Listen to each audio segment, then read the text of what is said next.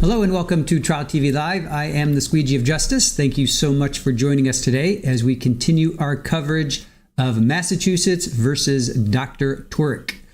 He is on trial for admittingly choking out his wife, Kathleen McLean. Now, they were married, but they were going through a divorce. Kind of wanted to reconcile. He came over. He was living in a hotel. He came over. Her kids were there. Her three kids were living with them. Admittedly, they were drinking. They started to fight. They went upstairs. He says that she, meaning Kathleen or Katie, hit him in the head with a drinking glass. She was so drunk that she passed out on the floor too.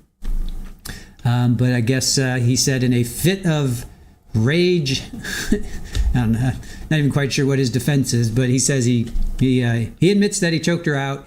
Then he takes her body, dumps her in a pond, takes her shirt off for whatever reason, puts a couple big rocks in her yoga pants, and she she was already dead. Yeah, she was cool. She was a Reiki master. There's a picture of Kathleen. She was 45. This happened in 2020. And as you see, May 14th there, up in the Boston area, Dover specifically. So what we've heard a lot of Karen Reed players. Fanning is in this one. He testified earlier. The courtroom is where Karen Reed is as well. So it's kind of weird that Karen Reed is going on right now. We're choosing not to cover her, but here we have a trial that happened a couple weeks ago, and it's in the same courtroom. Interesting, right? So let me see who is with us. I know Shorelife, you are with us. MG, good morning to you. Let me see who is with us. OnlyFan, Fala, hello to you. Shirley Roth, good morning to you. And Brat, Golden Girl, thank you for joining us. And let's see, yes, there was a ruling for Stearns. They were in court yesterday to see if his cell phone was going to be admissible. And the judge is going to rule on that. It was supposed to start May 5th, but now they've kicked it down the road to July 14th, which stinks because we were really looking forward to it. Hey, MEG, how are you? Shirley Roth, good to see you. Cajun Bayou Queen, thank you for joining us. And make sure you hit the like button. I have to do the same for both Trial TV Live and Squeegee. All right, guys, let's pick up. Here is day 7. There's only 2 more days, day 8, and then verdict is day 9. That's only 8 minutes. So today is 7 hours and 44 minutes. Probably going to be lunch in there, so 6 hours. So figure this is going to last until 3 to 3:30 or so. So if you're making plans, just figure it's going to be a good 6 hours of testimony. I think straight away we're going to have a voir dire of a doctor. I believe that's what is coming up. And then Dr. Tuerk is going to take the stand. So that's going to be looking forward to that. We already heard his interview with law enforcement, but we're going to, 7 minutes, Shirley. But we already heard his interview in the hospital, right? But he's actually going to take the stand. So let us get to it. Day 7 of Massachusetts versus Dr. Tuerk.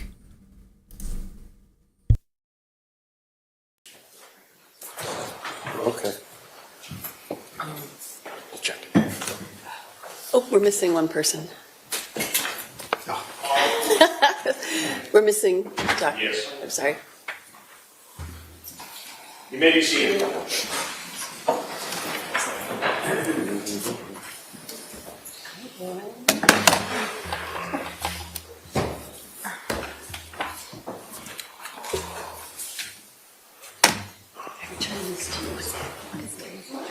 Okay, thank you.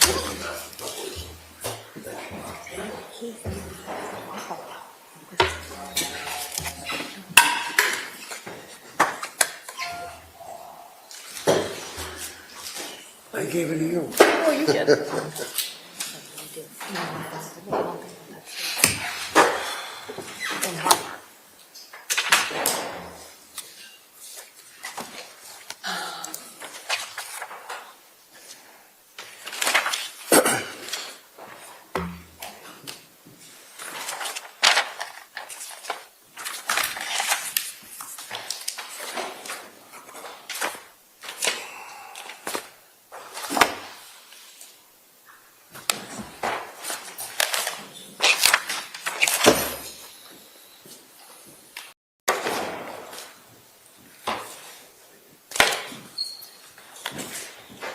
For the record, before the court is Commonwealth versus Ingolf Tuerk, 20 CR 138. The parties are present. The jury is not present. The matter is on for trial.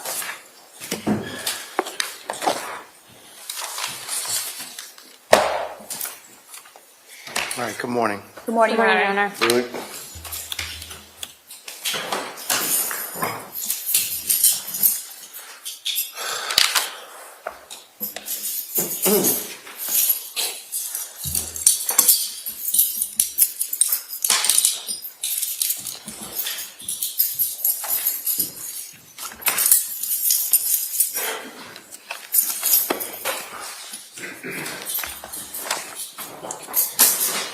Okay. So the Commonwealth submitted two cases for review. The Chisholm case, which is a new SJC case dealing with expert testimony, and the Polk case. I've read both of them. Do you want to be heard prior to the voir dire? No, I'm sorry. I thought you were talking to me. I was asking this baby. Yes. Okay. All right, go ahead. So just to sort of narrow the Commonwealth's concern, in order for an expert to testify, I'm sure the court's well familiar with the standard, it needs to be beyond the common knowledge of the jury. So I don't know exactly what Dr. Zeisel is going to say, but the pandemic has been introduced already, the fact of the pandemic. All of these jurors lived through the pandemic. This isn't a situation where it's a pandemic that happened 30 or 40 years ago and there could be jurors who didn't experience it. They did. How is this case different than every other case that's been tried since 2020? That's the question. Perhaps this witness is qualified to testify about this topic. Certainly he's a qualified forensic psychologist. I'm not challenging that in any way. And what exactly is the opinion that's relevant in this case that's based on facts and data that are also reasonably relied upon by other experts? I'm not clear about that because the article that was provided to the Commonwealth and the defense is general. It's not specific to this defendant. I assume he hasn't examined the defendant in any way. But really, the theory that I expect based on this article that he's going to be testifying about is that the pandemic was stressful and traumatic to people who lived through it. There are certain populations that were experienced who were more vulnerable to those traumatic experiences. But it's not clear the applicability to the facts of this case or to the defendant. And I think that's what we really need to focus on in the voir dire and what the Commonwealth's not on notice for at this point in time. Mr. Reddington, do you want to respond before calling Dr. I think we can go forward with the idea that you can put it in contact with the testimony that's presented and make a decision as to whether it's Can you tell me what the ultimate opinion, if you will, is? This is not a matter where there's an opinion from a forensic psychologist based upon statements made by the defendant, such as on your typical lack of criminal responsibility case, diminished capacity case. Dr. Zeisel is not testifying based upon discussions that he had with the defendant. Dr. Zeisel is familiar with the case. He's familiar with the facts of the case. He's also familiar with the fact that there are, as you know, numerous contemporaneous emails. This is not something pulled out of whole cloth. These are emails sent to the attorneys and various people where he indicated his fear and concern of the pandemic.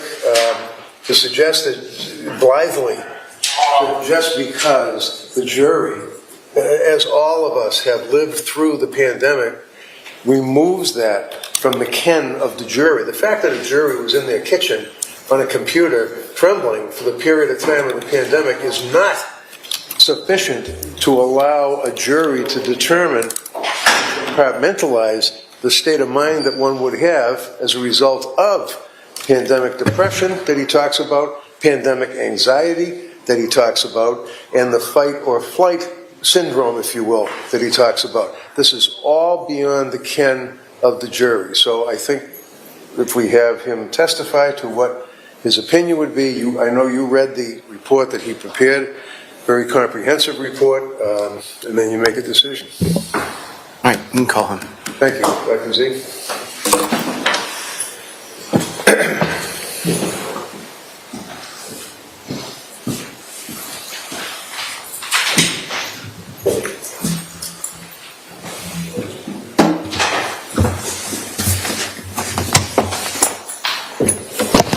Morning. You solemnly swear that the testimony you shall give to the court in the matter now in hearing shall be the truth, the whole truth, and nothing but the truth, so help you God. I do. Thank you. Good morning, Doctor. Good morning, Your Honor.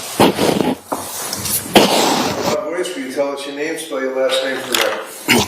Paul Zeizel, Z-E-I-Z-E-L. And can you tell us, Honor, what your profession is, sir? I'm a clinical and forensic psychologist. And can you tell us, please, briefly, your work, your educational experience as it relates to clinical psychology?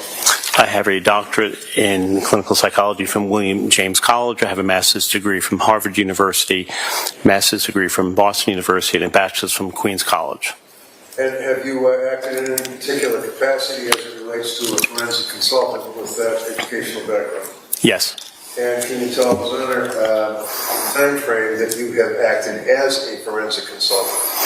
So I've been licensed since 1989. I've worked as a forensic consultant and psychologist since 1993.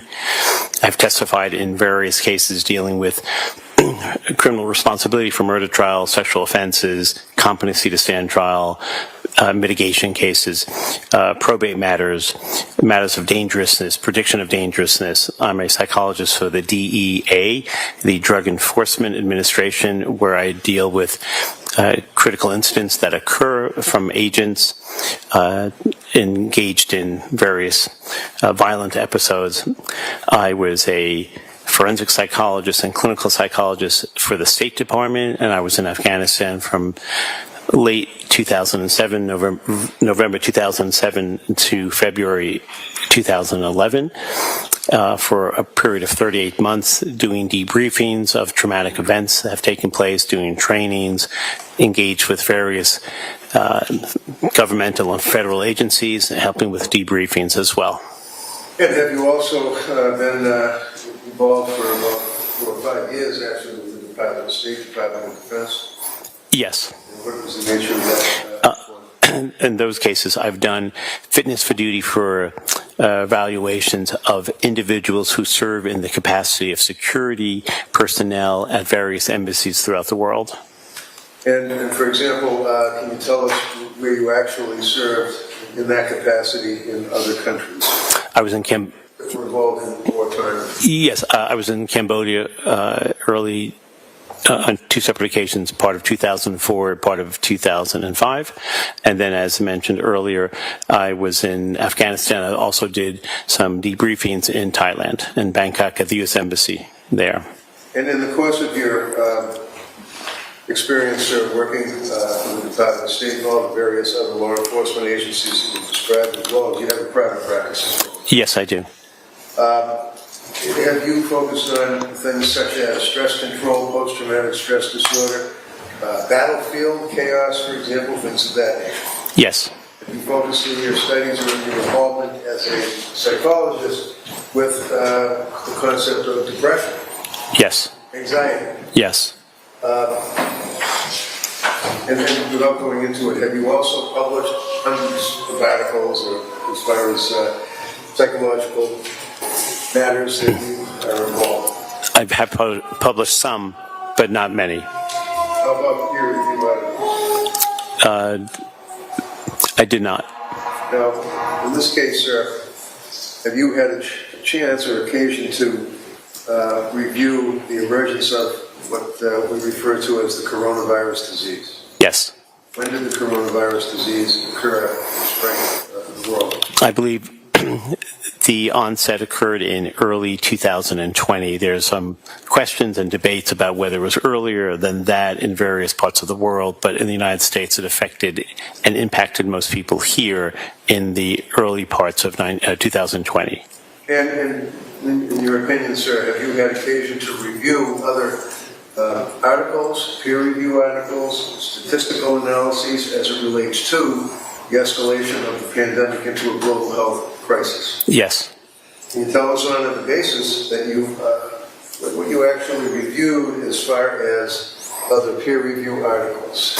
I reviewed many of the articles that were published by the World Health Organization, through the UN, through the CDC, Centers for Disease Control's various prestigious journals in the United States and worldwide, namely New England Journal of Medicine, and there have been articles published through the VA where a meta-analysis was done, which is a combining of other journal articles that were written discussing these themes and topics of the psychological sequelae and consequences of the worldwide pandemic.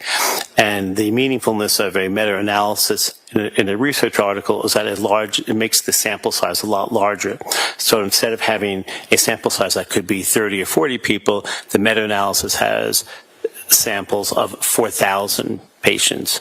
So the statistical significance is more meaningful with a larger size in the research population. Now, as it relates to adverse psychological effects of the pandemic, is it your understanding that the technique or theory has been tested by individuals in your field? Yes. And in what capacity has it been tested? They've been tested using standard psychological instruments that measure things like depression, anxiety, PTSD, a post-traumatic stress disorder on different levels, whether it's acute, chronic, or complex. Now, as it relates to the concerns, if you will, that an individual had as a result of this overwhelming pandemic, there are two factors, anxiety and fear. Yes. Can you explain that, sir? What is passive anxiety? What is pervasive anxiety? And what, if any, effect does that have on a person's depression? Well, so everyone experiences anxiety. It's part of normal living. The issue from a psychological point of view and a mental health issue is when anxiety becomes elevated to the point where people cannot function in their normal way of dealing with the world on an everyday basis. So when they face challenges and their anxiety is elevated, they end up often having problems figuring things out. There is a cognitive diminishment in. What does that mean? It means they can't think straight. People forget things. They have a reduction in their ability to problem solve. Pervasive anxiety is essentially overwhelming anxiety, and that can sometimes immobilize a person where they can't do their work, they can't work at home, they can't go to school, they have problems doing the most simple things, going to the market, trying to make decisions about what food to buy. And the element of anxiety from a treatment point of view has always been easier to manage when there's engagement with other people, because the human condition is a social condition. People are in groups. Healthy people have friends. Healthy resolution for anxiety and depression often requires people to gather with each other. So this becomes particularly problematic when people had to shelter in place and be isolated. Shelter in place means you stay home, you do not go out, you do not subject yourself to the possibility of being infected by someone who may be a carrier of any disease. Obviously, COVID-19 would be what we're referring to, and you don't expose others in case you are asymptomatic, though positive for the disorder. Now, in your studies or in your evaluation of the effect of the pandemic on human beings, is fear a major factor? Yes. That is a mediator of the psychological distress. Yes. What does that mean? What it means is that fear is always the cornerstone of anxiety, because anxiety is often about what is going to be happening around the corner. It's future-oriented. Although people are anxious in the moment, if you speak to people who have panic attacks and significant anxiety, it's about what's going to happen next. So whether you're on an airplane and the flight is fine, it's not the anxious person who worries about what's going on now, it's they worry about what's going to happen the next minute or the next hour. So fear becomes the cornerstone because it's all anticipatory. It's all future-related. And that's why when you have a pandemic where the world's leading experts are at a loss to provide guidance and therefore psychological comfort and support for the citizens of the world, it only rotates the dial of that anxiety measure and people become extremely anxious. And we're not referring to just simply people who have a pre-existing mental health disorder of some type of anxiety disorder, but normal people who have never been exposed to these things before, and normal people who are engaged in work and social opportunities where they've always been productive, had meaningfulness, had what we call hope, the triad of hopefulness, hopefulness about the world, hopefulness about themselves, and hopefulness about the world around them and their future. And when you are struggling to make sense of things and you're isolated, it has a synergistic effect where you become far more anxious than you've ever been. And these are for people who generally don't have a great deal of anxiety. That's the hard part. Now, in your report, for example, on page 2 of your report, you're making reference to the research as it relates to fear and leading to anxiety. Is that correct? Yes. You cited a study that was performed, looks as though it was March of 2025, actually dealing with the emotional, behavioral, and psychological impact of COVID-19. Is that correct? Correct. Did that study have a statistical analysis of the percentage of people in the population of the United States of America reporting anxiety? Yes, it did. What is the percentage that they determined that to be? That was 30.9%, almost 31%. Now, as it relates to your report, and you're making reference to statistical analyses, for example, is there a known potential error rate that these citations can be subjected to? Yes. What is that? So the issue of error rate is about when implementing testing, what are the consequences of what we call false positives and false negatives.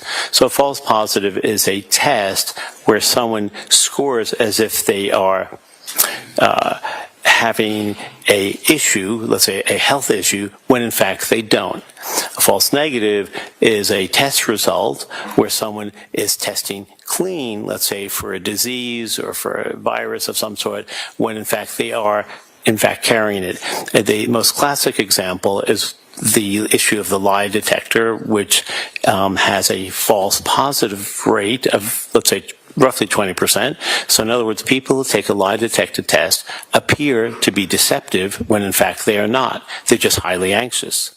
Conversely, people who will seemingly pass a lie detector or a polygraph test appear to be telling the truth when in fact they are not. So those types of error rates are significant because we don't rely on error rates that are very high because they can be misleading and actually inaccurate.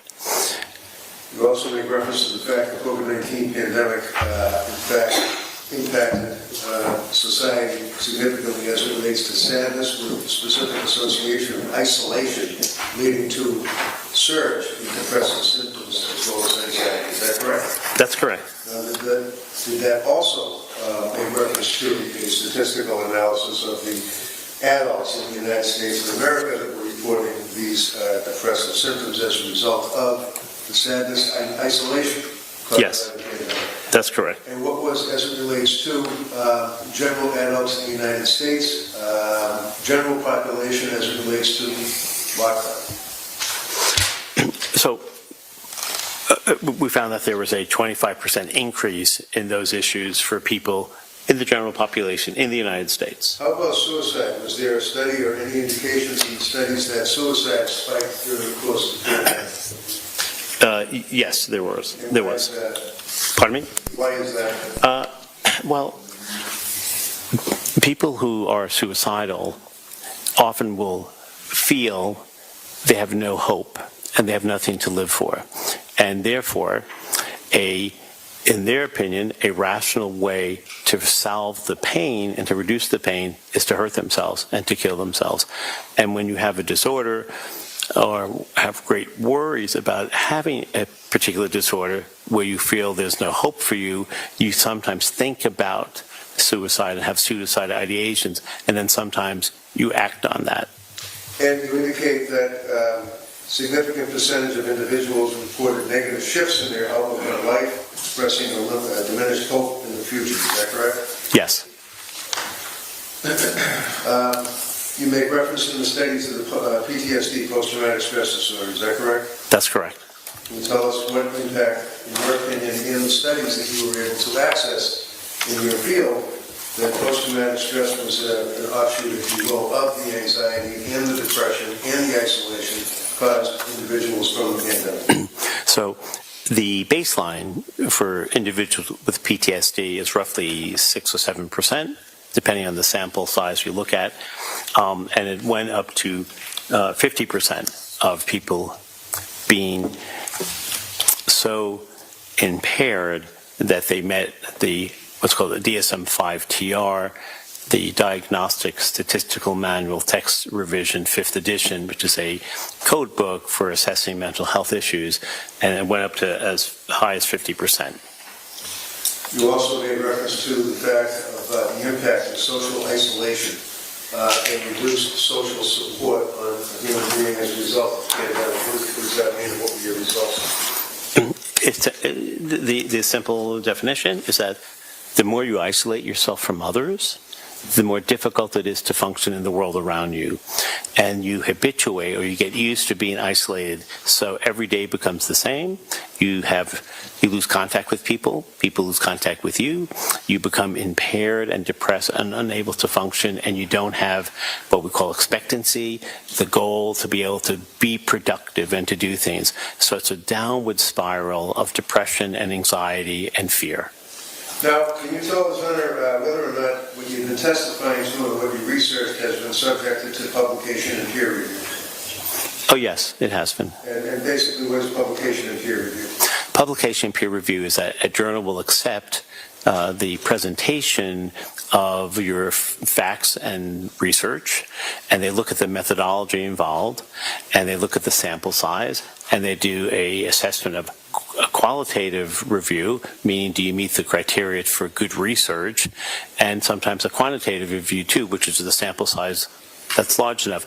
And a peer review is when research articles are shared to other independent examiners who don't know who else has the research articles, and they comment on them, and they make either corrections, or they reject them, or they accept them. You also made reference to COVID-19's extreme demands on individuals, causing what is referred to as a fight or flight freeze and the erosion of rational choice. What does that mean? So fight or flight is a phenomenon that often occurs in a physiological way. And the best way to describe that is when someone, a normal, everyday, average person, is confronted with either a horrific man-made experience, like a bank robbery, let's say, or a car accident, or a natural disaster like a hurricane, or, if you will, maybe a COVID outbreak, and they go into a series of powerful physiological responses. And initially what happens is your brain interprets that information and makes the assessment that this is very dangerous, you need to leave. You need to leave now.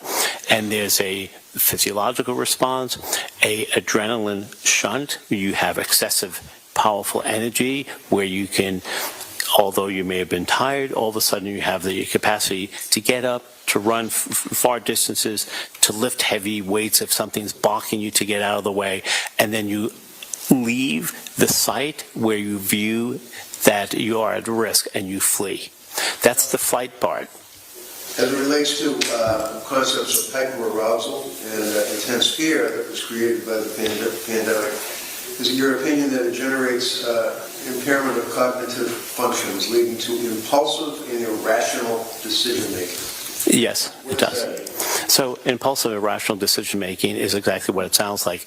You make a decision that's sort of a knee-jerk response. We sometimes look at that as a visceral response, no thinking, just acting. If someone touches a hot stove top, for example, a small child who's told by their parent, please don't do that, you'll hurt yourself. They don't understand what that means. They may touch that hot stove top. When their hand is on that stove top, they don't have to think, my hand is burning, there's a great deal of pain, what should I do? Without thinking, they move their hand back and they avoid the continuation of pain. And it's a powerful learning experience. We often call that Pavlovian conditioning, or classical conditioning, where you learn powerfully, but your reaction doesn't involve thinking. It just reacts with responding. And that part of the quick response is mediated by a part of the brain called the amygdala, which is the size of a walnut in the center part of your brain. That's the amygdala, and it deals with fight or flight. It deals with rational or amygdala. Okay, thank you. Welcome. And that's the part of the brain that tells us, or asks the question, is this a dangerous situation or is this fine? If it's a dangerous situation, we become powerfully and acutely aware of what's around us. We pay close attention to things that are going on, and we make a quick decision to either leave or stay. If we make the assessment that there's no reason to be fearful, we carry on with the business and dealing with the vicissitudes of everyday life, just going through the everyday existence. Did you find that in your studies there, in review of the other peer-reviewed articles as well, that the COVID-19 pandemic led to increased fear, depression, and anxiety, especially in those individuals displaced from their homes? Yes. Tell us about that. Well, the outcome, which I personally am very aware of because I spend a lot of time going to psychiatric hospitals to do evaluations, were so profound that there were not enough beds in the Commonwealth. Now, fair enough to say that there is a shortage to begin with, but there was an overwhelming shortage of beds in the Commonwealth to take on patients who needed to be hospitalized to become stable. And that's just not in Massachusetts. That's essentially throughout the United States and I believe all over the world, where there were so many impaired individuals who did not know what to do that they needed to go to receive treatment, and the treatment systems were flooded with not just ill people, but people who had psychiatric emergencies. Now, in the course of your review, sir, have you determined whether or not your opinion, as well as that of the others in the learned treatises that you reviewed, has attracted widespread acceptance within a relevant scientific community? Yes, it has. Well, by and large, in the world we were living in then, although it's not that long ago, it feels like for many people so far back, there were many conferences, all remote, symposium, all remote, and meetings of clinicians who work for different agencies getting together to brainstorm on trying to help people. And therein lies some of the changes that we see today in 2025, where telehealth became acceptable, reimbursable from insurance companies, which wasn't the case before, and is a standard way of doing business. And I know as a person who deals with crises, I was often on Zoom meetings. In one case, when I was in Alexandria, Virginia, dealing with HHS, where there was a death of 2 agents, we had 700 agents on Zoom throughout the United States dealing with the consequences of their own loss from their colleagues, but more importantly, on how they were coping. And they were not doing well.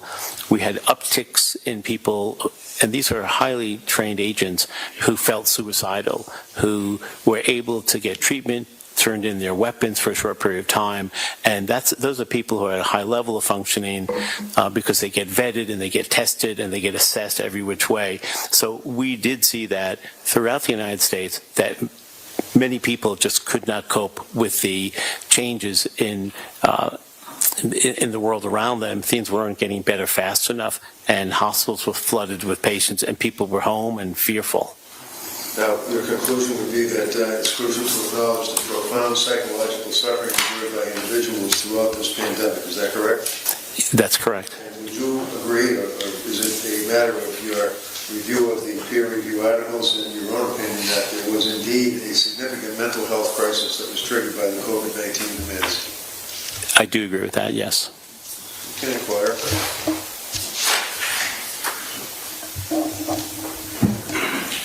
Good morning, Dr. Zeisel. Have you Good morning, ever Attorney. testified on this topic before? Not in court, no. When you say not in court, what do you mean? I'm sorry, yeah, that's misleading, I'm sorry. No, I have not testified. I've spoken about it in conferences, but not testified on it. Okay, what conferences have you spoken about this? With the DEA and with HHS. And when you spoke at those conferences, were you speaking about the collective experience of psychological distress that people experienced as a result of the pandemic? Yes, in part, but there were also the practical applications of what to do now going forward, helping agents and agents' families going forward, and it would spread to other areas and other arenas of discord for many of the agents. So how to deal with the anger and frustration that they had, how to deal with parenting of an adolescent who was struggling themselves. So it affected the family from the parents down to the children, and extended beyond not just the stressors, but how to cope with it. And it was oriented not to simply acknowledge the problems that people were having, but to develop some strategies for people to get healthy and to get better. And this article, the conclusions in this article are really about the need for continued treatment, intervention, and support for communities as a result of the pandemic. Is that right? That's correct. Okay. And this article has a lot of research. In the first couple of pages, your citations are to recent research. Is that fair to say? That's correct, yes. Okay. And is this article published in any way? No, it's not yet, no. When did you finish this? A few weeks ago. A few weeks ago. Yes. Okay. And have you submitted it to any peer-reviewed journals yet? I have not. Are you still revising it? Well, I don't know if I am, but I might be. Might you still revise? I might, yes. Okay. And the paragraph or the chapter on fight or flight, that's 9. Is that fair to say? Yes. And all of your citations in that section on fight or flight are from older research. That's fair to say, right? That's correct, yes. Okay. Do you have current support for your statement that the pandemic's confluence of life threats, economic stability, and social isolation created an environment ripe for activating fight, flight, or freeze responses, fundamentally altering behavioral and psychological states? I don't cite a specific research article because that's a difficult topic to pin down, because fight or flight becomes sometimes a idiosyncratic interpretation. So fight or flight for one person may not be exactly the same for another person. And you need a large sample to make it valid. And I not researched that part. All right. So the theory that you're outlining in Section 9 is widely accepted regarding what our bodies do when confronted with some sort of a threat or danger, right? Yes, that's not debatable. It's a physiological outcome. All right. That's correct. But what I'm asking about is the application to COVID-19. Is there any peer-reviewed research that you're aware of regarding that specific application of COVID-19 and fight or flight? No. Have you ever met with Dr. Tuerk? Yes. Could we approach?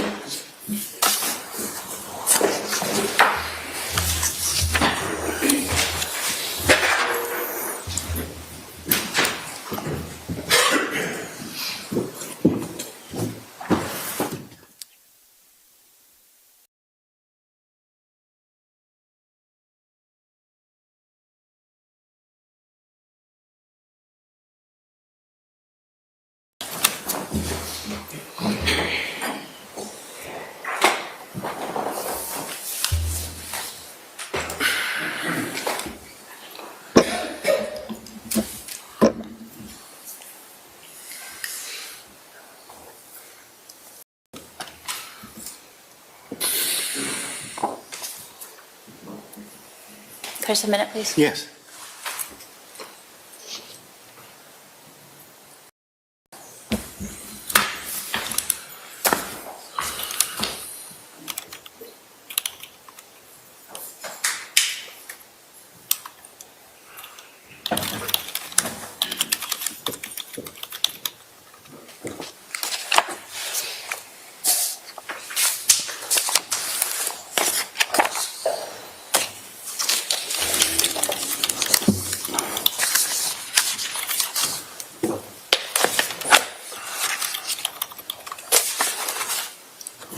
Do you have a time period that you would consider I'm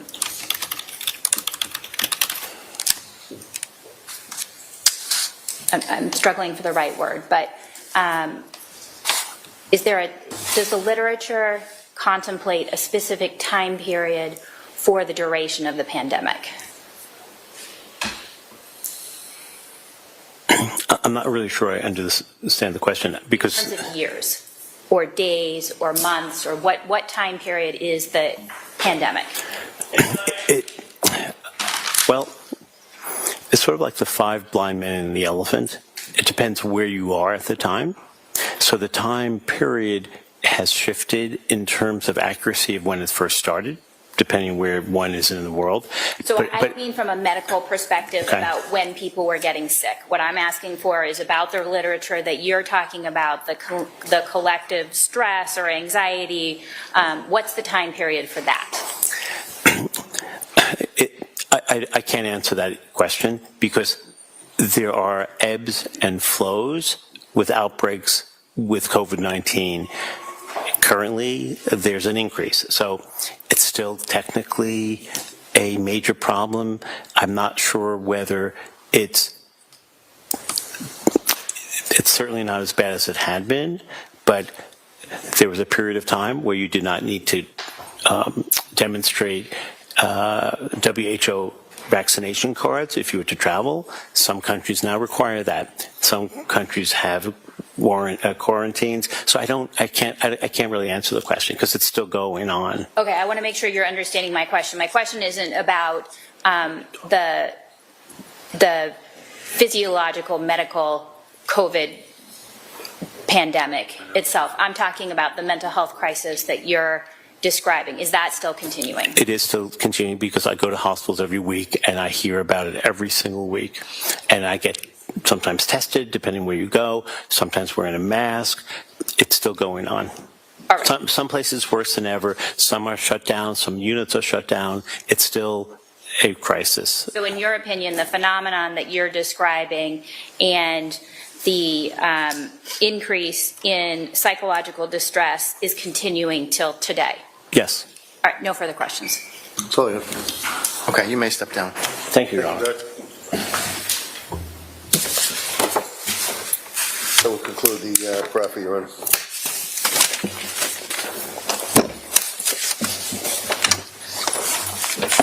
Okay, thank you. All right, I'll hear from you, Mr. Reddington, first. Thank you, Your Honor. Basically, this is, I understand it being a Doe-Bear hearing. We have to have certain items of evidence, if you will, submitted to the court. And I think that we've hit on all of the Supreme Court's factors that they recommend. Number one, whether the technique or theory in question can be and has indeed been tested. Doctor indicated and positive to that, gave Your Honor specific indications as well as statistical analyses. Number two, from the Supreme Court, is whether it has been subjected to publication and peer review. doctor indicated that indeed these have been subjected to publication and peer review. I asked him about potential error rate and the existence and maintenance of standards controlling operation, and then finally whether it has attracted widespread acceptance within a relevant scientific community. So understanding that this is a proffer of a witness basing his testimony on significant scientific sequelae, if you will, of the pandemic, it goes beyond the ken of a juror or a layperson. These are specific phenomena that indicate and show the impact of this pandemic on individuals as it relates to depression, as it relates to anxiety, as it relates to suicide, as it relates to fight or flight, and freeze syndrome. So counsel can ask Dr. Zeisel anything she wants on cross-examination, certainly. I mean, any proffered expert's opinion is subject to cross-examination, but to suggest that the court, which I think the government is suggesting or asking, that the court totally block the testimony from this very, very qualified witness who obviously has, I suggest to the court, adhered to the landscape, if you will, of the Doe-Bear opinion, is depriving the defendant of being able to present proofs on his behalf, which is obviously guaranteed by the Massachusetts Constitution, as well as the Due Process Clause of the United States Constitution and effective representation of counsel. So I don't think that it's appropriate to exclude the doctor's testimony based on some squishy argument that, well, the jurors all went through it, we all went through it, we all understand what happened. That's not right, and I would ask that you allow him to testify. Ms. Beatty? So I'm concerned about the layering of different topics here, because I'm not arguing that he's not a qualified forensic psychologist, I've said that. Testifying about anxiety, that's one thing. Testifying about, first of all, he can't, it's not proper for an expert on direct to testify about the research. So I didn't object to that because this is a different kind of hearing, but he's not going to be able to get up there and testify about statistical analyses. And certainly I think it's improper for him and overly prejudicial to be commenting on topics such as lie detectors, his personal experience of going to psychiatric hospitals, Zoom meetings, agents having suicidal thoughts and having to turn in weapons. All of that is overly inflammatory and shouldn't come into evidence. However, he's never testified about this topic. This article is not published. The article doesn't necessarily relate to this case or this defendant in any way. And in particular, I have concerns about the flight aspect to this, because Dr. Zeisel testified, and the court can see when you read this article, that I would suggest is essentially his own research or opinion that's not based on anything to do with the pandemic. And so I would suggest that paragraph or chapter 9 does not meet the Daubert-Lanigan standards. And that's sort of the most egregious aspect of that.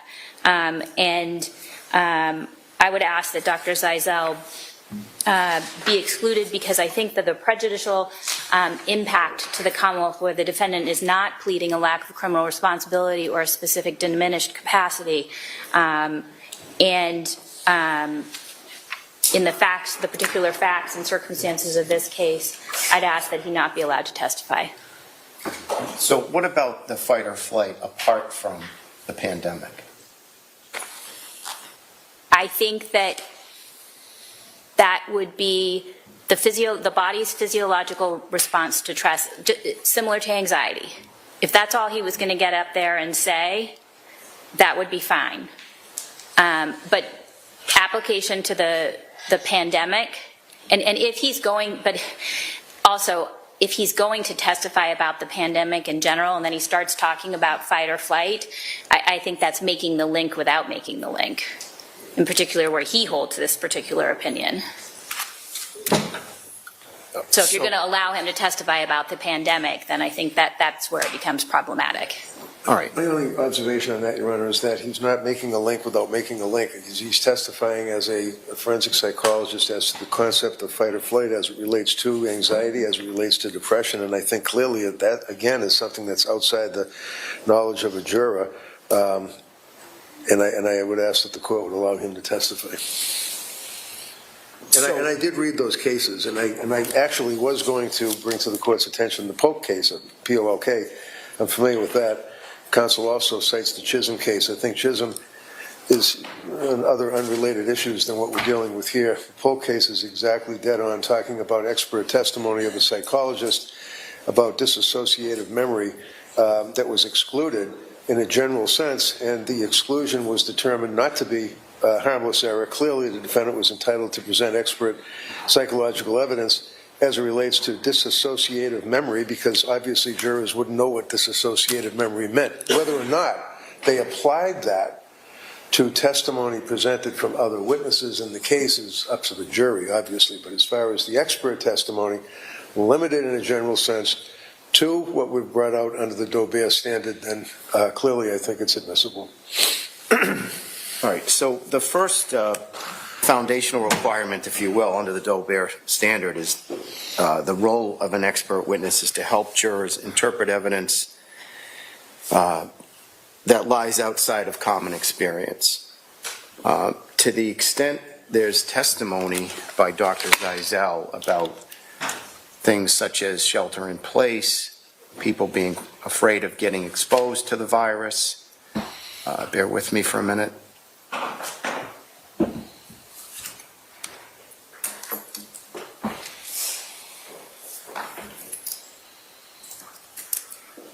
People having increased anxiety, increased mental health issues, exacerbated by isolation, having increased fear with respect to the virus, isolation and sadness. Those don't lie outside the common experience of the jurors. We all went through that, and I say that we all experienced many of those feelings. If not, we knew people who did. So that portion does not meet the first foundational requirement. Moreover, I do find that it is more prejudicial than probative with respect to prejudice towards the government. However, the fight or flight impulse apart from COVID would be admissible to the extent you lay the proper foundation, but that's apart from COVID. I understand the court's ruling. Just note my objection, that's all. Ms. Beatty, do you want to add anything? Sure.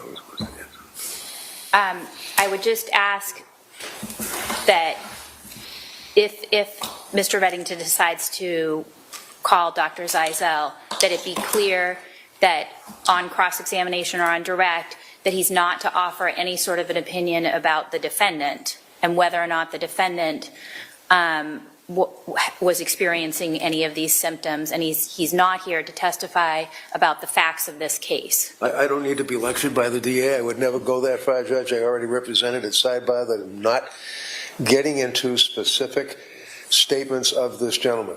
This is a general opinion testimony from an expert witness. I know better than that. I'm not going to elicit from him what the defendant told him or anything like that. I wouldn't do that.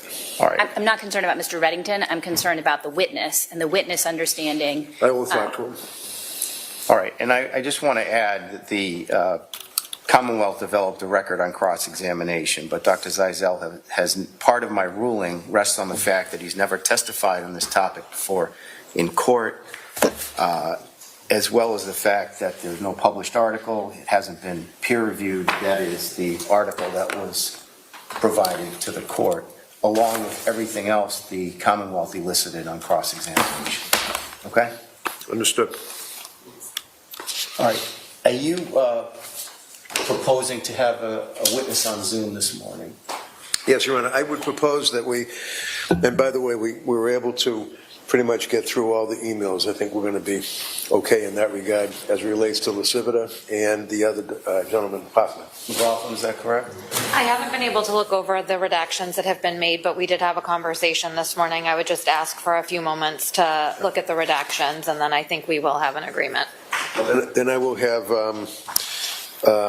obviously, I have Dr. Laposada is available. I also have Mr. Keighton will be available, and Dr. Vandor, who is the treating doctor of the defendant, just to testify to the fact he was treating him and what he prescribed him for depression. That's it. As far as Zooms are concerned, So there'll be 3 Zooms?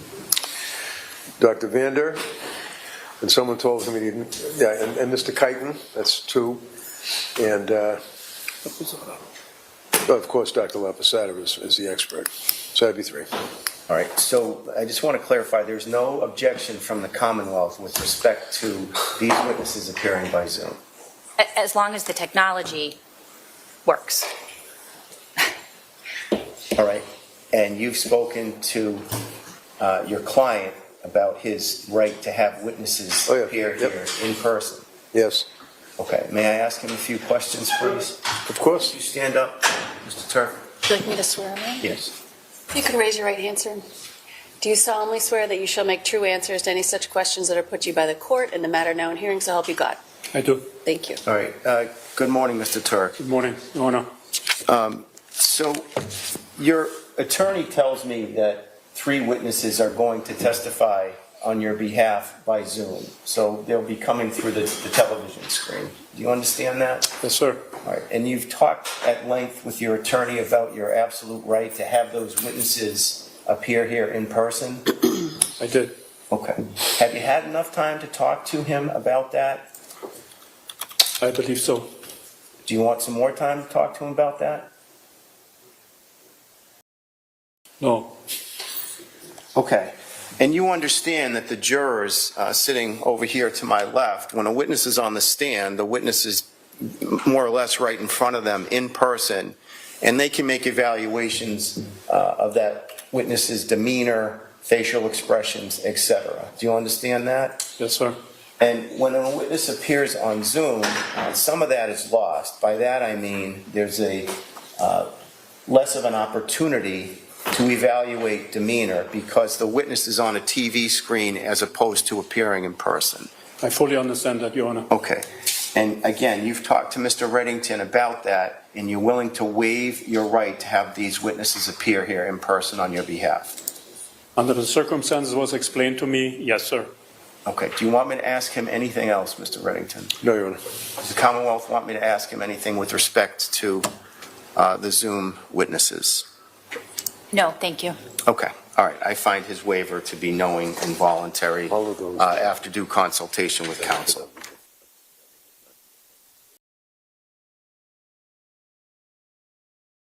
All right.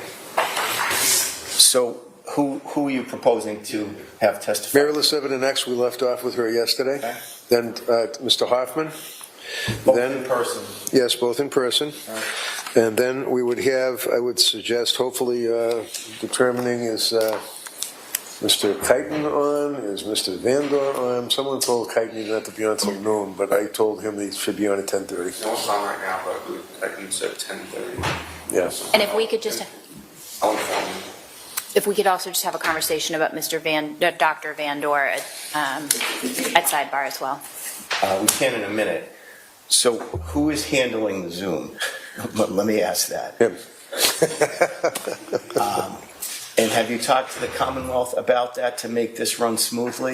Yes, Your Honor. We've ran a test this morning, making sure the audio, video, And everything it worked this morning? It worked this morning, Your Honor, yes. All right. It worked this morning. I'm asking the Commonwealth. Yes. All right. Ms. King, you're all set with the Zoom? No. As far as I know. Okay. All right. Okay, I'll see you at sidebar.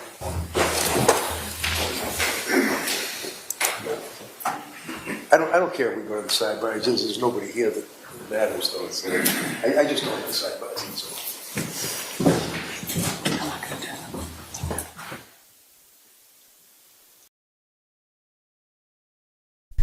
So while they're at the sidebar, I'll do a quick recap there. So they did a voir dire of the doctor. The state says the jury has lived through pandemic. It's not clear about the case law as it's general and not specific. The article the doctor is going to, no, Chris, don't want to do that. The article that the doctor is going to testify is the pandemic was traumatic. So they pull up Dr. Paul Zeisel. He's a clinical and forensic psychologist. He treats law enforcement, soldiers, security personnel around the world. He's worked in Cambodia, Afghanistan, and Thailand. They talk about the psychological impact that COVID had as it hit the U.S. in January of 2020. Stress and anxiety cause us to not think straight. So that, I guess, now is going to be their defense. At the very beginning, in the opening statement, his defense was the state has to prove everything. Now, I guess his defense has changed in that his fear of COVID caused him to do this. Crosses, it comes out he hasn't testified in court before. He's talked at conferences for the DEA and HHS, which is Drug Enforcement Agency, and Human Health Services. He hasn't published this article that he talked about, went through. Has COVID fight or flight been peer reviewed? He says no. He has met with Dr. Tuerk. Then the judge gets up, shelter in place, people in fear of being exposed to the virus, increased anxiety, mental health issues, increased fear, isolation, and sadness. Those don't meet the common experiences of the juror because, those don't outline the common experience of the jurors because we all kind of lived through it. Not kind of, we did, because this is only 5 years ago, 5 years on. And there are still outbreaks of COVID. People are still dealing with it.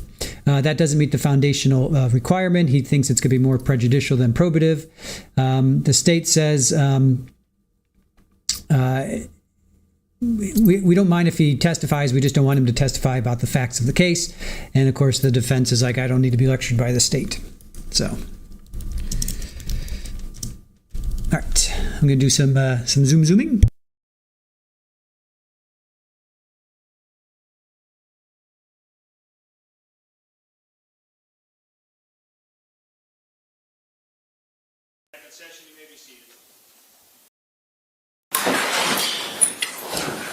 Are you ready for the jurors to come over? Could we just have 1 minute, please, Ron? Yes.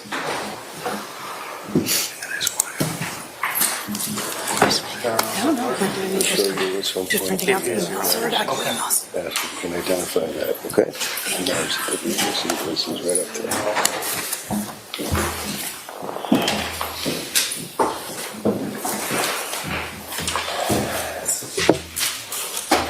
Mr. Reddington, you spoke to your witnesses pursuant to what we talked about at sidebar?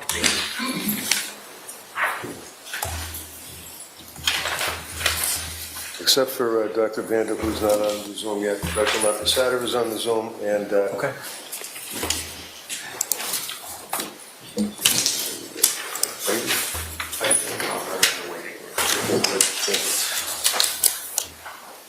Your Honor, we did have an opportunity to talk and redact the emails, so they are all set. Okay. All right, so we set for the jurors? yes. All right. Yes, they're on their way. Okay. Perfect.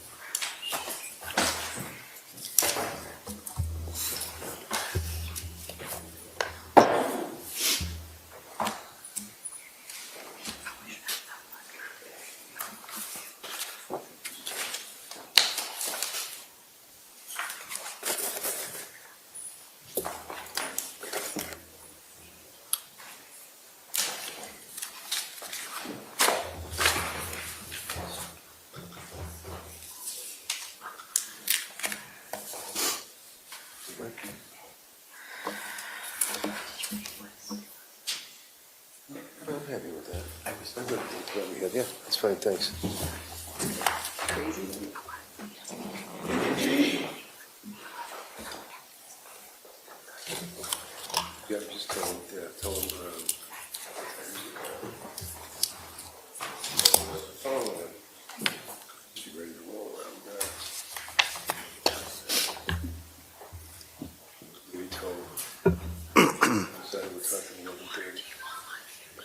Do you want this one?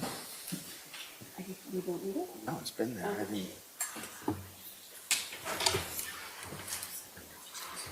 Thank you. Right, so you have. No. So, yeah. Takes all this stuff, right? Okay.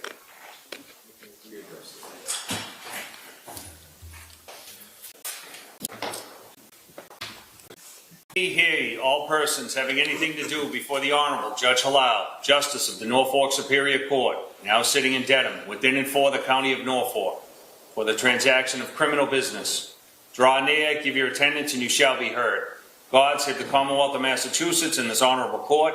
This court is now open. You may be seated. For the record, before the court is Commonwealth versus Ingolf Tuerk, 20 CR 138. The parties are present. Our 16 jurors are present. The matter is on for trial. All right, good morning, jurors. Welcome back. Thank you for your patience. I'm sorry about the delay this morning. We'll be going in just a minute. Was everybody able to follow the instructions that I gave you at the end of the day yesterday? Okay, if you were not able, would you please raise your hand? Okay, no hands are being raised. So we're going to continue on. There is a stipulation between the parties. Ms. Beatty, do you want me to read that now? Please. Okay, so there is a stipulation, so you can consider these facts as proven. The parties stipulate to the following. The defendant's serum plasma result of 226 corresponds to a blood ethanol concentration between 0.189 and 0.200. And that's agreed to by the parties. You can consider that as proven. It's also been marked as an exhibit, the stipulation, so you'll have that with you as well. Okay, Mr. Reddington. Yes, Your Honor, thank you. Mary Lucivita, please. Okay, so Attorney Lasivita is going to resume the stand. She was on at the end of the day yesterday.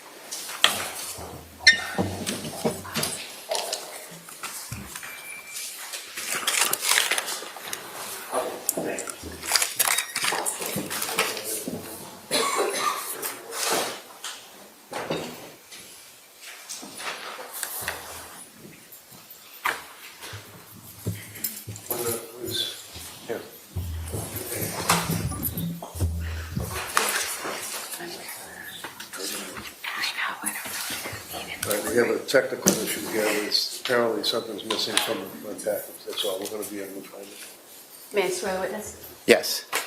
Raise your right hand. Do you solemnly swear that the testimony you shall give to the court and the jury in the matter now pending shall be the truth, the whole truth, and nothing but the truth, so help you God? Yes. Thank you. All right, welcome back. Thank you. Thank you.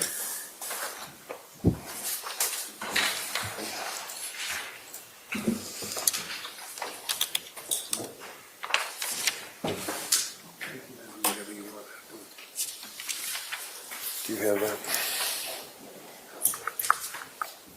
Do you have what you need, Mr. Reddington? Yes, they just handed it to me. I've just shown it to Mr. Verno.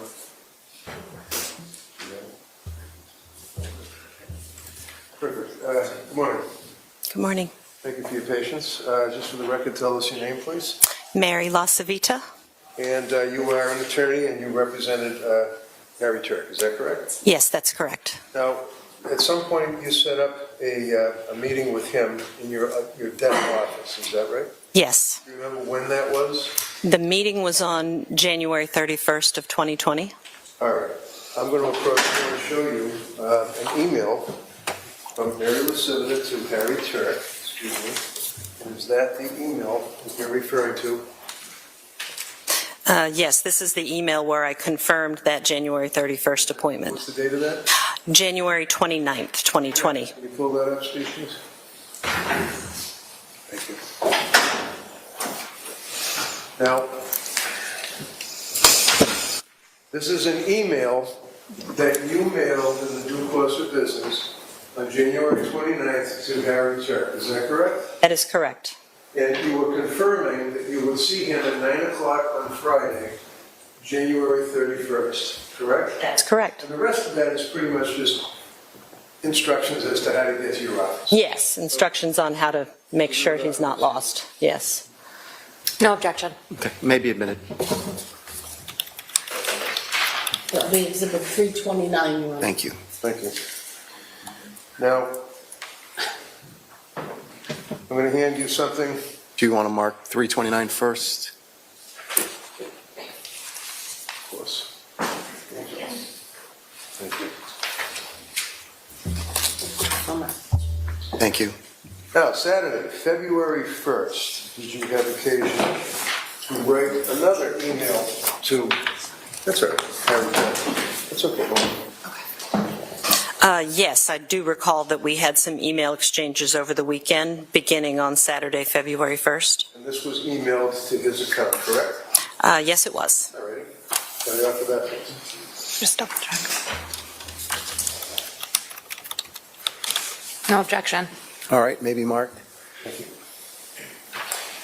Exhibit 330, 330. Steve, would you call that up, please? February 1st letter?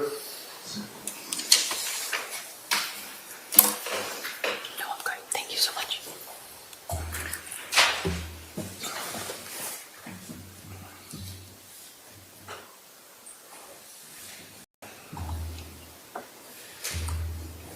Okay. So now looking at this, that has been marked as an exhibit, this is another email from you to Harry Tuerk, correct? Well, that one's actually from him to me, but the one below it is from me, yes. Okay, so he was saying it was a pleasure to meet with you. Yes. Spending time and regarding marriage certificate, you ordered, right? Yes. Next one up would be on January 31st that he was responding to. You indicated that you were attaching your fee agreement, right? Yes, correct. Any questions, sign it, scan it by email, and return it to me, correct? Yes, correct. And you also indicated that you needed the marriage certificate. Yes. And you filed a complaint. Yes, that's correct. And you would be representing him on the complaint for divorce, right? That is correct. And again, this was dated on January 31st and sent to him by email, correct? Yes, that's correct. Okay, you can put the lights on. Now, ultimately, did you represent Harry on the divorce itself? I did not enter an appearance. Tell us why. There were two reasons. One was that when we initially met on January 31st, I told him that I was busy. I had other commitments, and that I wasn't going to be able to file any paperwork until until the next Friday. And you got sick. And then I got sick. Yes. That's all I have. Thank you very much. Thank you. No questions. Thank Okay, you. thank you so much. Have a good day. Thank you.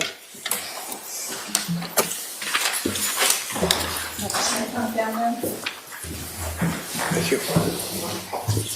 I would like to call Attorney John Hoffman, please.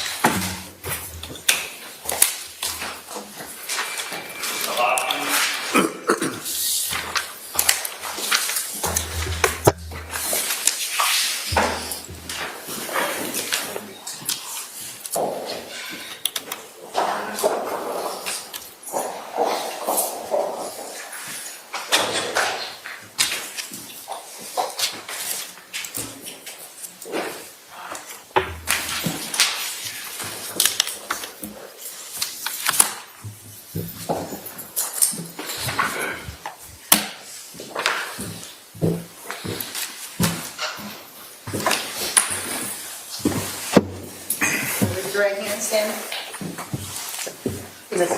No problem. Good morning. Do you solemnly swear that the testimony you shall give to the court and the jury in the matter now pending shall be the truth, the whole truth, and nothing but the truth, so help you God? I do. Thank you. Good morning, sir. Good morning, Your Honor. Sir, tell us your name, spell your last name, keep your voice up so all the jurors can hear, please. Good morning. John Hoffman, Hoffman. And what do you do for work, sir? I'm a lawyer. And where is your office? My office is currently in Newton, Massachusetts. Now, I'm going to ask you, sir, did you at some point have occasion to represent a gentleman by the name of Harry Tuerk? I did. And what did you represent him on? It was in connection with a divorce matter. And was that a divorce from a Mary McLean? It was. I'm going to approach you and hand you a document and ask if you can identify this. It appears to be dated February 5th, 2020. Yes. And can you tell us what that is, sir?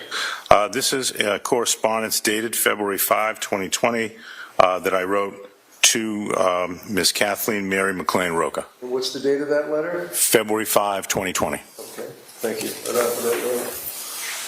No objection. Okay, maybe a minute. Follow it up. Exhibit 331. Now, looking at Exhibit 331, sir, this is what we were just referring to, the letter to Kathleen McLean Roca advising that you were retained by Harry to represent him in probate court proceedings, that if you need an attorney, have the attorney contact you, try to resolve the issues, etc., correct? Yes. All right.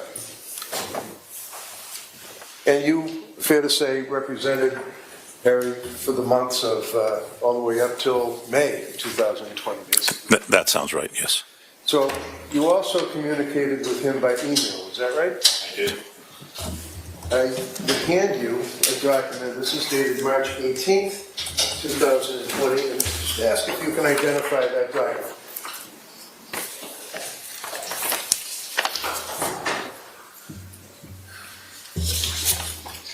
Yes, I can. All right, what is that?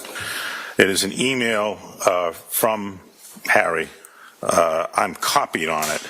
Okay. So this is kept in the normal course of business, right? Yes. I'd ask this to be acted, please. No objection. Maybe admitted.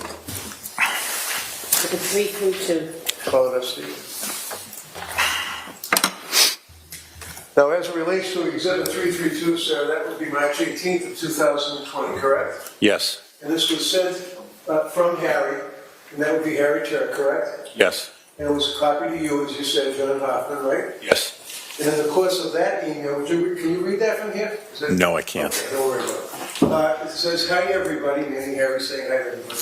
"Due to the ongoing drastic developments regarding Corona, I urgently came back from Germany yesterday night. I was able to catch on," it means one of the last flights, bringing U.S. residents back from Germany.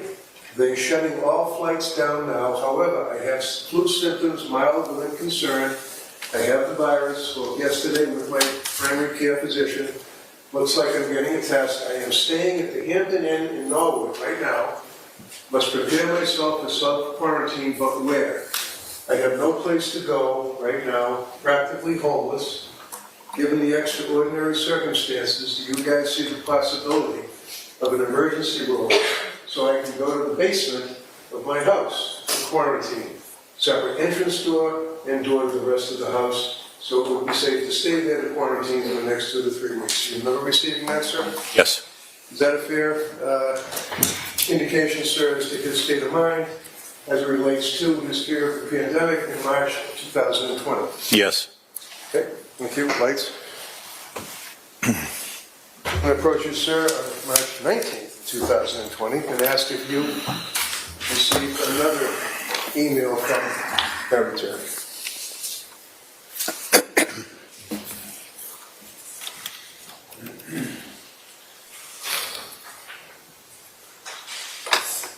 Yes. Okay. Kept in the normal and ordinary course of business. Yes. Bradford? What date was that? I'm sorry. No objection. Maybe admitted.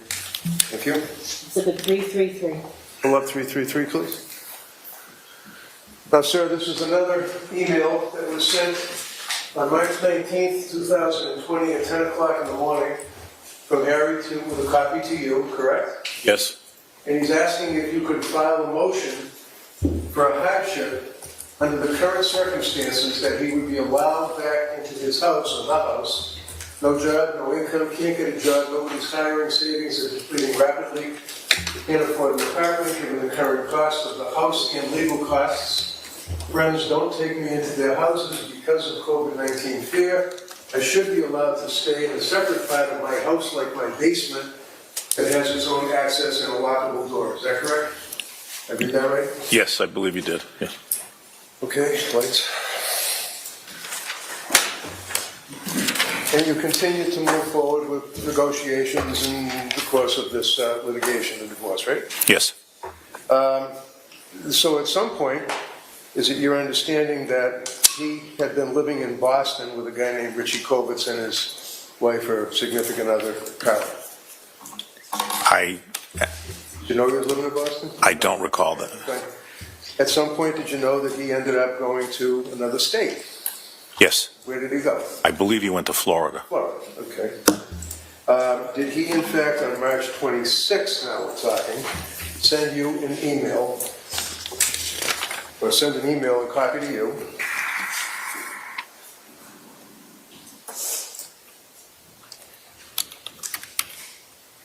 Yes. Okay. And that's kept, again, in the normal and ordinary course of business, right? Yes. So I would offer that. No objection. All right, may be admitted. Exhibit 334. Pulling up 334. You agree, sir, that this was an email, March 26th, 2020, at 4:03 in the afternoon, where Harry wrote to John Hoffman, that would be you, right? Yes. On this one, he indicated now, that it's March 26th of 2020, I cannot stay at my friend Richie's anymore. The building is closed, a non-permanent resident. I am on my way to Florida. Right now, a friend of mine has a camper and an RV park on a rock ledge, and I'll stay there for a couple of weeks. It's free. You remember receiving that? I do. And then as a result of that, he did move to Florida, right? As far as I know, yes. And then you continued on representing him through the month of April, right? Yes. And at some point, do you recall that he sent you and a couple of other friends or people an email on April 13th of 2020, sir?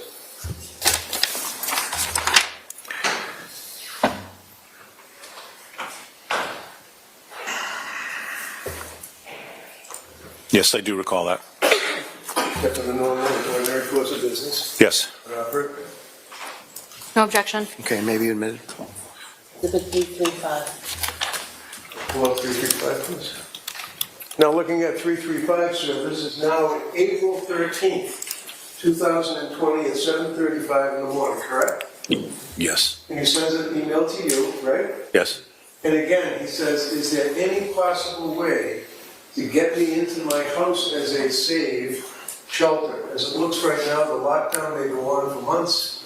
In a couple of weeks, I have to leave the camper, come back to Mass. No friend will give me a place to crash right now because of the COVID. I can't rent an apartment. They want to see income. Hotels are expensive. Not very, it says save, but living it safe. Is there a possibility to have her moved to Love's condo in Belmont? If it's available, which is available. Let me move back into my house to protect myself. I need help here regarding a safe place to stay. Do you remember that, sir? Yes. Okay, thanks. To your knowledge, sir, he did indeed come back to Massachusetts, right? Yes. He did not go into his house, did he? Not to my knowledge, no. Went to a hotel, right? Yes. Now, on April 15th of 2020, you recall that he sent you an email, sir, that was kept by you in the normal and ordinary course of business.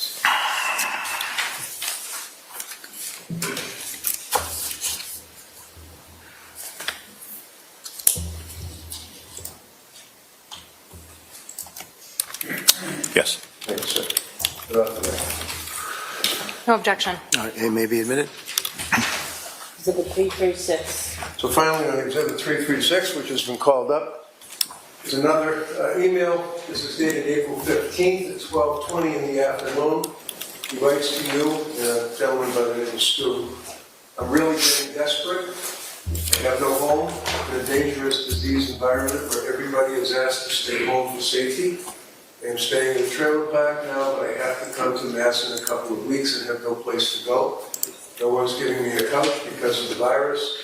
Hotels are closed and too expensive. John, can you consider filing a motion explaining my situation so that you can move to mother's condo and I can take shelter in my own house? Everybody has a safe place to stay. Schools are closed, no reason anymore. Stay at the house. Due to any orders, he's not allowed to be there. Being homeless would make all the sense in the world. She moves to the condo, and I have a safe place to stay. And this was the email that he sent to you on April 15th of 2020, correct? Correct. Okay, Whites. Now, did it come to your attention around the end of April into May of 2020 that he had come up to Mass and was staying in a hotel? Yes. And you were still representing him in the divorce, right? Yes. And there were some negotiations that were going on between the two of them, meaning McLean and Harry Tuerk, correct?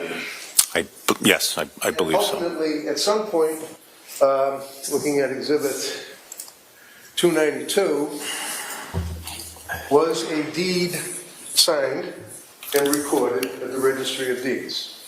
Yes. And you recognize that document, sir? Yes. Can you flip it over and tell us the date that the deed was signed? April 29th of 2020. Okay. So on April 29th of 2020, Harry signed a deed placing McLean as an owner of that property, correct? Correct. Did he also sign, to your knowledge, yes or no, a post-nup agreement? Objection. Sustained.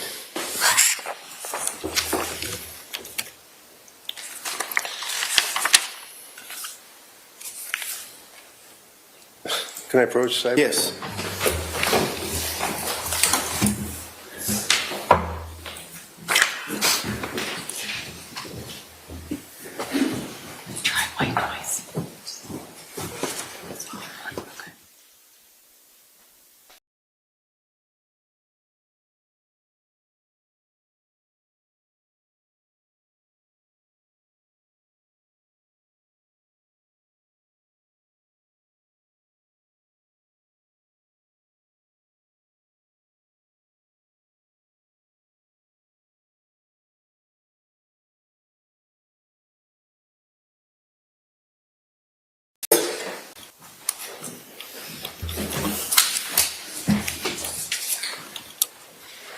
So, sir, did both Ms. McLean and Harry sign a post-nup agreement? Yes.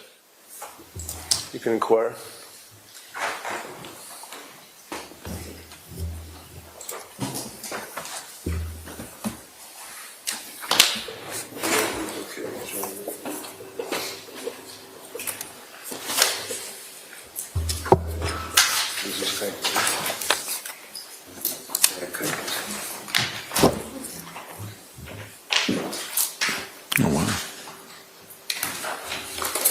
Good afternoon, Attorney Hoffman. My name is Kathleen McLean, and I'm an ADA here in Norfolk County, and I'm just going to ask you a few questions about your testimony here today. Certainly. So you stated that you have been an attorney for approximately 47 years, is that right? It's a little less. A little less than that? You would agree with me that your primary practice is family and probate matters, is that right? Yes. And your goal when you get hired by an individual or a client is to get the very best settlement for your client, isn't that right? Yes. You work for a retainer, is that right? Yes. And correct me if I'm wrong, but a retainer is a lump sum payment, and then you work off of that in billable hours. So every email you send, every phone call you have, that starts chipping away at the retainer, is that right? Yes. And once the retainer is depleted, then you would, if the settlement hasn't been resolved or the divorce hasn't been resolved, you would then charge your client an hourly rate or ask for another large lump sum? Well, I would ask for an additional retainer, yes. Okay. So you don't work off of, you wouldn't start charging them hourly, you would ask for another retainer in order to chip away at that, is that right? Yes.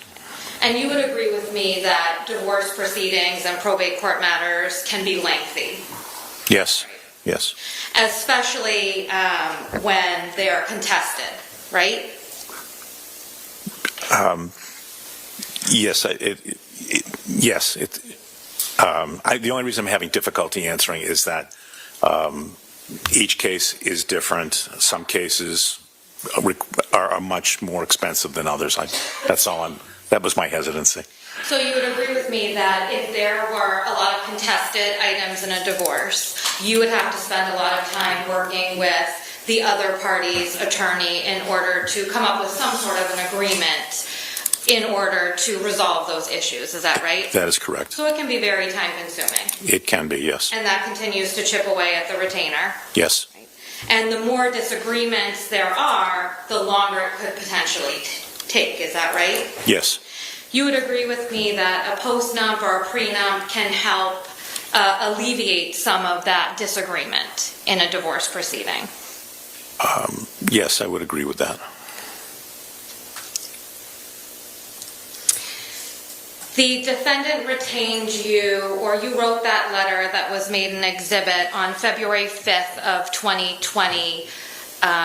You sent that letter to Katie McLean after the defendant had retained you, is that right? Yes, I believe so. Were you aware at that time that Katie had obtained a 209A order against the defendant on February 3rd of 2020? I don't recall, but I'm not saying that that's wrong. I just, off the top of my head, I don't recall.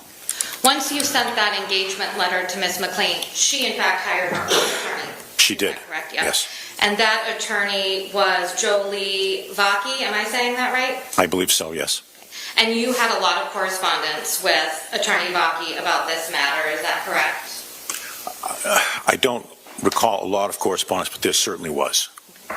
At the time that you first were retained, there was no prenup, right? That is correct. And so you had to talk to Attorney Vaki about all of the property and everything that was going to get divided up in this divorce, is that right? Yes. You would agree with me that Katie's main focus, or the main focus of the divorce proceedings, was Katie staying in the house for her children, is that right? It was very important. Yes, I recall that. You stated earlier that you did read a couple of emails that were between you and the defendant during your representation of him, correct? Yes. You would agree with me that the defendant went to Germany in the beginning of March 2020? Yes, I believe that's correct. And you had an opportunity to review an email where he stated around March 17th, I believe, the email is in evidence, that he was coming back from Germany because the COVID-19 pandemic had hit. Is that right? Yes, I believe that was the email, yes. Okay. At that time, the defendant and Katie were still moving towards divorce, right? As I recall, yes. And the defendant was looking into selling the house? I don't recall that. Okay. The house was still a source of disagreement when it came to the divorce, is that right? I would say that's true, yes. When the defendant came home from Germany, you said that you believed he moved to Florida for a period of time. That was based upon the email that I saw, yes. Do you remember that? I do. I believe I do, yes. And after he went to Florida, you would agree with me that there are several emails in evidence and the defendant wanted to go home, is that right? Yes. He wanted back in 29 Valley Road. Yes. Any way he could get in, right? No, I'm not. Well, he was willing to stay in the basement. Oh, I'm sorry. Yes, you're right. Okay. And then he wrote an email, I believe, on April 10th of 2020 saying that he wanted to go back to 29 Valley Road, right? Yeah. Yes. He wrote another email to you on April 13th, 2020, that he wanted to go back to 29 Valley Road. Yes. And in that email, there was a suggestion that Katie and the children moved to Belmont. Is that right? Yes. So he could have the house to himself. I believe that's correct, yes. And April 15th of 2020, he sent you yet another email, again, requesting to return to 29 Valley Road, right? Yes, yes. In that email, which is in evidence, he stated that he, again, wanted Katie and her children to move to Belmont, right? Yes. I believe he was talking about how school wasn't in session, so they should have to leave the house. That's right? Yes. And on April 17th of 2020, you sent an email to Katie McLean's attorney, Attorney Vaki, talking about Harry had a change of heart and wanted to reconcile. Is that right? I didn't see that email, but that's possible. Okay. If I could just have one moment, Your Honor. Okay.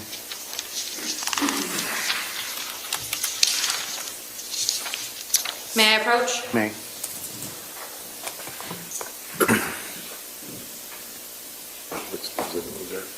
It's on there.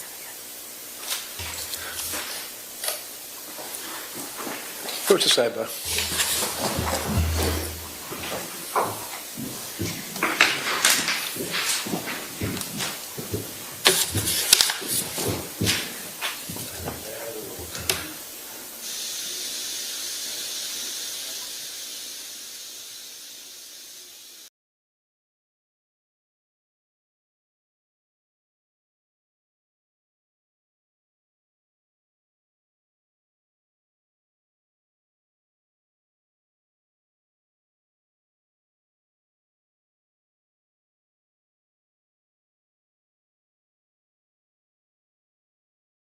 Yes. email.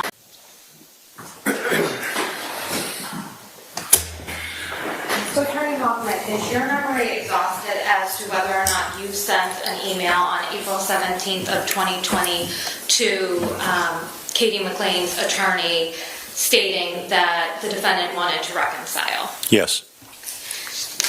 May I approach, Your Honor? You may.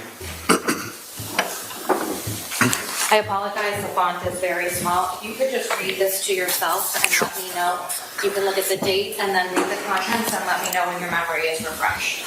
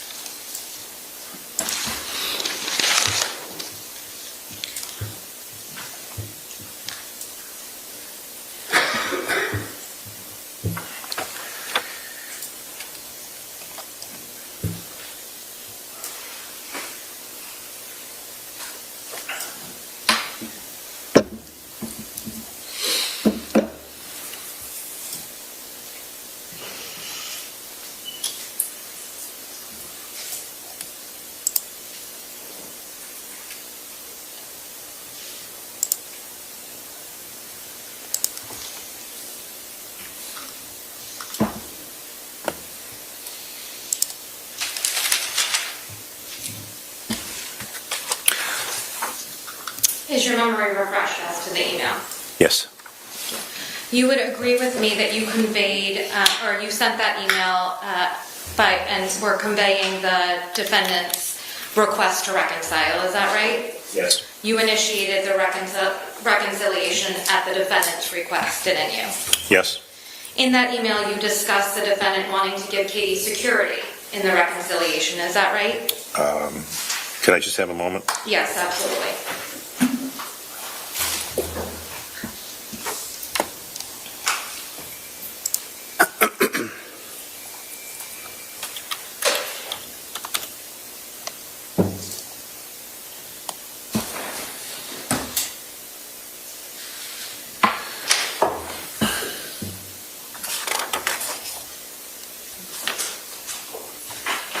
Yes. And If you're referring to, he wants to offer a greater commitment to be engaged in the marriage with the reassurance of her security, that's? yes, and Yes. prior to that, within that email, you also conveyed that he wanted to maintain the living situation for 2 more years, is that right? Yes. And that was so the kids could have a stable living environment, is that right? Yes. That they could graduate from school. Yes. You conveyed that this was so Katie would be reassured in her security and the children's security, is that right? Yes. And on April 29th of 2020, the defendant signed a quitclaim deed to give Katie and her kids that security, didn't he? He signed the deed, yes, he did. And that deed, in that deed, they became tenants in the entirety, is that right, in the house? I would have to look at the deed, but, I would agree to that. okay, thank you. And you would agree with me that tenants in the entirety mean that they would have equal rights, is that right? Yes, I believe It's so. essentially 50% of the house, right? Yes. So if one dies, the other one would get the entire house, is that right? That is correct. It basically gives them equal footing. Yes. It provides security. Yes.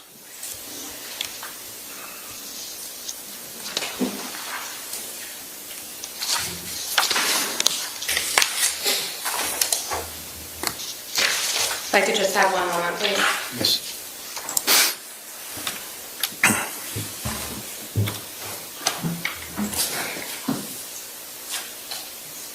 I have no further questions. Did Thank you you. know that, in fact, Katie was the one that reached out to him initially through Kurt Pfannenstiel to reconcile? Did you know that? No, I didn't. You indicate that he signed the deed because he wanted to give her a sense of security, correct? I said that, yes. Yeah? Yes. And counsel asked you whether or not the house was a source of disagreement. Do you recall that, sir? I recall that she asked me that, yes. Right, and that she was inquiring as to whether or not the house was a source of disagreement and whether or not it was ultimately resolved by him signing the deed so that she was a half owner of his house, right? Yes. You knew that they were together for 2 years, living together, and then were married for 5 weeks. Yes, I did. And in fact, sir, one of the sources of disagreement was the fact that the house would be sold and she was going to get half of it, right? Yes. I mean, it was an issue, if that's... And counsel asked you about the issues arising in the course of the divorce. You'd agree with me, sir, that in your experience, not mine, but the experience would be that there are alimony factors and child support factors, right?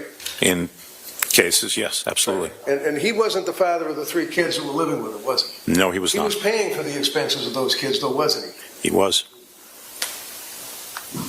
And the alimony factors, one of those alimony factors, sir, is how long the marriage is, right? Yes. Contribution of a party to the marriage itself, right? Yes. And in a 5-week marriage, in your 40-something years' experience, what is the alimony factor on that type of a marriage? Objection. No, overall, he can answer, There shouldn't be any. Thank you. No further questions. Thank you, Mr. Hoffman. Thank you. Your Honor, I believe, thank you, Mr. Hoffman. I believe, Chayton, we're going to give Mr. Chayton another shot. All right, jurors, we're going to try to get the next witness on Zoom. We had an issue yesterday, as you know. Try it again today. Again, if you have any trouble seeing or hearing, please just raise your hand, and it's just as if the witness was on the stand here in front of you. And you want me at the podium, right? I do. Thank you.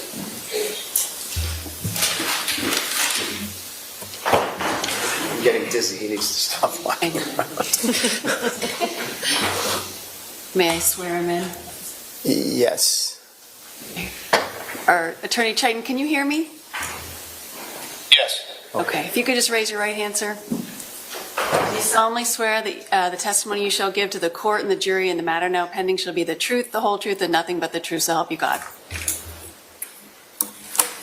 Yes, it's a little warbly. I barely pick up the words. Do you want me to try again? Is it any better now? Our sound just improved in here. I wonder if you need to be closer to whatever microphone we're using. Mr. Reddington, can you do a quick test? Can you hear me? Yes. Okay. All right, can you hear Mr. Reddington better? I can hear you. I heard that it was the DA. I heard she was one of those, the clearest. Right, that was the DA, and then now this is Kevin, and the judge was also talking to Yeah, I can hear Attorney Reddington. Okay, do you want me to go over Jurors, there? can you see and hear okay? All right. Do you want me All right. to swear him in over there? I think Ms. Sandel should come over Sure. here because I think, is this the microphone? Yeah. I think this is the microphone. Okay. That's the clearest. It's right there. I heard. No worries. Okay, if you could raise your right hand. Do you solemnly swear that the testimony you shall give to the court and the jury in the matter now pending shall be the truth, the whole truth, and nothing but the truth, so help you God? I do. Your Honor? Yes. All right, so will you tell us your name and spell your last name, please? Sure. It's David Chayton, Chyten. And where do you live, sir? I'm doing fine, thank you. Oh, no, okay. No, I say, where do you live? Do you live in Florida? Do you live in Mass? I actually think that maybe if Mr. Reddington was at council table, he'd be closer. Judge wanted to guess. I know. All right, one second. Pivot. You can try. All right. Let me try. I'm happy to move also if that's easier. This microphone seems to be working with the Zoom. Excuse me. Can you hear me now? I can, thank you. Okay, great. I don't want to interfere with the jurors. If you would like to sit so they can see, that's fine. We can see on here. All right, let's do it this way. Tell us again, tell us your name, please, and spell your last name. David Chyten, Chyten. And where do you live, sir? I currently live in Florida. And what do you do for work? I'm an attorney. And do you know an individual by the name of Kathleen McLean? I do. And do you know an individual by the name of Harry Tuerk? I do. And can you tell us, were you friendly with them? Yes. And back in 2020, just to refresh your memory, that's around the time that the pandemic hit all of us. Do you recall that? Yes. Okay. In 2020, April 27th specifically, do you recall receiving a text from Ms. McLean asking you how long does it take and what is the process to get a name put on a deed of a home? Do you recall that text? Yes. And do you have the text, the copies in front of you? Or? You emailed me them, so I do have. Okay, as long as you had a chance to look at it, that's all. Okay. Yes, I did. Pull Yes. that up, please, that text. That would be the April 27th, 2020, at 6:19 in the morning, I guess. Can you make it bigger?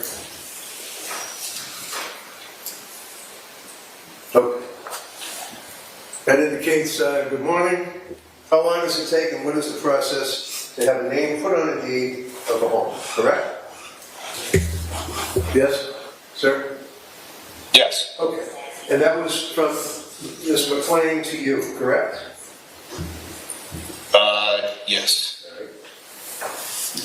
Looking at April 27, 2020, you recall, sir, that you received a text from her indicating that she's negotiating, drafting an agreement, that he is apparently willing to sign putting my name on the deed. I need it put on. If he were to die, then his one half is my half. You recall receiving that text on April 27th? Yes. Yes. And then, would you agree, sir, that you're waiting for the attorneys to have the lawyers to draft the agreement of the post-nup as well and the deed, and then that would be given to you to have her sign, correct? No, I was drafting the deed. I had no involvement in the post-nup or really any knowledge. Okay. I'm just looking at April 27th text, but so your response on April 27th, if you recall, was I can draft the deed for you, Harry can take it to a bank, get it notarized, and I will need the original to be recorded, right? Yes. Okay. Do you recall on April 27th, the same day, at 9:22 in the morning, that she then said, and it should reflect me as the sole, SIC, as they say, SOUL, sole owner, if he dies, I believe it means dies, etc., right? Do you recall receiving that? You can pull that up, Steve. Yes. Okay. And then your response was, yes, you will own the property. A husband and wife as tenants by the entirety means if one of you dies, the property goes directly to the other, correct? Yep. Yes.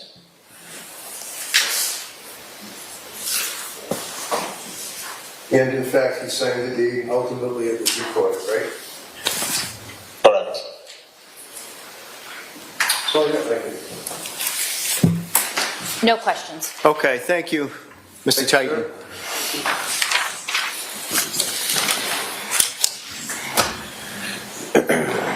Ms. Vander, on.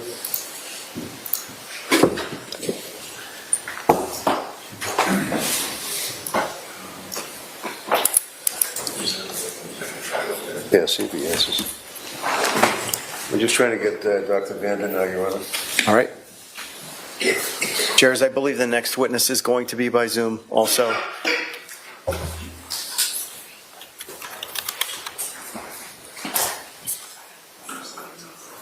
Yeah.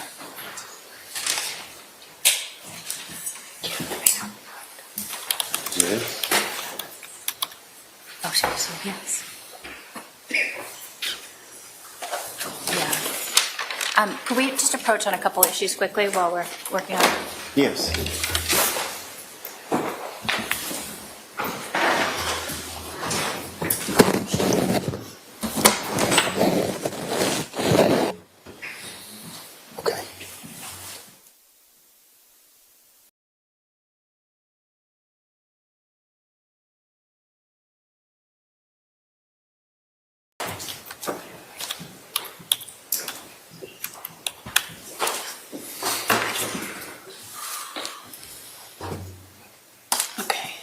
Should I, Okay. it's okay if I go down again? Yes, yes.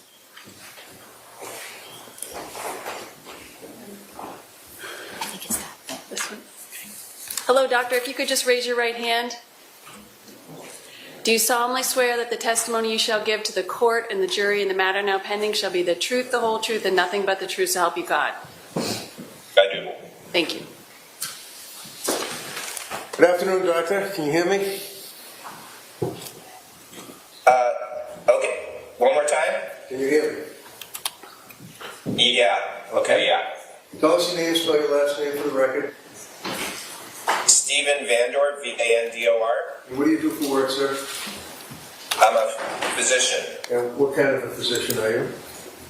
I practice internal medicine. And you also, on occasion, I guess what's called a PCP, primary care physician? Correct. All right. I want you to listen to my questions when I ask you, and just answer the question that's asked, okay? Okay. All right. Do you know Harry Tuerk? Yes. And how do you know Harry Tuerk?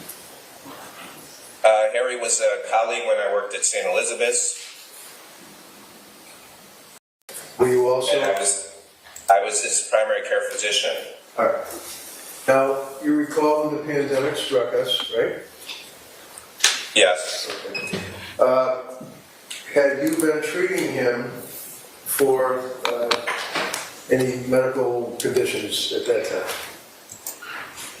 Yes, without the benefit of records in front of me, I do recall that at the time I was treating him for, yes, a couple of medical issues. All right. One of which was depression? Depression and anxiety are the two that I do remember, correct. All right. And when did you stop treating Harry? Once again, that's difficult with the timing, but it was around the time of the pandemic. But once again, I don't have the records in front of me for the exact time. Thanks. And the records that you're unable to get in front of you, can you tell us briefly why you can't get the records?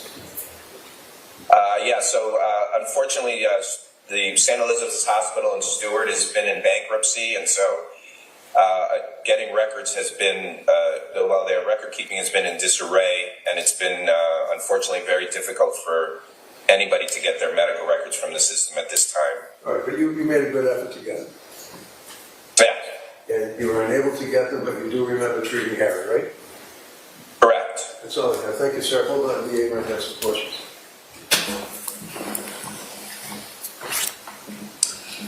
So, Dr. Vandor, I'm going to stand here just for a second so you can see me, but then I need to go to a different location where I don't think you're going to be able to see me. Okay. Otherwise, I'm blocking the jurors. Okay? Okay. So my name's Lisa Beatty. I'm an assistant district attorney here, and I just have a few questions for you. Sure. Okay, now I'm going to move. So you said that you were a colleague of Dr. Tuerk's? Correct. How long were you a colleague of Dr. Tuerk's? I don't know exactly. I worked at the hospital since 2006, so Harry came sometime after me. I'm guessing at least about 10 years. Did you refer patients to him? Yes. And did he ever refer patients to you? I don't recall off the top of my head, but it wouldn't be unusual sometimes for friends or family to at times get referred, but I don't remember anybody specifically. Did you consider him to be a friend? Collegial colleague, sure. Okay. And when did you become his primary care physician? Once again, without the records, hard to say, but I'm thinking somewhere 2018, 2019.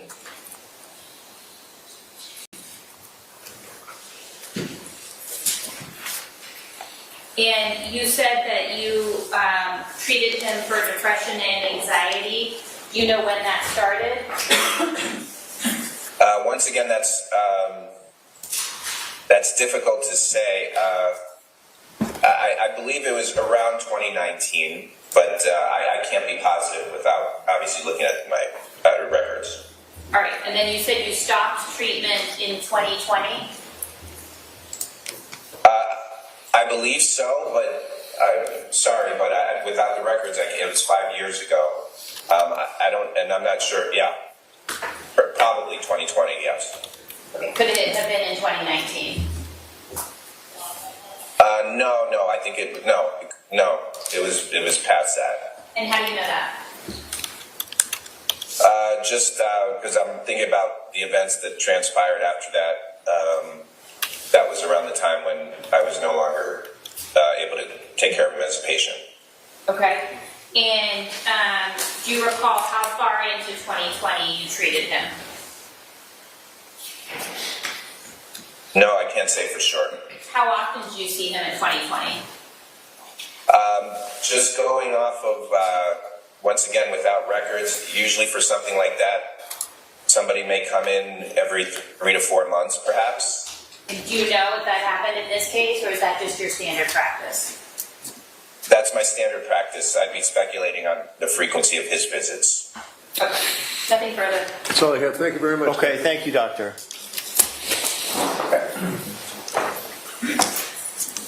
All right, so George, we're going to take a brief recess so we can, the next witness, I believe, is going to be by Zoom as well? Yes, Dr. We're going to try to set it up a little better for everybody. So maybe 10, 15 minutes at most. Great. Thank you. And then we'll come back and we'll go until 1 o'clock. And then we are sitting this afternoon, as I told you. All right, please, your attention.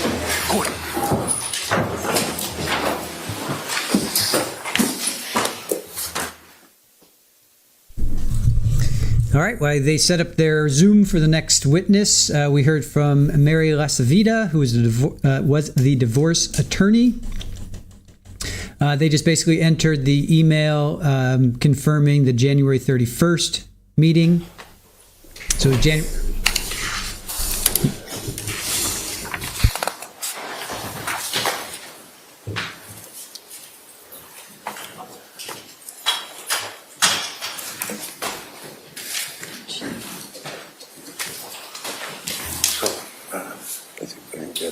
Be seated.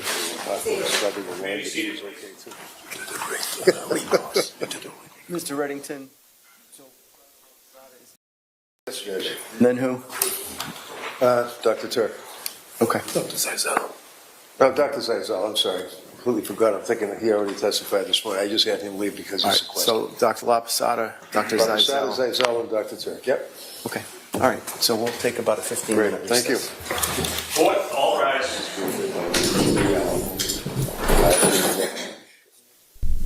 Okay, now we can do our recap.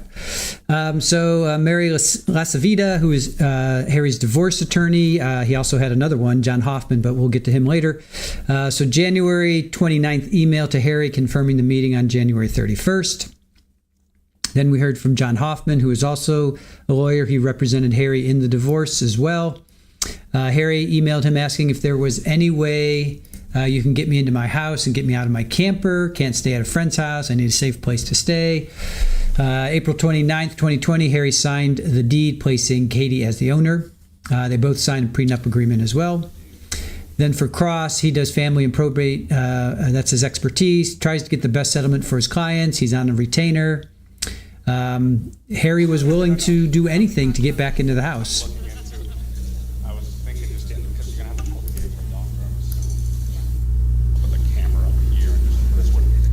All right. We'll just forget the hot mic for a minute. They both signed a prenup agreement. Oh, yeah. Okay. So tenants would have equal say, 50-50. Yeah, equal footing. If one dies, the other one gets the house.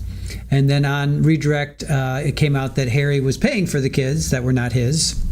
That's usually what happens when you get married. But then next up was David Chaitin via Zoom. He's a friend and lawyer to both Harry and Katie. He lives in Florida. They just entered a text from Katie saying, how long does it take to get a deed on a home? Then no cross for that. Then the next up was Dr. Stephen Vandor, who was Harry's primary care physician. He's a colleague of Harry's and his primary care physician. He treated Harry for a couple of medical issues, which ended up being depression and anxiety. They can't get the medical records because St. Elizabeth's Hospital is in bankruptcy.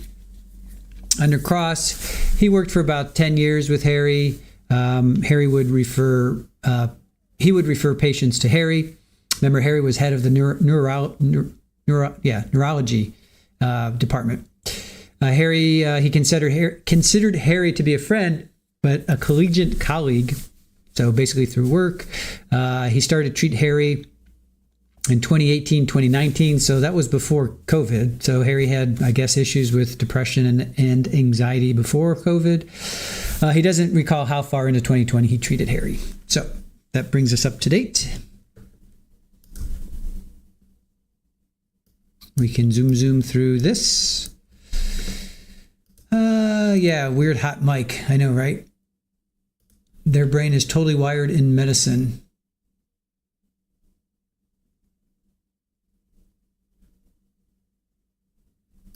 Yeah, Mike. I asked my doctor one time why doctors are so socially awkward. He said because when everyone else is out developing their social skills in 20s and 30s, doctors are in school and not developing those skills. Thank you, Ken. In case you missed anything, really wasn't much. Nothing much is happening. Misha Moo is going mad for the fan. Her head is going round and round following it. Nice. All right, let's go fast forward.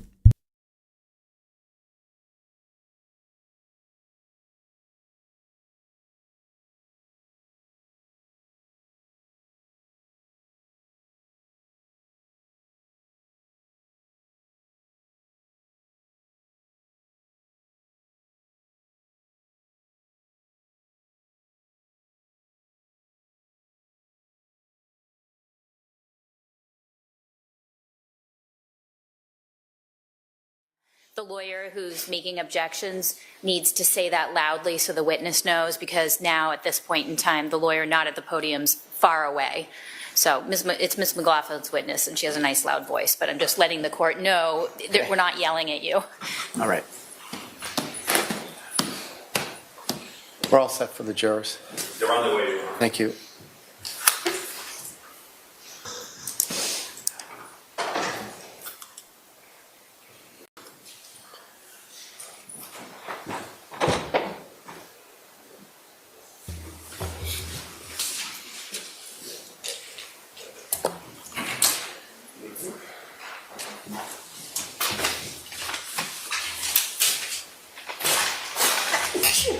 Bless you.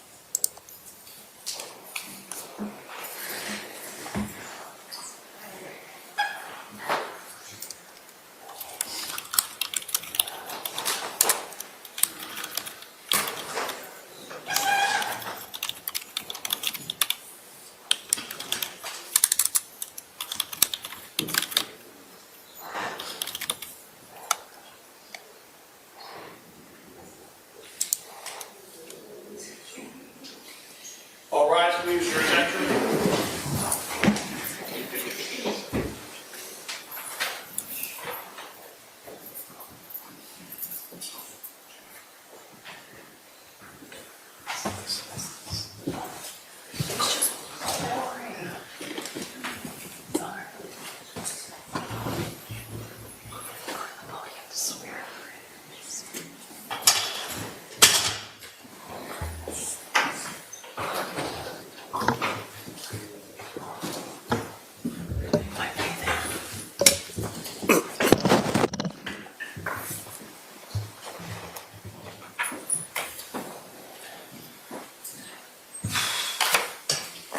Close the session, please be seated.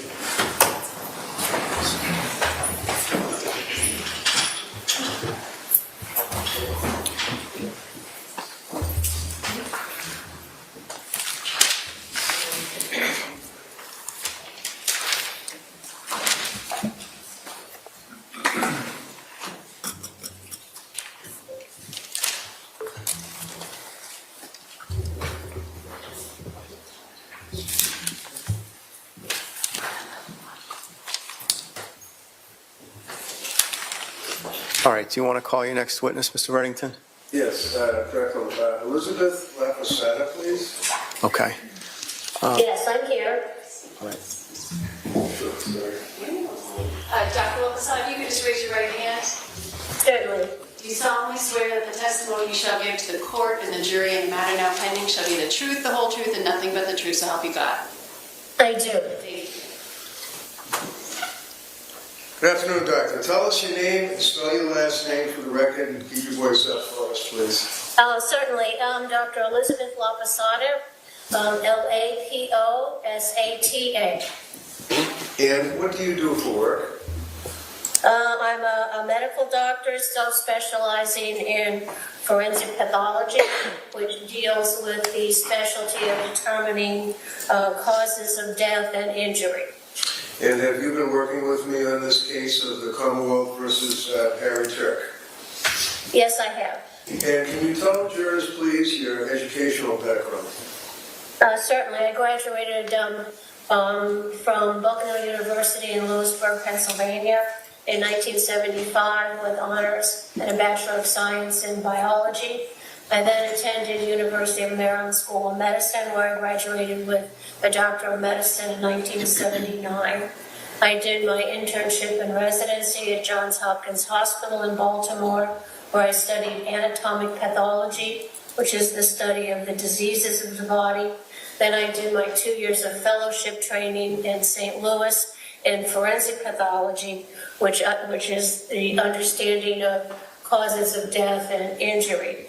In 1983, I sat for my boards in anatomic and forensic pathology and became a diplomat of the American Board of Pathology. Since that time, I've worked as an assistant medical examiner for the city of St. Louis, the state of Delaware, the city of Philadelphia, and 12 years as the chief medical examiner in the state of Rhode Island. In 2005, I opened an independent consulting practice where I review and study cases to determine how death and injury occurred. Thank you. And you're obviously testifying in this case, not in person, but on Zoom, and that is because of a medical condition. Is that correct? That's correct. Thank you. Okay, thank you. You did mention that you're a diplomat at the American Board of Pathology. What does that mean? That means that I trained in anatomic and forensic pathology in my internship, residency, and fellowship programs in programs that were certified by the American Graduate Medical Association as meeting certain high standards for training in those areas. And then I sat for a 3-day examination in those areas and passed, and then became a diplomat of the Board of American Pathology, recognized as an expert in those fields. So is that many times somebody may say that they're board certified? Is that what that means? Yes, it does. So you're board certified in pathology, is that correct? Anatomic and forensic pathology. All right. Now, in reference to this case, can you tell the jury what materials that you had access to and you were able to review? Yes, I reviewed the entire medical examiner file, including autopsy photographs. I reviewed scene photographs. I reviewed police reports, scene investigation reports, and some medical records. Now, can you tell me, please, your opinion to a reasonable degree of medical certainty, pathological certainty, anatomical certainty, as to your opinion regarding the death of Kathleen McLean? Yes. Can you tell us, first of all, from your review of the discovery and the materials, about the body, where it was recovered, and what condition was it in? Yes, there are 2 points in a evaluation like this. First is the evaluation of the cause of death, which is why the body stopped functioning. And then there is the understanding of what changes occurred to the body after death. Okay. And do you have an opinion from your review of the discovery and the materials that you've related as to the circumstances that resulted in the death of Ms. McLean as it relates to the cause of death? Yes, Ms. McLean died from asphyxia due to manual strangulation due to the application of pressure to the neck. And what were the circumstances, if you know, according to the discovery, of the application to the neck of the pressure? There was a argument between the two individuals, both consuming beverages. And when you say beverages, that would be alcoholic beverages? Alcoholic beverages, yes, thank you. And it's your understanding that there was an argument, and as a result of which something happened in a physical sense? Correct. And what was that happened in a physical sense? From reading the records. Objection, Your Honor. Dr. Tuerk Wait, was. hold up. You have to wait. If the DA objects, you have to wait for the judge to sustain. Okay, I'm sorry, I didn't hear that. Why don't you rephrase it, Mr. Reddington? Sure. Thank you.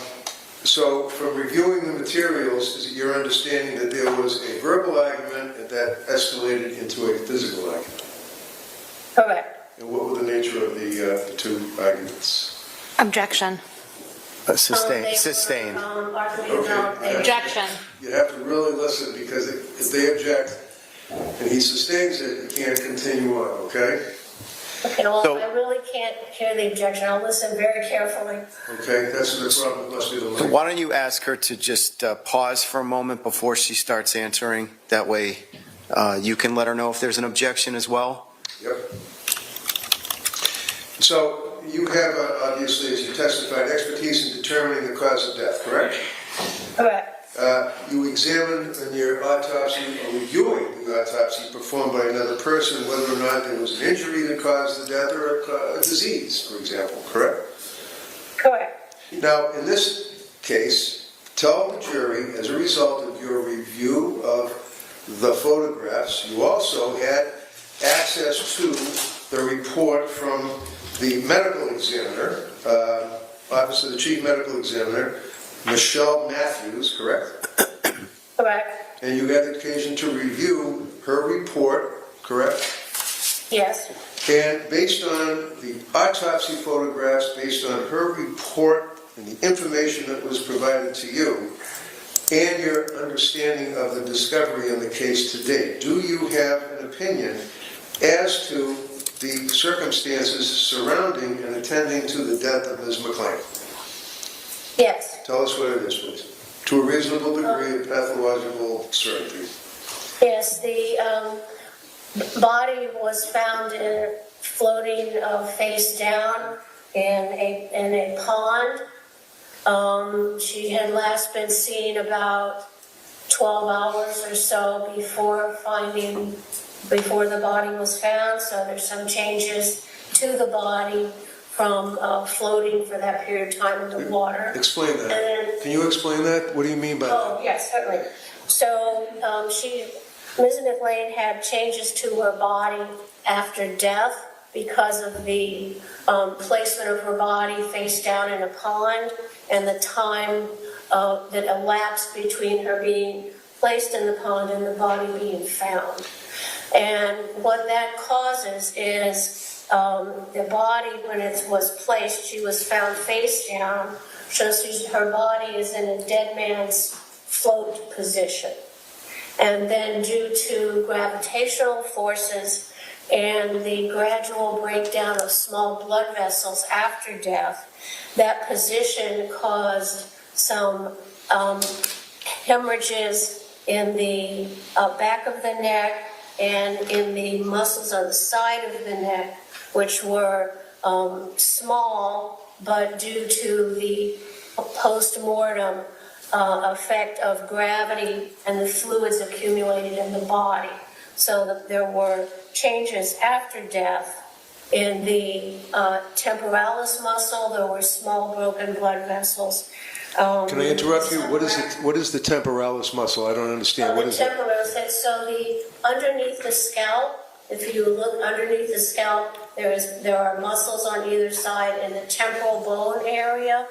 And because the body was face down, for that prolonged period of time. The effects of gravity and early decomposition cause those blood vessels to break and make small hemorrhages, which are not due to the application of force, but post-mortem changes to the body after death due to the time after death and the position of the body in the dead man's float position.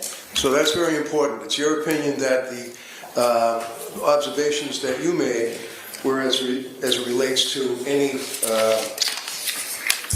what is the word I'm looking for? Hemorrhages or anything that in the back of the head or the side of the head? And that is because of the dead man's float and gravity, correct? Correct. Time after death. Time after death. Now, there's no injuries to the back of the head or the side of the head, is there? Correct. There's no application of force.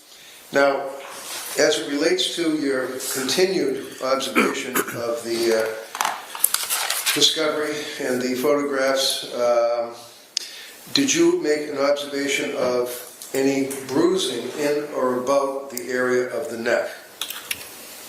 Yes. Tell us where the bruising was in the area of the neck. There was evidence of manual strangulation or application of a hand grasp to the neck with a bruise on the skin that would correspond to the thumb of the assailant, and then a bruise on the skin on the other side under the jaw corresponding to the fingers of the assailant. So that was a bruise, a very slight discoloration of the skin under both sides of the jaw corresponding to the place where the hand grasped the neck. Now, when you have application of force by hand, as you described, if there are two hands, for example, there could be a circumferential bruising. In other words, the entire neck would be encapsulated. Is that correct?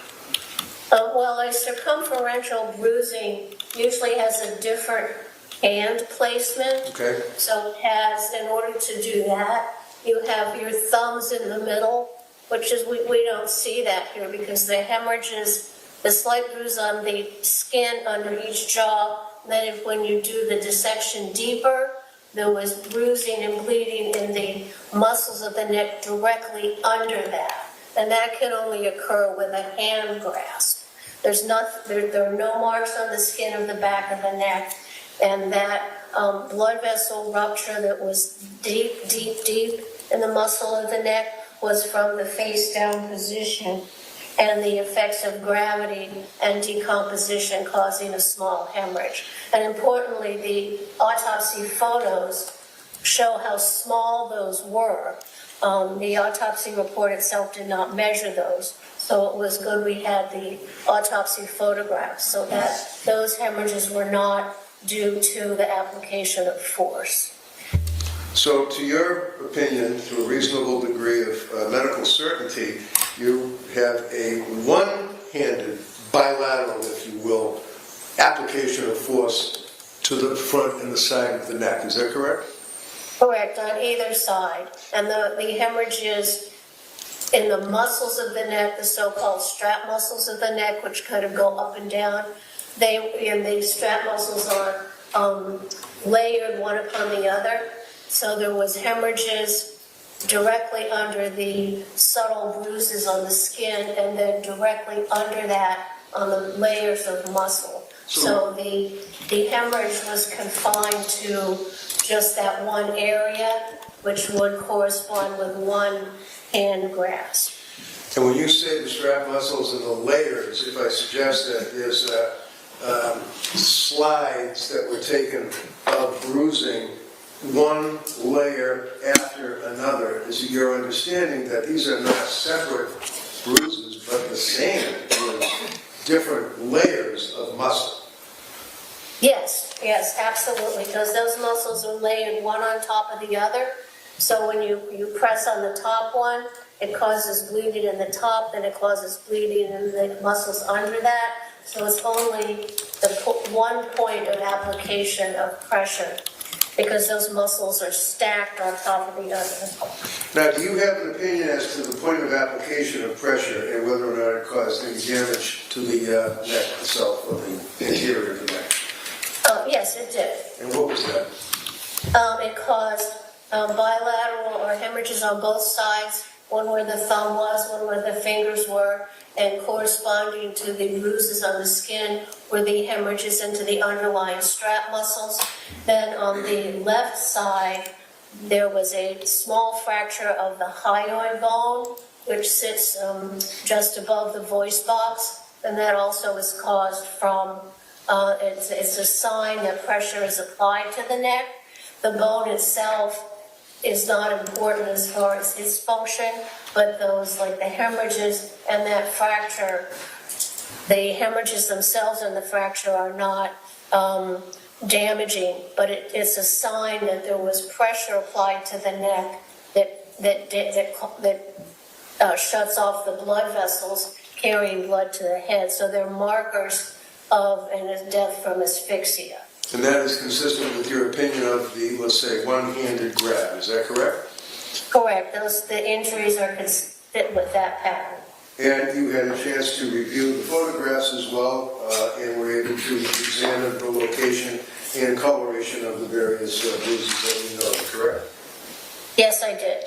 Now, depending obviously on the size of a person's hand, and these are how large it is as opposed to the size of the neck of the person, can you tell us, if you know to a reasonable degree of medical certainty, the maximum grip strength of an adult male would be how many PSI, pounds of pressure, if you know? Objection. Yes.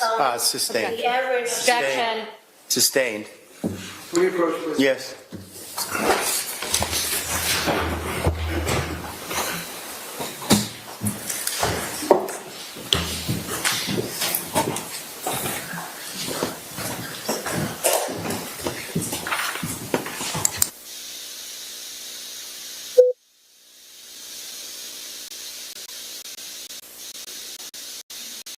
Mr. Reddington.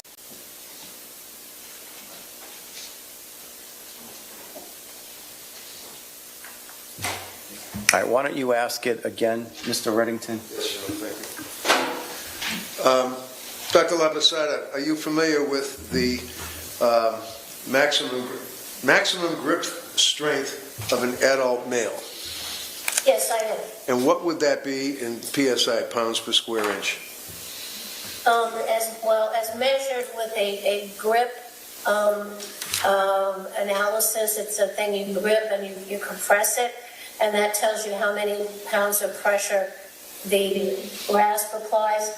And a healthy adult male, that grasp, the maximum grasp pressure can be about 100 pounds. And in your experience dealing with, how many autopsies would you estimate that you've performed? Oh, several thousand. And I can provide 4,000 or 5,000 more. As it relates to your experience and training, and obviously what you reviewed on this case, were you able to determine the obstruction of the jugular vein requires application of approximately how many pounds of pressure?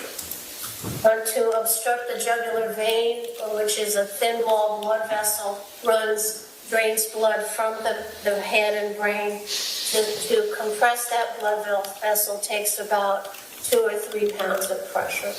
And to obstruct the carotid artery, do you have an opinion as to how many pounds of pressure it would take?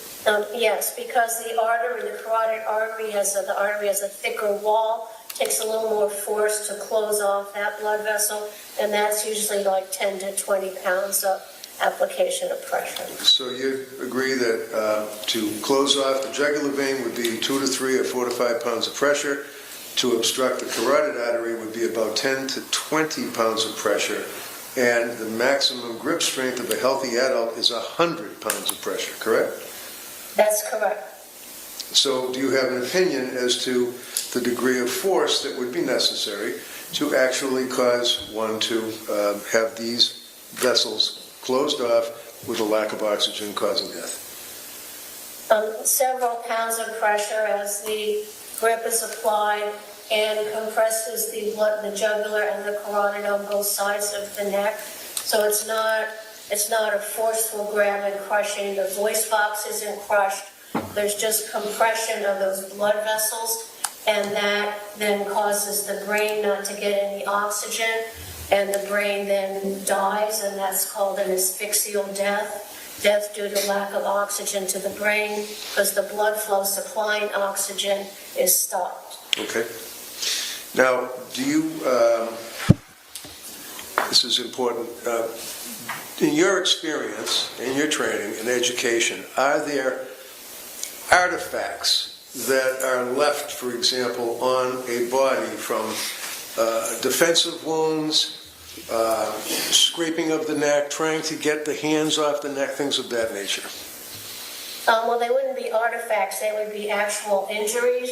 And so you can see fingernail scrapings as either the person applying the pressure is moving around and scratching the skin of the neck, or the person who is being attacked can take their hands and fingernails and try to pull off the assailant's hands. So it's a common, or you can see scratches on the neck from either the assailant's fingernails and with movement, or the victims trying to pull the hands off. And would you agree with me that in this case there were literally no scratches or fingernail marks on the skin of the neck, as would be expected? There were none. There were none. There were no defensive wounds, in other words, no clawing of his hands or anything like that? Correct.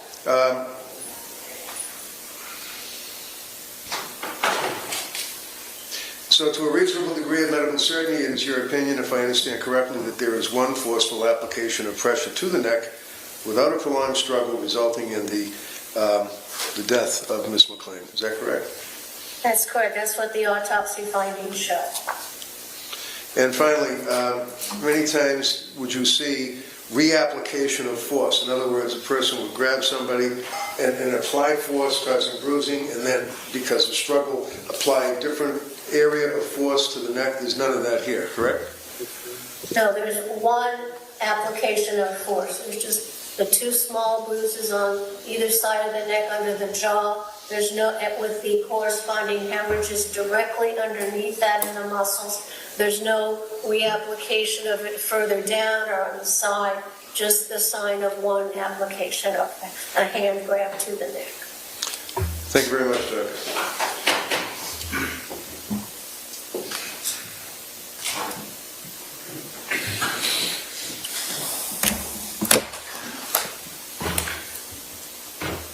Good afternoon, Dr. LaPosada. My name is Beth McLaughlin. I'm an assistant district attorney here in Norfolk County. How are you today?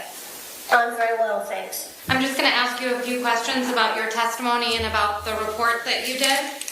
Sure. You testified that you had previously been a medical examiner in Rhode Island for approximately 12 years? Yes. And in 2005, did you stop practicing medicine in Rhode Island as a medical examiner? I resigned my position because they were going to cut my budget, and I didn't feel that I could continue. I've been on call for 24 hours a day for 12 years, and I felt it was time to move on. So I started my own independent consulting practice. And that was in 2005, is that right? Correct, June of 2005. So approximately 20 years ago, you started running your own business? 20 years, wow, yes, that's correct. Okay. So you haven't actually examined a body as a medical examiner in approximately 20 years, is that right? I've done a handful of private autopsies in that time, but when I work on cases such as the case here, I rely on the autopsy documentation as written in the report, the entire medical examiner file, all the autopsy photographs, the scene investigation, witness and police statements, so the entire investigative body of information. And so you haven't, I'm just going to stop you there. Oh, I'm sorry, okay. So you have not performed an autopsy as a medical examiner in 20 years, is that correct? I understand that you've done some private autopsies and that now you review other people's reports and make your own opinions, is that right? That's correct. Okay. And you are now called by defense attorneys to testify in criminal matters, is that right? I am, yes. And those matters include cases that involved autopsies, and sometimes you're also called to review records of living victims, is that right? Yes. And in the cases with living victims, you never actually examine the victim, that's right? When I was in the medical examiner's office, I would examine the patient, the living victim. In my independent consulting practice, I would examine photographs of any injuries of the living victim. So I'm just talking now about your work in your practice, okay? So you do not ever examine living individuals in your practice that you've been doing for the last 20 years, correct? Correct. In your individual consulting. And in cases that involve autopsies, you don't actually perform the autopsy either, do you? Correct. You just read the reports and documents provided by the defense attorney, and you make an opinion based on other people's reports, right? Well, I look at the autopsy report, which is meant to put down findings so any other qualified forensic pathologist would have been right there looking at it. That's the whole purpose of having an autopsy report. Plus, I have to rely on other information that we use to determine the cause and circumstances of death, which is the autopsy photographs, the scene photographs, witness statements. So there's more to examine than just the written autopsy report, but certainly that is part of my examination. So you're basing your opinion on other people's reports and photographs, is that right? Correct. Okay. And you get paid in order to review these things, don't you? I get paid for my time, yes. And you get paid an hourly rate? Yes. How much money do you make an hour? Let's see, I think we charge $4.75 an hour. $475 an hour. And you've been working with Attorney Reddington on this case, correct? Yes. And you've reviewed documents. You talked about them earlier. You reviewed the report of the medical examiner, correct? I did. I reviewed the entire file, yes. Okay. And photographs, you said? Correct. And police reports? Yes. And Norwood Hospital records? Yes. Approximately how long did that take you? I can't tell you right offhand. Probably several days if you put all the time together. So how many hours do you think that is? I can't give you an estimate or an exact time. Maybe 16 hours, maybe 10, maybe 18. So approximately how much money have you made reviewing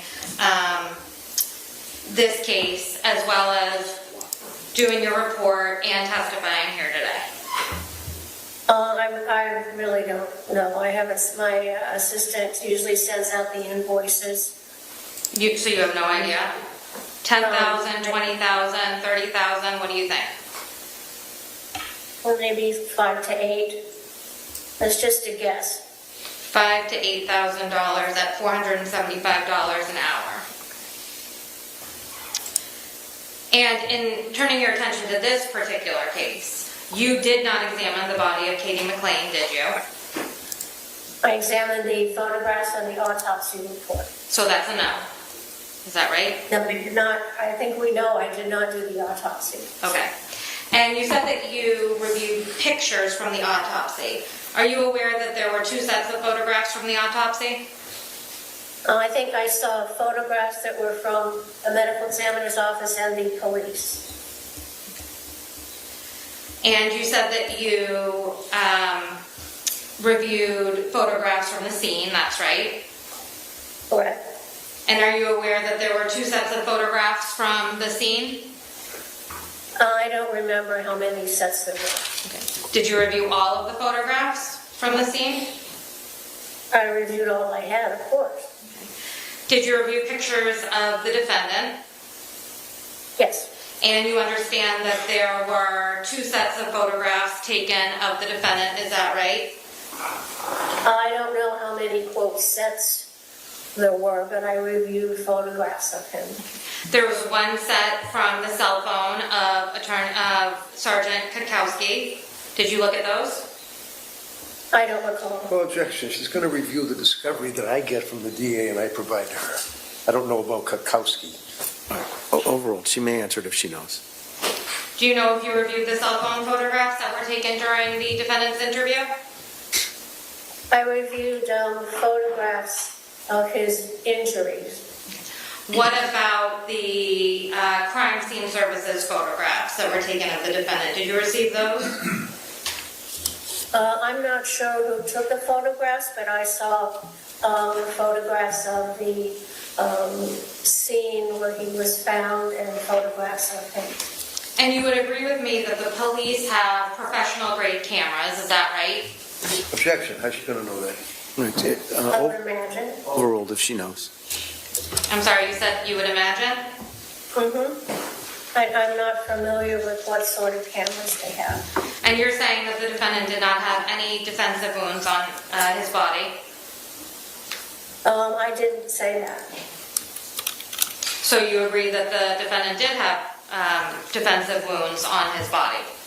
From what I recall, he had injuries to his face where a glass was broken, allegedly broken against his face, and he had some injuries on his arm that fit a pattern of a serrated knife, and my understanding was that he was trying to kill himself and had to consume. So my question, I'm just going to stop you right there. No. Can she finish, please? All right, If let her she can finish. answer the question, which was, did he have any She was. defensive wounds? All right, rephrase the question, ask it again, please. From what I'm going to just ask you a question again. So you're saying that you did not observe any defensive wounds on the defendant, correct. correct? Yes. Okay, thank you. They could be, yes. Okay.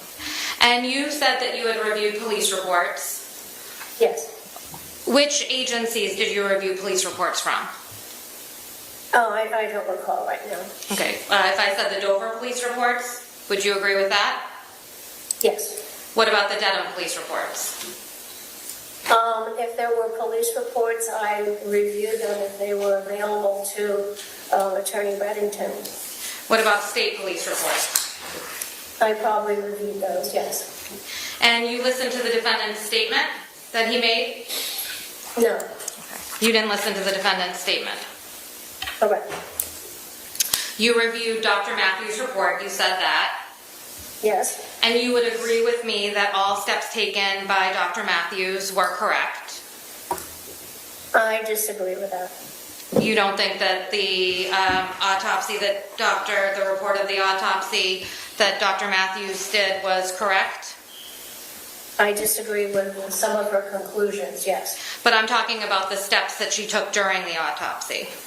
No, I disagree with those two. There were no measurements of the hemorrhages she describes in the muscles around the face and the head, and she did not recognize those as being changes to the body after death. So those are very significant errors. So you agree that the cause of death was manual strangulation, right? Correct. And in your report, you stated that Katie McLean's injuries were consistent with only a one-handed grab. Is that right? Correct. And you said that primarily because you showed us here today that the one-handed grab would cause bruising from the thumb and the forefinger on her neck. Is that right? Well, not just the forefinger, but the rest of the fingers, yes. So looking at the injuries on her neck, those are what we call the pattern injury, which means they correspond to something. So the injuries that I saw corresponded to one application of force on either side of the neck of under the jaw. Okay, but then when you were talking about the two-handed grab, you put your hands out like this, and you would agree with me that the two thumbs could hit right where you're saying the two bruises were, right? Well, only taken in isolation. But you have to look at the bruising then underneath and see how that corresponds to the changes on the skin surface. So we know that there was not just one pinpoint of like one thumb, but there was the hand grasp. But it's possible that where you're saying the two bruises are, they could be from thumbprints from a two-handed grab, isn't that right? No. So you would agree, but you would agree with me that it could be from a two-handed grab, correct? She's answered the No, question. the evidence does not correspond with that at all. Okay, so you reviewed the autopsy pictures, you already said that, and you saw the bruise to the exterior of Katie's neck, right? Yes. And you said that there was one area under the right jawbone and one area under the left jawbone, correct? Correct. Okay. And you examined the internal pictures of Katie's neck too, right? Yes. And you saw the 4 layers of hemorrhage in the front of her neck. You talked about that on direct. Well, there's 2 layers on each side. There's 2 layers of muscle on each side. Well, actually 3. And those, they're layered one on top of the other. And there was bruises that would correspond to injury and compression on top of those layered muscle groups. Okay. So you would agree with me that one layer is skin, is that right? You could say that. Okay. And her skin had a hemorrhage. It had an ecchymosis, right? It was very, very faint. Okay. But it had you would agree with me that you testified on direct that there was bruising to her external neck, is that right? Yes, very faint under the jawbone on the neck.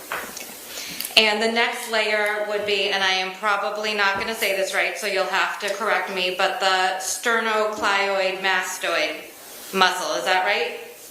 If you want to really go from the skin down, you have the skin, then you have a very thin sheet of muscle called the platysma, then you have the sternocleidomastoid, then you have the sternothyroid and the sternohyoid, as they're all layered one above the other.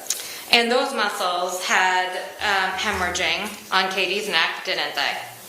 Yes, they had 1 point application of hemorrhage. And you would agree that bilaterally means both sides of the plane of the neck, correct? Correct, on both sides. So Katie's neck had 4 layers of hemorrhages. If you want to count each muscle layer, sure. Okay. And you would agree that that indicates a significant amount of force was put on her neck? Well, not significant. That's where you're wrong. It does not take a huge amount of force to compress those very thin muscles and break the blood vessels, and also to compress the blood vessels on the side of the neck to cause a lack of blood flow to the brain. So it's like 5 pounds of pressure, which compared to what a adult grasp maximally can do, which is 100, it's not a huge amount of pressure. But it takes force, right? Sure. Okay. And you would agree that the injuries, the hemorrhages that we're talking about, the internal hemorrhages in Katie's neck, they would have occurred pre or peri-mortem, right? No, they caused her death. So peri-mortem means around the time of death, but pre-mortem means occurring when you're alive. So that when she was alive, and the pressure on those blood vessels caused her death. So those injuries, the 4 layers of hemorrhages, are what caused her death? The pressure that those are a marker of. Okay. So she was alive when those injuries when she sustained those injuries, right? Yes. Okay. You also examined the pictures of Katie's hyoid bone, right? Yes. And you agreed that the left greater horn of the hyoid bone was fractured. Correct. And you would agree that a broken hyoid bone alone does not cause death, right?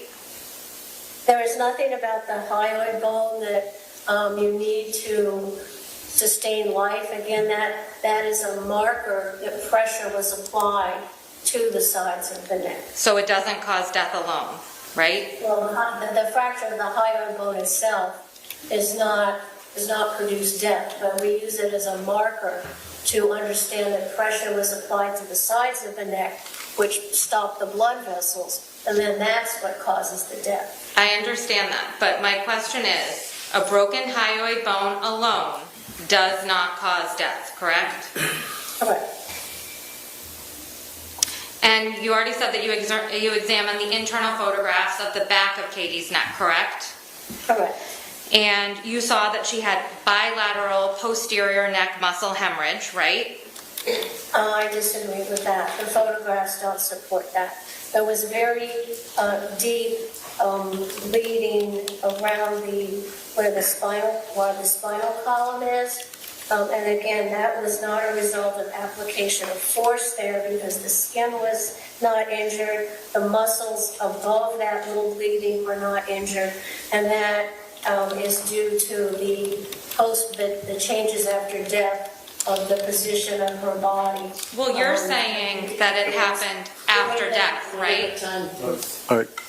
Okay. Correct. Those are post-mortem, meaning after death changes. That's why it's so important to know the circumstances of the discovery of the body and be able to separate the damage to the body after death from injuries that actually cause death. So I'm just going to ask that you listen to my question and you answer it with a yes or a no. She's answering the question. Okay, overruled.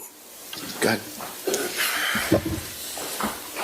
So you saw the bilateral posterior neck muscle hemorrhage. You believe that it was post-mortem, is that correct? But you did observe the muscle hemorrhages, correct?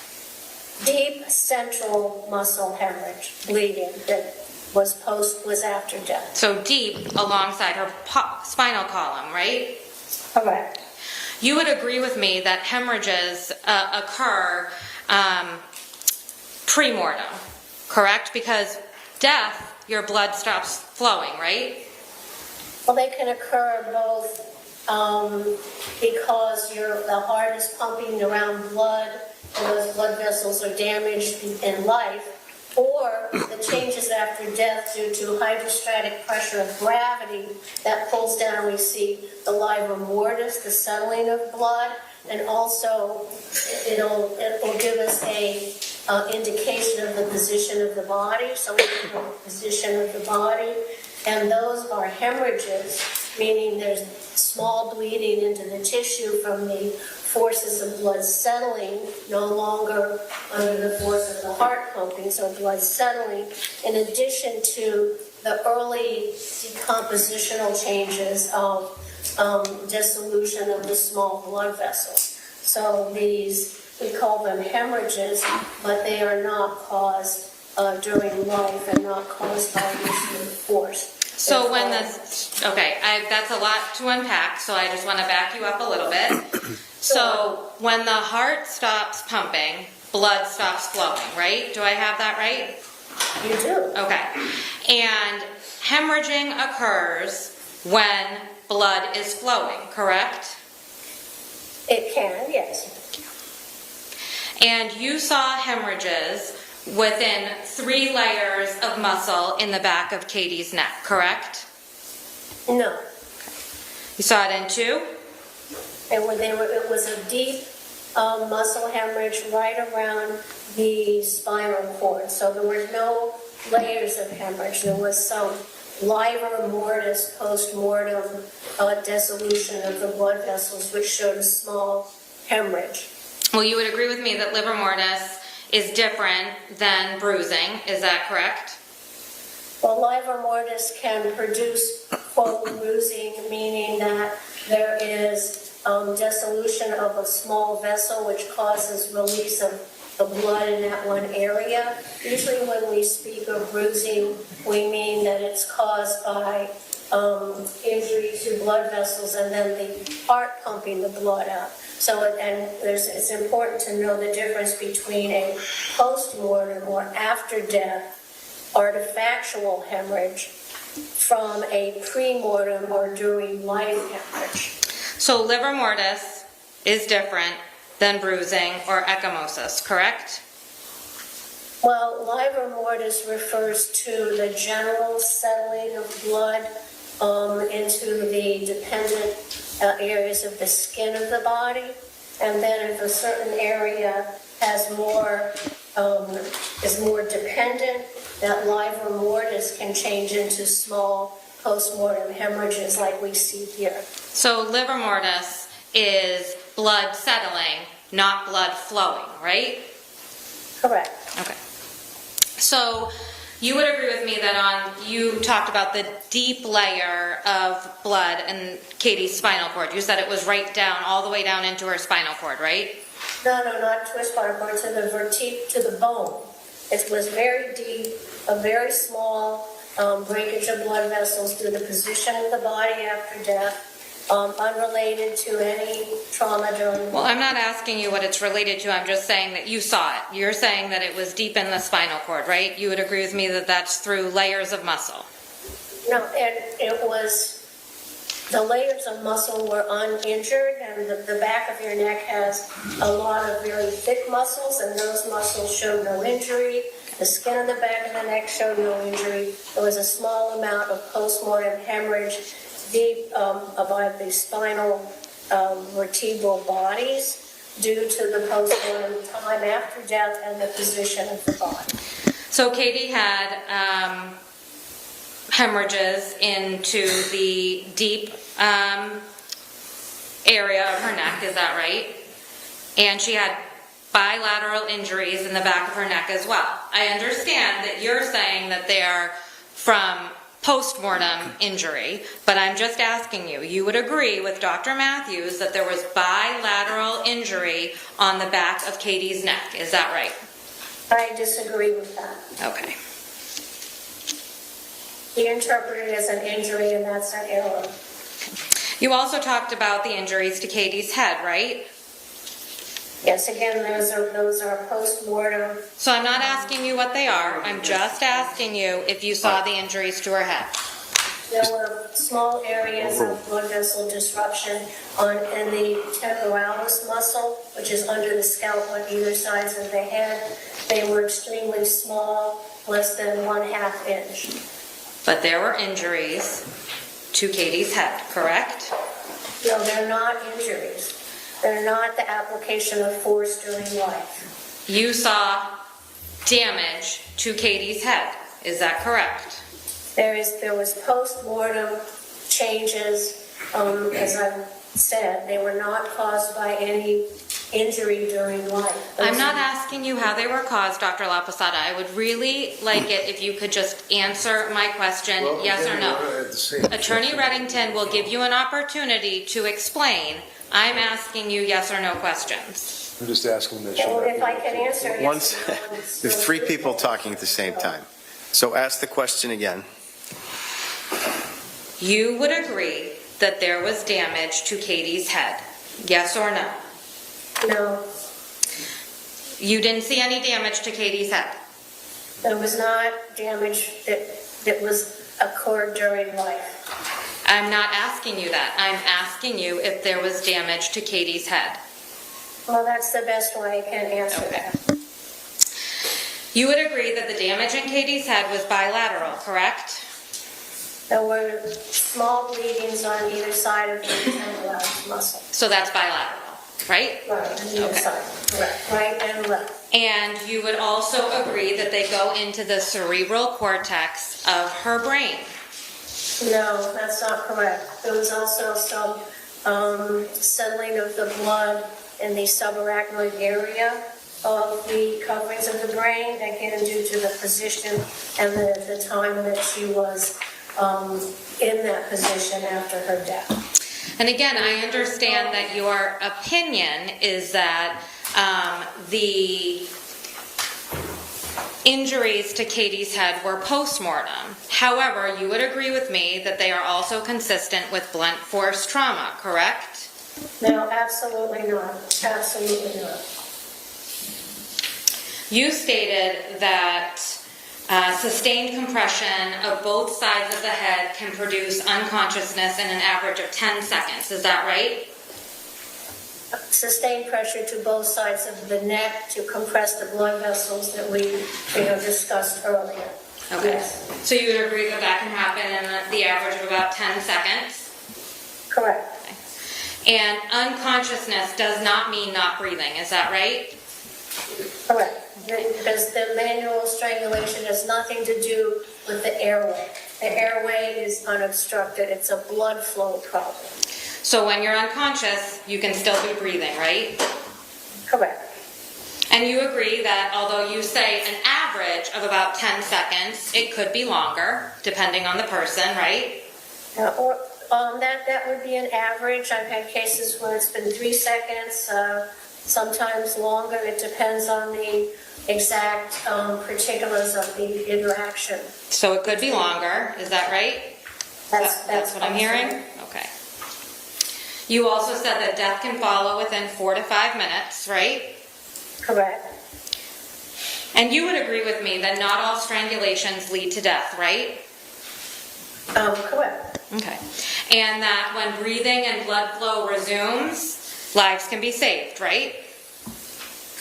Well, again, the manual strangulation doesn't cut off the airway, but people certainly survive attempted strangulations. Okay. And medical care could help facilitate breathing to resume, is that right? That's possible. And if a person was brought to the hospital, a tube could be placed to help with any obstruction with the breathing, right? Well, there is no obstruction. Okay.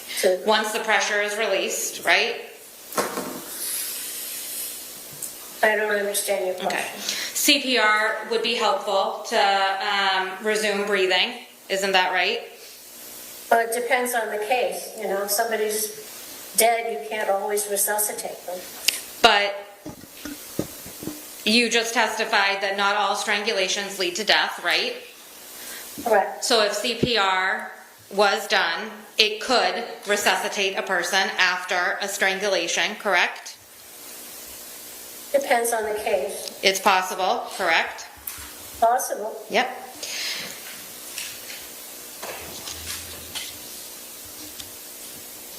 Are you aware that the defendant stated that Katie was fighting him and he kept going when he had his hands around her neck?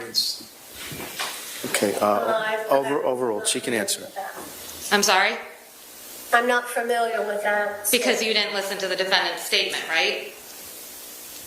I did not listen to the defendant's statement. And you would agree that strangulation often does not leave marks or bruises, right? There are usually indicia of strangulation, either in the skin or in the muscles of the neck.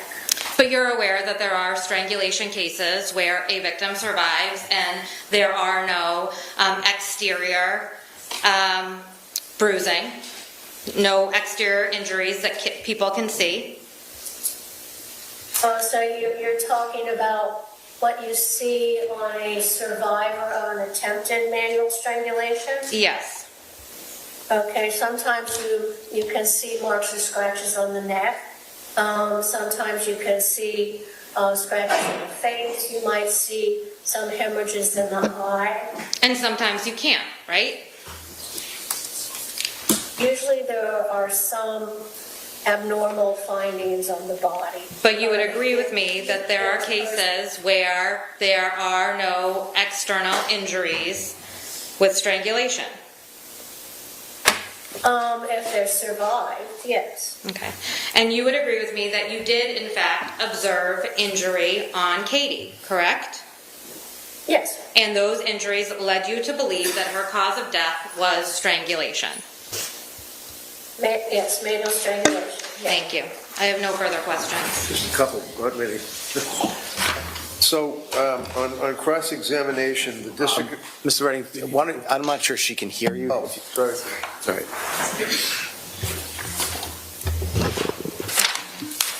Okay, can you hear me? I can hear you. Okay.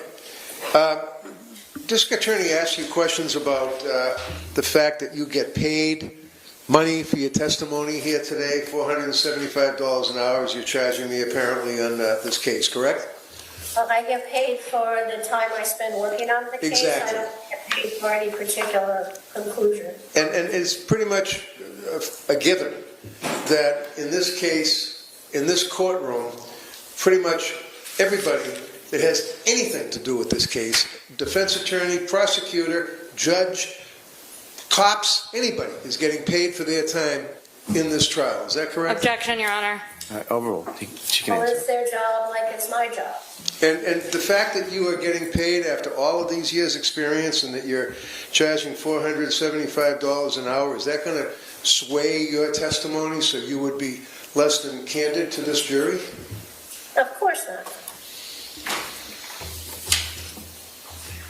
Go ahead. Thank you very much. Nothing further, thank you. Okay, all right. Thank you, Dr. LaPosada. Thank you, Your Honor. All right, so jurors, we're going to take the lunch recess. Plan to be back at 2 p.m. and we'll get going this afternoon. I'll talk to the attorneys over the break as well to give you an update when you come back from lunch. Thank you. All right.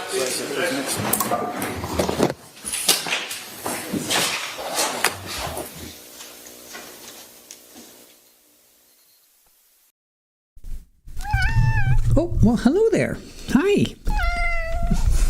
For those that are just coming in, you going to say hello? You going to greet everybody coming in? You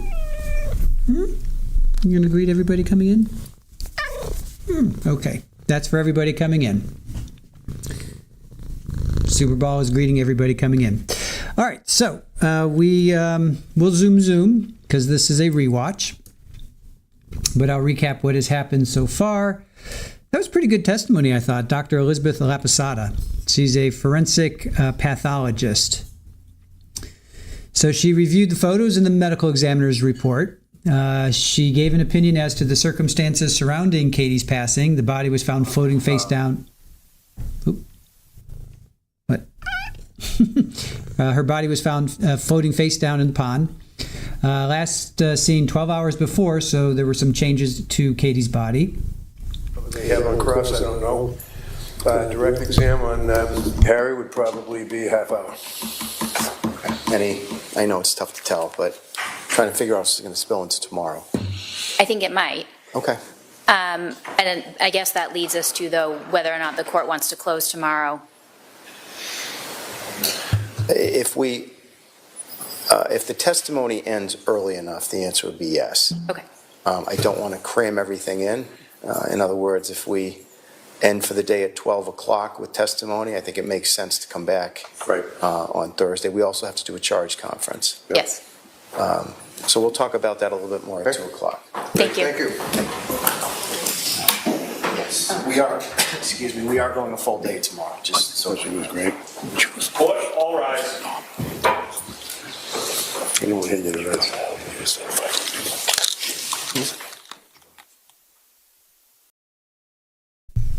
Okay. Now we'll continue our break. Birdie, your cat heard Super Ball and is looking for a cat. You gonna say hello? You gonna say hello again? Can you say hello again? You gonna say hello? No. Now she's being persnickety. All right, let's recap. Elizabeth Laposada, she reviewed the medical reports, the photographs, crime scene, all that stuff. Her opinion as to the circumstance surrounding Katie's passing was the body was found floating face down in the pond. She was last seen alive 12 hours before, so there were some changes to her body. Dead man's float and gravity would cause the hemorrhages. There were no injuries to the back of Katie's head. There was evidence of manual strangulation. So they're saying that the thumb on one side, fingers on the other. So they're going with that. So it was a gentle strangulation. That's what they're going with. Let me make this a little bit bigger so you guys can see. Well, hi. Hey there.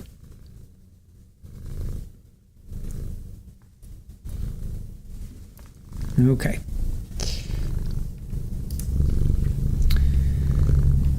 Let's see. There are hemorrhages caused by being face down. Her opinion is a one-handed. So one-handed versus two. So it was a kind. He choked her out kindly, right? Yeah. Oh man. Almost got a silent meow out of you. So let's see. There was fracture to the hyoid bone, which is above the voice box. How much PSI? That was objected to. How much PSI is needed? So eventually they got it in. So it's average male grip. Average male grip is 100 pounds. So the jugular needs 2 to 3 pounds of pressure to cause that to cut off, and the carotid artery needs 10 to 20 pounds of pressure to have that affected. So she says the voice box isn't crushed; it's just compressed veins. So this is all going towards the malice, right? That's what they started off with. The opening was like, this wasn't malice, this wasn't premeditated. You know, he didn't wake up saying, oh, you know, I'm going to get her today. He's saying he got hit in the head with a glass and he lost it, and he, you know, I got Super Bowl fur. You know, he lost it and, you know, and choked her out. Maybe even accidentally choked her out. Who knows? Dude, you're shedding like up a storm. And I got fur all over me. Okay, then Reddington says, this is important. Are there artifacts left on the body, defensive wounds on the neck? She says, well, they're not artifacts. They're actually injuries. So fingernails, like, so if you're getting choked out, somebody, you know, your fingernails could move, or if you're trying to pull somebody's, you know, you're trying to pull their hands off of you, there's going to be fingernails. So there was no fingernail scratches on the neck from either the assailant or the victim, which means there were no defensive wounds. So she wasn't trying to pull Harry's arms or hands away, I should say. Super Bowl, just like. So the conclusion is it was one forceful application without prolonged struggle. So he just grabbed her, held her until she lost consciousness, and he could have very easily just let go because she could have lost consciousness. She could have come back to life. He didn't have to keep strangling her if he was indeed trying to keep her awake. So if she's smacking him with breaks a glass and hits him over the head, and he's like, you know, he could have stopped after she lost consciousness. You know, he could have come to his senses, but he didn't. So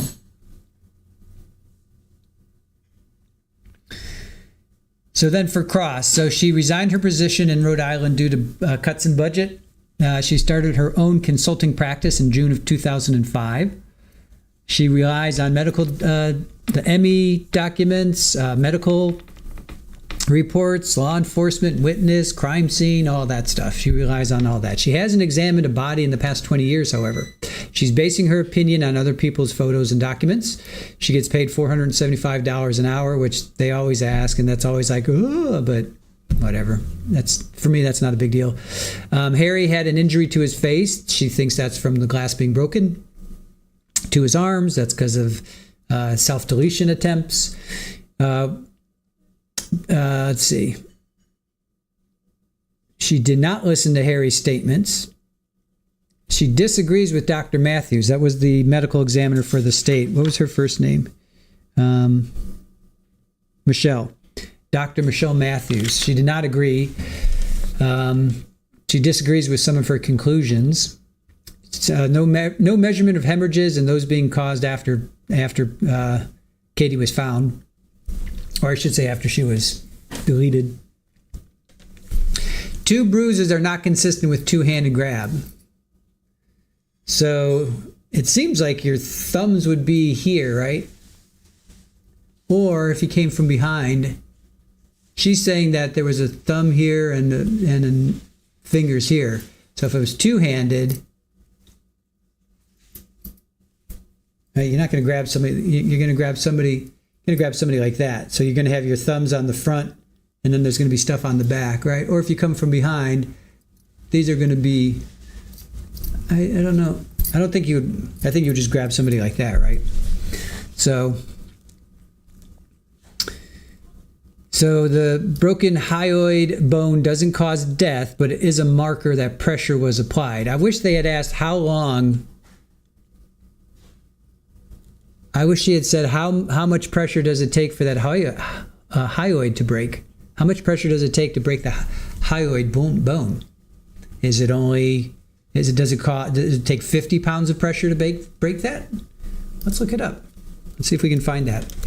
How much pressure does it take to break the hyoid bone in the neck?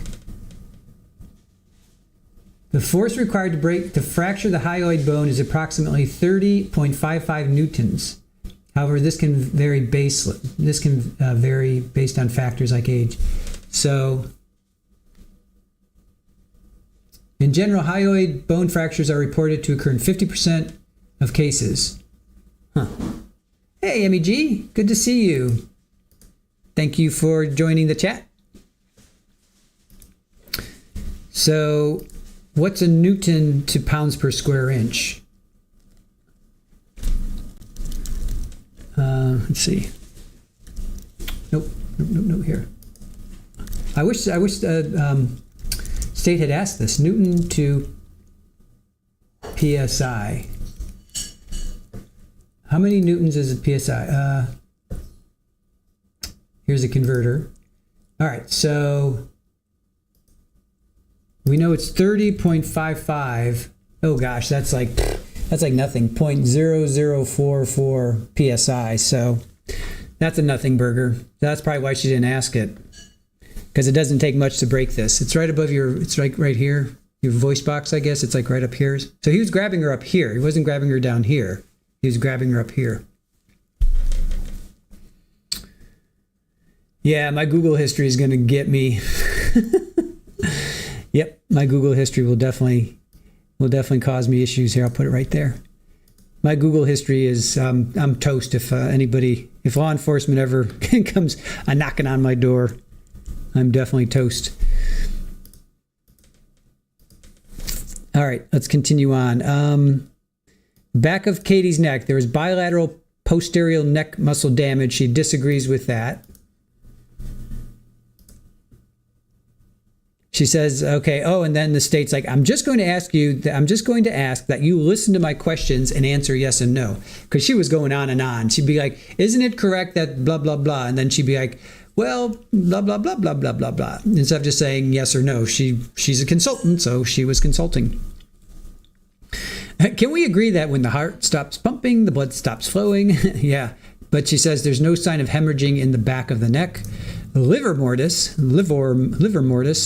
is blood settling and not flowing. So that is kind of like, what's the pooling? Lividity?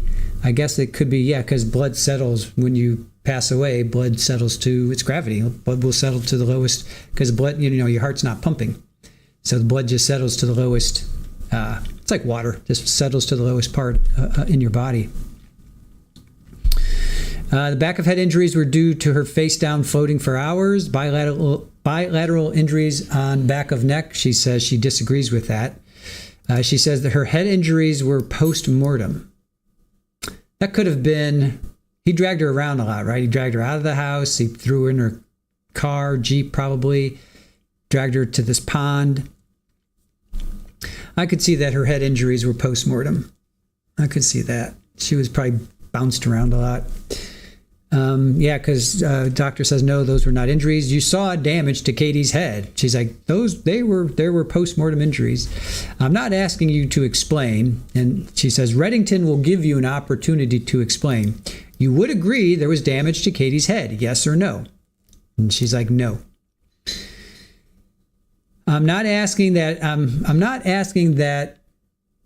you saw damage to Katie's head. She's like, I can't answer. I'm not asking that. I'm asking you if you saw damage. I'm not quite sure what that meant. She says, I can't answer that. It's not correct injuries. It's not correct that injuries went into Katie's brain.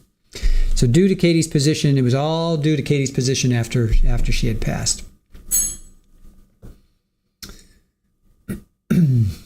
Hey, Dwayne, how are you? Good to see you, my friend. What are you up to? Hope everyone is doing well. The trial I'm watching ended early for today. Yes, we know that. But thanks for popping in. Hey, Jennifer Junipa. Good to see you. Oh, I kind of like that. There. I like that. That's kind of fun. Who else came in that I missed? Anybody else coming in? Queen Olive Ruth Ann, hello to you. Good to see you. Just want to make sure I didn't miss anybody new coming in. Shirley Roth, carrying her to the pond after she was unalive. Doubt he took care how he dumped her. Yeah. Plus, don't forget there were 2 rocks, and those rocks look pretty big. There were 2 rocks found in her yoga pants. Oh, bless you. You okay? All right. He took care to put rocks inside her yoga pants. OnlyFans says, yep. Brad, if you use the same area, 30.5 newtons per square inch would be 6. Okay, that's good. Thank you, Brad. Yeah, that just seems so like, it's like that would break it. It just seems like just doing that would break it, because that's like probably a pound per square inch. Probably people just doing this would break it, right?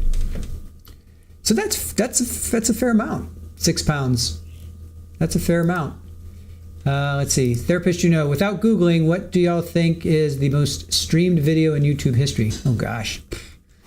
I have no idea. Probably something really terrible, like kittens getting drowned or something like that. Dwayne's doing great. Cool. Baby goats. Freaking baby shark. Oh, yeah. So glad I don't have kids. Sorry for those that have kids. That song would probably drive me crazy. Let's see.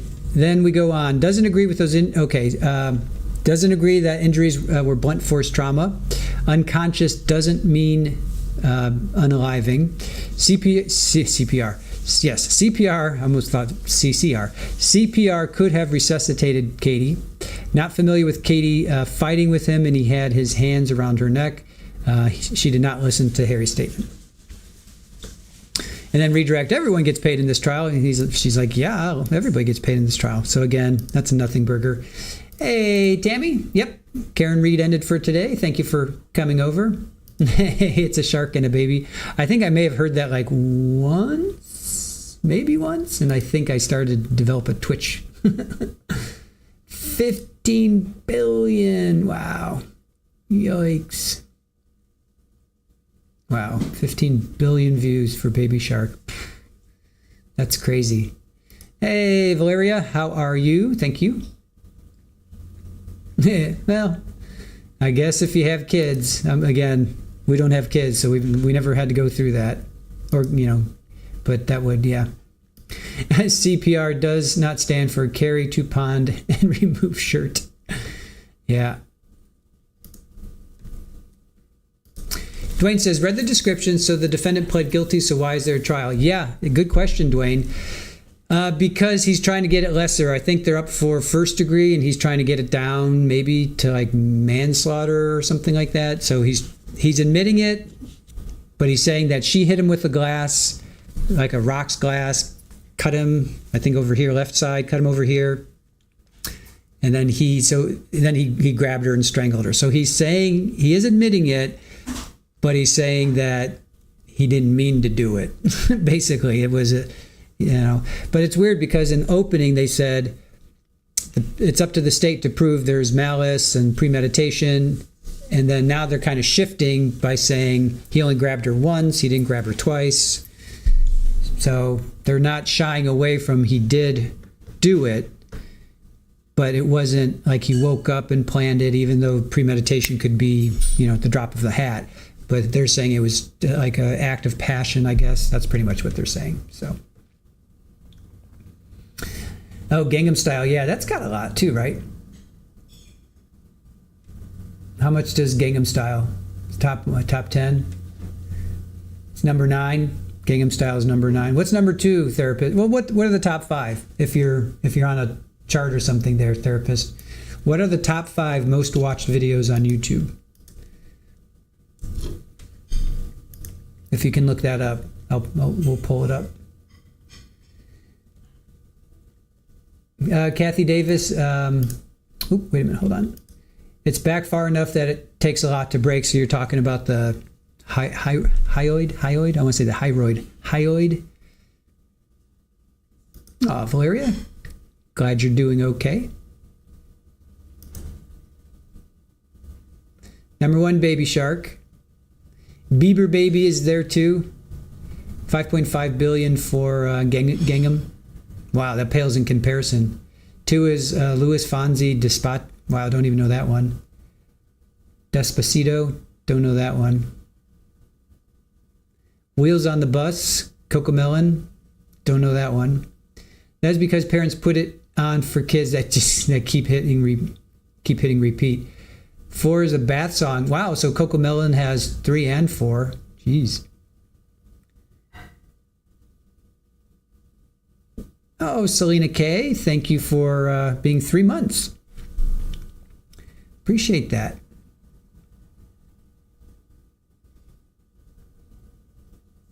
Last 5 minutes with the prosecution, doctor gave you anxiety. And number 5 is Johnny Johnny, Yes Papa, Lulu Kids. Wow. I'm glad that I don't know any of those. I'm glad to say I don't know any of those. They have 10-hour versions. Us moms with toddlers really ran with those annoying songs, I'm sure. And anyone ever seen The Wrong Missy? No, I don't know that one. Number 6 is Wiz Khalifa with Charlie Puth. See You Again. Yeah, I don't know these. Ed Sheeran, okay. I know his name only because of Yesterday, from that movie Yesterday, which was awesome. Shape of You. Despacito is a cool song. All right. So many kids videos. Cocomelon is very popular. Right? Yeah, the parents just put them on. It's like us watching cartoons when we were kids. Put on YouTube and just let it go over and over and over and over again. And what is happening? I go get a drink and come back to Cocomelons. Shape of You is an amazing song. Gangnam Style is number 9. Oh, wait, number 8 is Phonics song with 2 words, Choo Choo TV. Yeah, all these kids, right? It's mostly kids. And 10 is Mark Ronson, Uptown Funk. I think I know that song. I know Mick Ronson. Do I know Mark Ronson? That sounds like that might be something I should know, Uptown Funk. All right.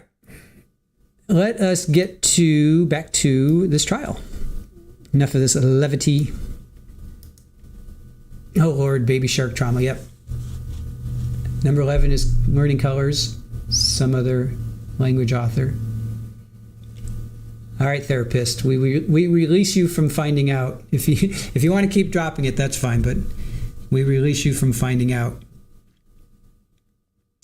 All right, I think he's coming up next.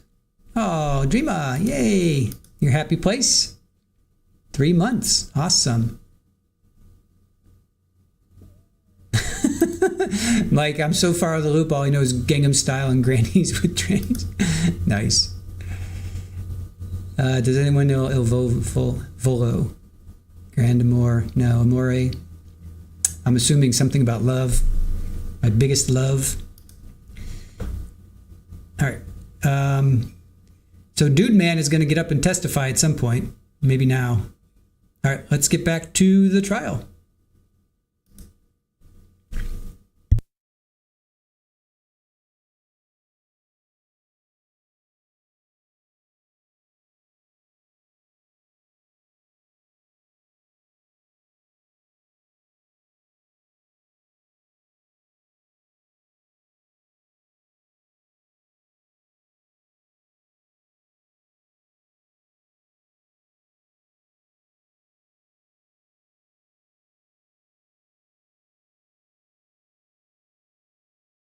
Session may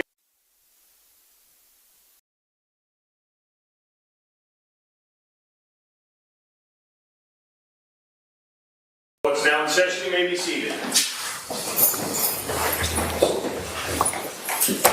All right, anything before the jurors come over? Yes, please. May we approach? Yes.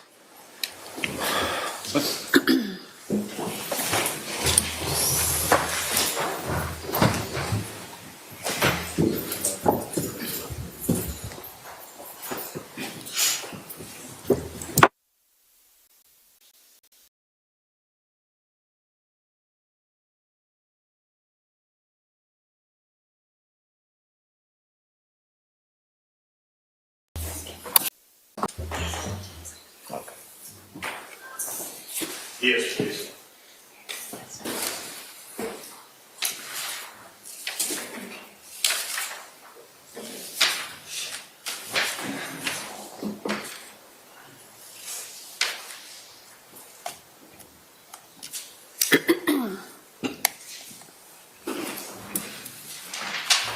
While we're waiting, can we push? I have a question about Dr. Zanzell and your roles.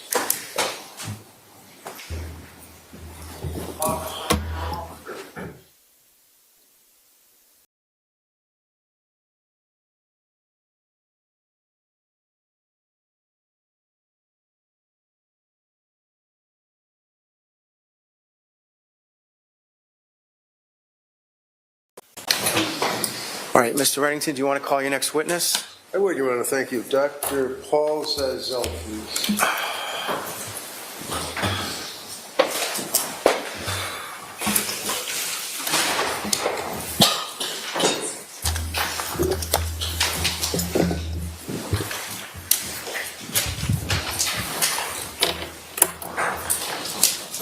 Do you solemnly swear that the testimony you shall give to the court and the jury in the matter now pending shall be the truth, the whole truth, and nothing but the truth, so help you God? I do. Thank you. Just step on up, sir. Good afternoon.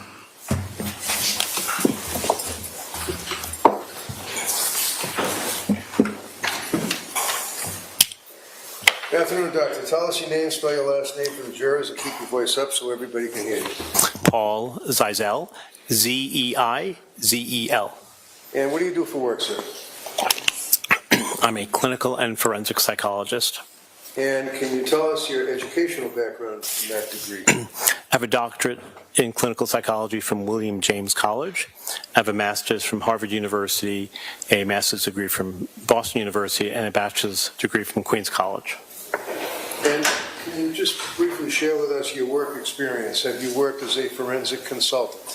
Yes, I've worked as a forensic psychologist and consultant since 1993. Who have you been attached to, or who have you worked for as a forensic consultant? So I have been retained and worked for various district attorneys' offices throughout the Commonwealth, with the exception of Nantucket County. I've worked in every DA's office. I work for defense counsel who represent respondents. I'm here in the capacity of an expert today to see if I can be helpful to educate the jury for the defense. And so that's when you say forensic consultant, what does that actually mean?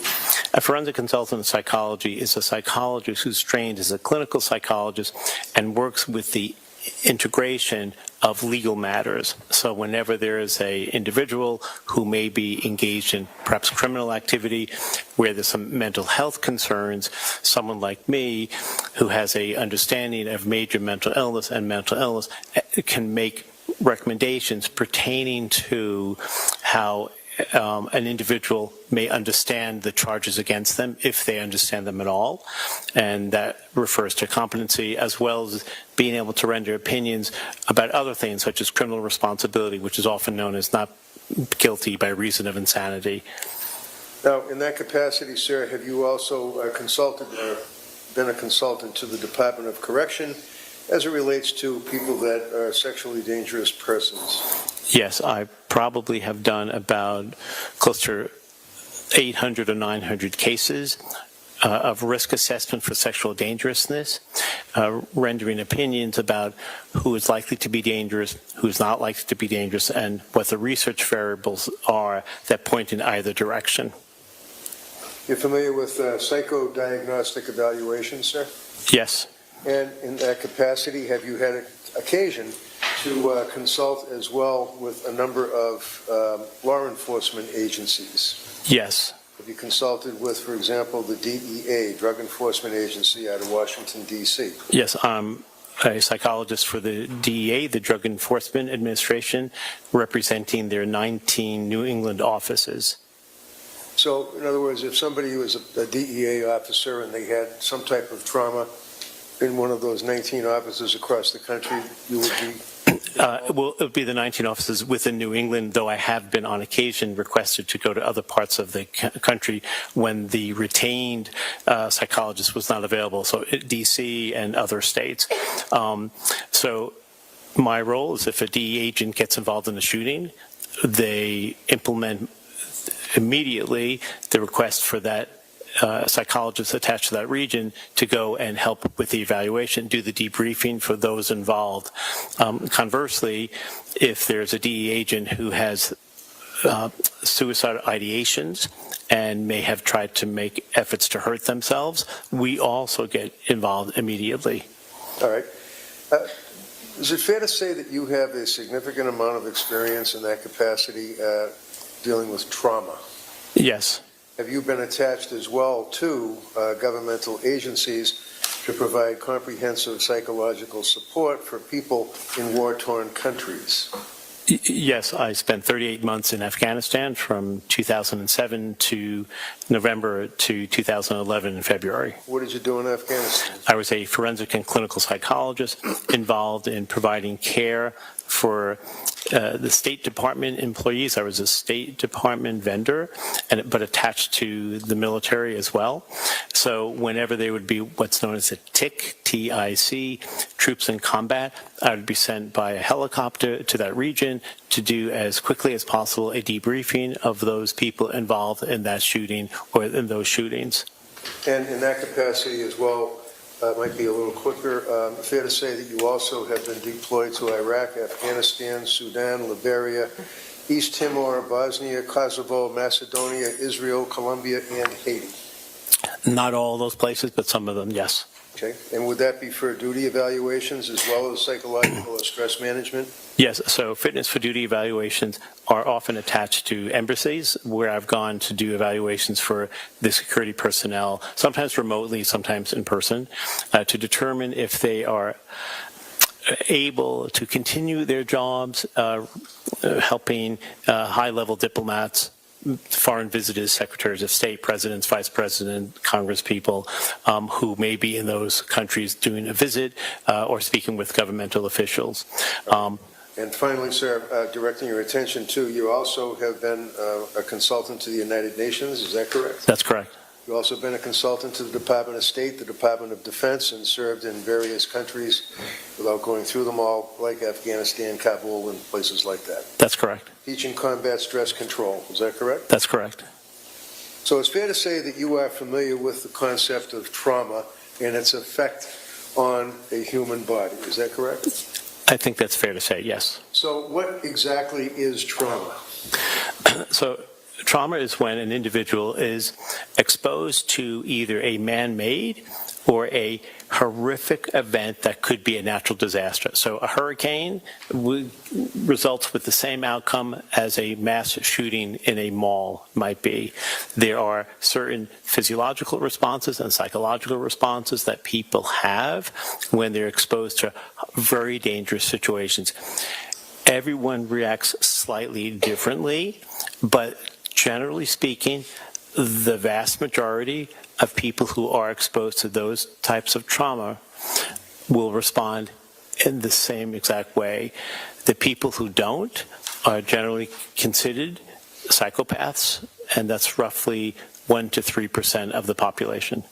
And as it relates to trauma, sir, would you explain to us, please, what stressors are as it relates to what is referred to as the, probably mispronounces, polyvagal.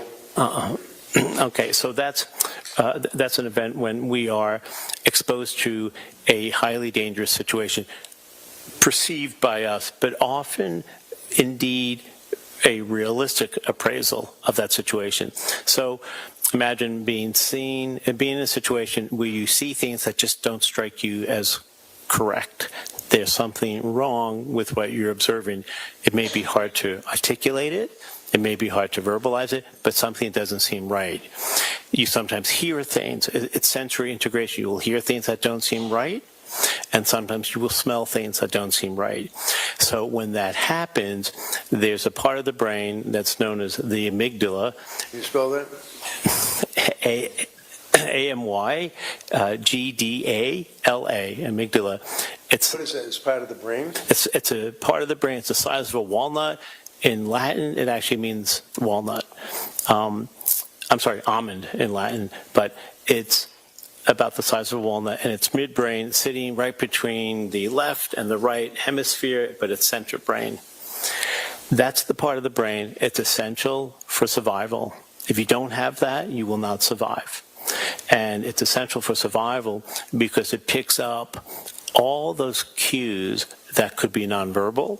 They could be verbal, but they could be nonverbal, where we make assessments and interpretations of what we might feel are dangerous situations that are impending. Now, if a person is involved in an event that causes a situation of extreme stress, is there a particular reaction, in general, of the human body defense repertoire? Yes. So, about that. Sure. So when that event occurs, and we can call that a dangerous event of some sort, an attack, there's a non-cognitive response, no thinking involved, where your body reacts to this danger by increasing your heart rate, your blood pressure, your adrenal medulla glands, which are by your kidneys, start to secrete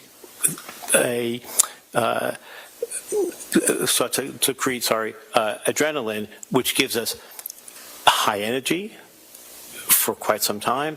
It gives us strength, and it gives us the capacity to fight off an invader, whether it's a saber-toothed tiger from 5,000 years ago or some terrorist who's taking over the mall. It also changes our physiological response to certain cues. So one of the unpleasant events that take place for people is that we lose unnecessary mass that we carry with us. So you'll hear stories, people don't like discussing these things, but you will evacuate your bowels without even having an awareness of that. You'll sometimes wet your clothing because you just get rid of unnecessary mass. You also have tunnel vision and what we call auditory exclusion. So you could be in a firefight. If you're sitting next to a person discharging a weapon, it will really damage your ear. You'll have tinnitus, your ears will be ringing for a while. But if you have this powerful adrenaline-based response to the amygdala, you often won't hear any noise whatsoever. And your mind, in a way, protects your body, it protects your brain. So those are the things that take place. You end up having extreme power. You have auditory exclusion. You don't hear things. Tunnel vision. You don't see things. You are reacting without thinking. Now, with that understanding, sir, would you agree that it would create a cascade of physiological changes that you talked about, shortness of breath, tremulousness, racing heart, sweating, tunnel vision, things of that nature? That's correct. Now, it also would create, I think you mentioned hyperarousal. Is that right? That's correct. How about intense fear? Does it generate intense fear as well that would impair cognitive function? It does create intense fear. What happens in that regard, sir, as it relates to, you ever heard of fight or flight? It's a fight or flight reaction. Intense fear is essentially when the individual is worried about their safety, but it's not a nominal amount of worry. It's excessive, and it's related to the elevation in the belief that their lives are at risk. And there's not much thinking that goes on. It's visceral. You respond automatically. Imagine touching a hot stove top. You don't have to think, this stove is hot, my flesh is burning, it's extremely painful, it smells bad. I don't like this feeling, what should I do? You automatically pull your hand away.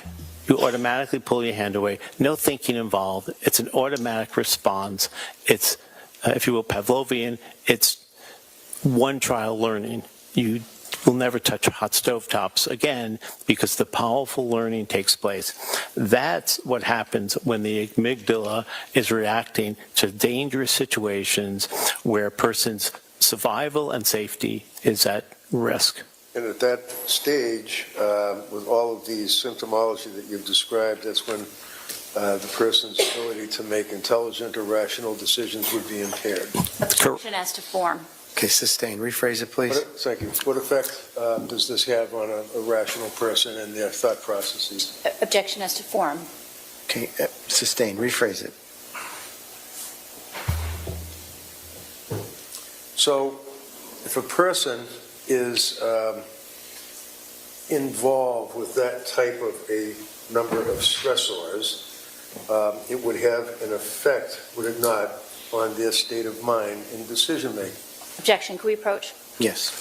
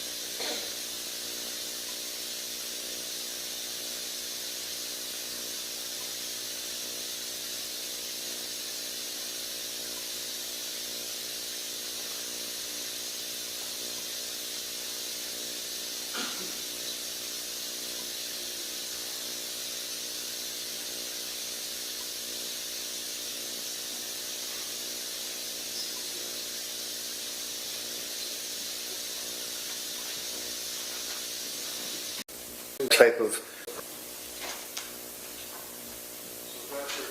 basically when a person is suffering from or involved with that type of stressor that you've described for us, does that impact their ability to have rational thinking? Yes, it does. Thank you. That's all I have.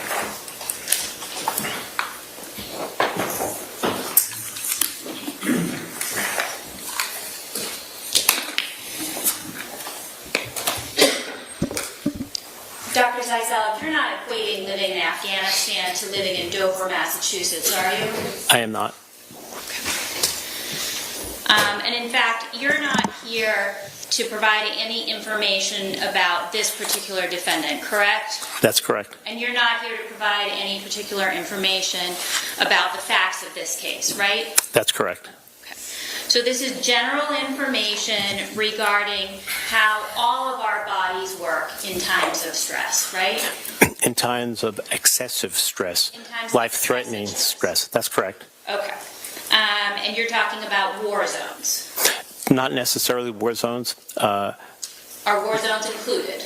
War zones are included. Most horrific trauma does not take place in a war zone. All right. But it could be a war zone. It could be a hurricane, an earthquake, a car accident. It could be a fight on the street. It could be someone attacking another person. But our nervous system is designed to react in this way, right? That's correct. And you talked about the saber-toothed tiger, right? I did. Okay, so this is a long-standing system within our bodies, right? It's evolutionary psychology. That's exactly right. All right. But not everybody reacts in the same way. There are, that's fair to say, not everyone reacts the same way, but most people, when threatened with their lives, will have a powerful response to survive. When threatened with their life. Threatened with their lives, or feel that they're threatened with their lives. That's correct. Okay. So you're talking about life-threatening situations. That's part of it, of course, yes. All right. And you're not saying that people lose free will, right? Well, free will is an interesting construct because when we Well, have... yes or no? Is that what you're saying? I'm sorry, can you repeat that question? You're not saying that everyone in a life-threatening situation loses free will. I'm not saying that. Okay, thank you.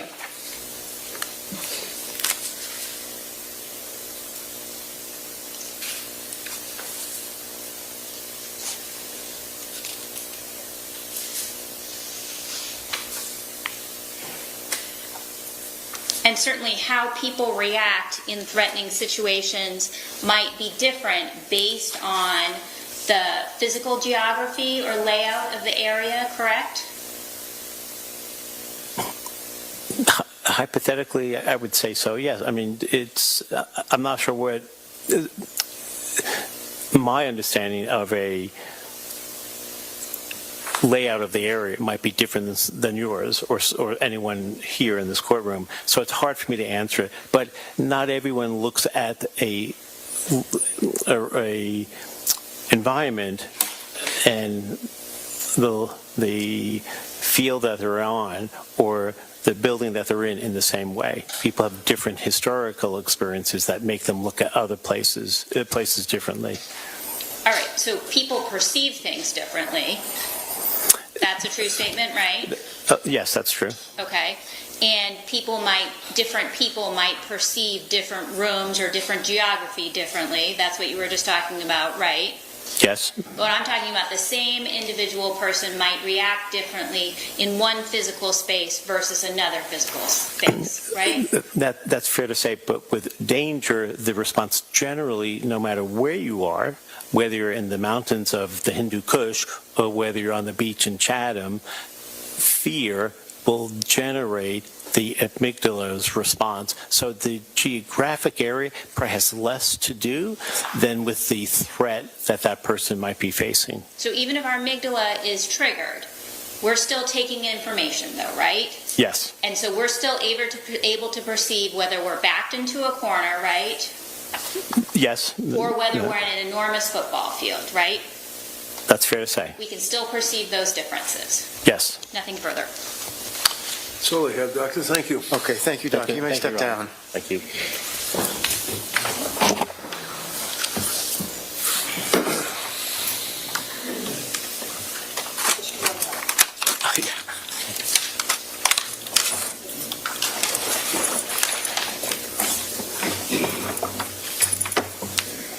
Yep, we'll do it. Thank you.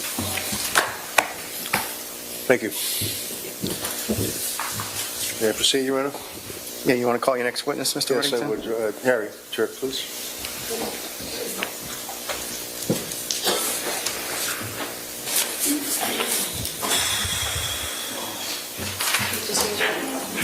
you solemnly swear that the testimony you shall give to the court and the jury in the matter now pending shall be the truth, the whole truth, and nothing but the truth, so help you God? I do. Thank you. Good afternoon. Good afternoon. Honor.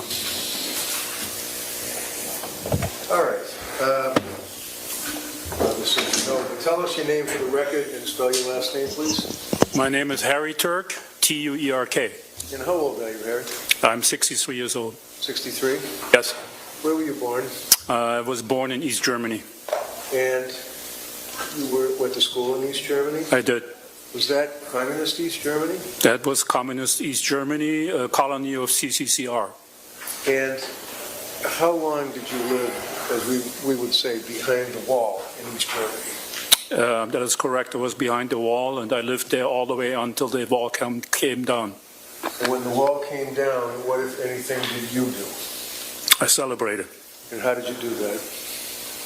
I partied with my family and my friends. And tell us about your education that you got while you were behind the wall. Was it a good education? It was a good education because East Germany, and opposite to most East Bloc countries, had more resources, and it was somewhat comparable to Western countries. What education did you have in East Germany? I had school, typical school, all the way from first grade to graduating high school. When you graduated high school, what did you do? After I graduated high school, I went to the military service. And what kind of military service? Military service in East Germany was mandatory. 18 months was the minimum we had to serve. And I went to the Air Force. So you were in the East German Air Force for 18 months. Correct. And when you left the military service after 18 months, what did you then do? I did apply for medical school, but I was accepted a couple years later. So I went and worked as a nurse assistant in an East Berlin hospital. How long did you do that? For another 18 months. So after you worked as a nurse assistant in an Eastern Bloc hospital for 18 months, what did you then do? I entered medical school in September 1989. Where was 1983, I'm sorry. Okay, where was that? That was in East Berlin. And did you complete medical school in East Berlin? Yes, I attended Humboldt University, prestigious university in Germany at this point in time, and I graduated medical school 6 years later, summa cum laude. Okay.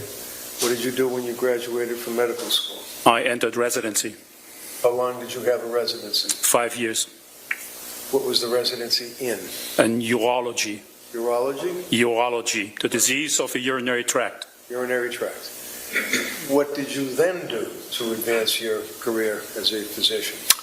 I graduated finished the residency in 1984, and I did 2 years of fellowship.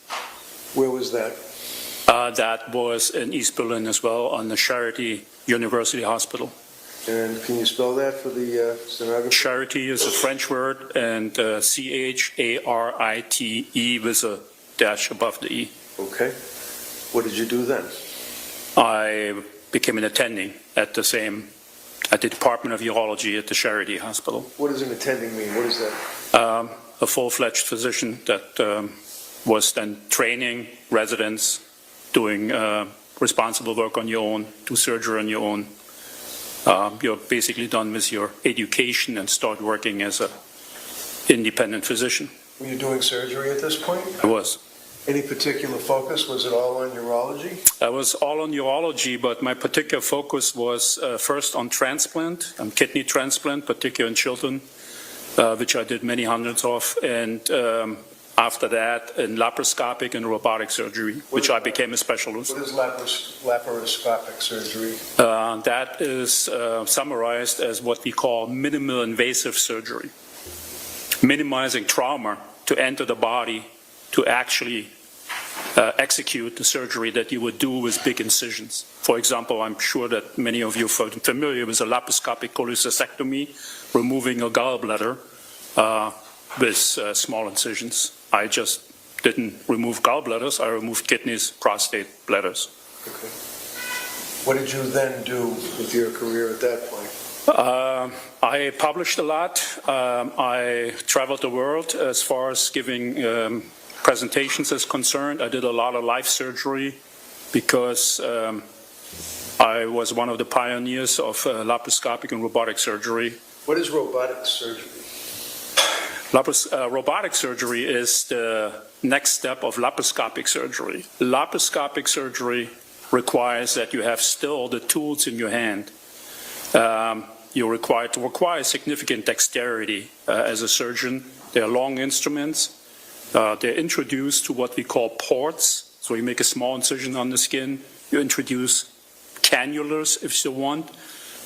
They have valves because you inflate typically the abdomen of the human being when you do laparoscopic surgery with carbon dioxide, with gas.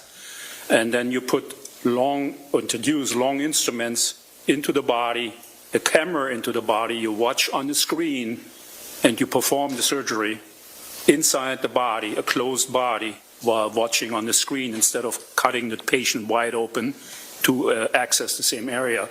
And the robot now on top of that replaces the limitations of the dexterity of a human hand. So the robotic device, commonly known here in the United States and the rest of the world, the Da Vinci robot, Da Vinci, like Da Vinci robot, connects them to these instruments instead of my human hand, and has significantly enhanced dexterity compared to a human hand, while I'll walk over to a console and start manipulating the instrument remotely. I'm not on the body at this point in time of the patient. I'm actually sitting in the corner of the OR room on the console. It's a little bit like a flight simulator. I have my screen, three-dimensional screen, which is another advantage of robotic surgery compared to conventional laparoscopic surgery. And I performed then surgery via the robotic device on the patient connected to the instruments with significantly enhanced dexterity, meaning more accuracy. Now, when did you come to the United States? First time I came to the United States was 2001. Is that when the wall came down? Sorry, what? That when the wall came down? No, the wall came down November 9 to November 10, 1989. Okay. I will never forget that. Okay. And then you came to the U.S. in 2001? Yes, I did my education, finished my education, became somewhat known in the field of my expertise, and I was asked or requested by the Norfolk Department of Urology in Virginia for 6 months to come there and to help training some of their physicians Is this in the robotic surgery? in laparoscopic and robotic surgery. All right. So this was pretty much cutting edge medical treatment, is that correct? Correct.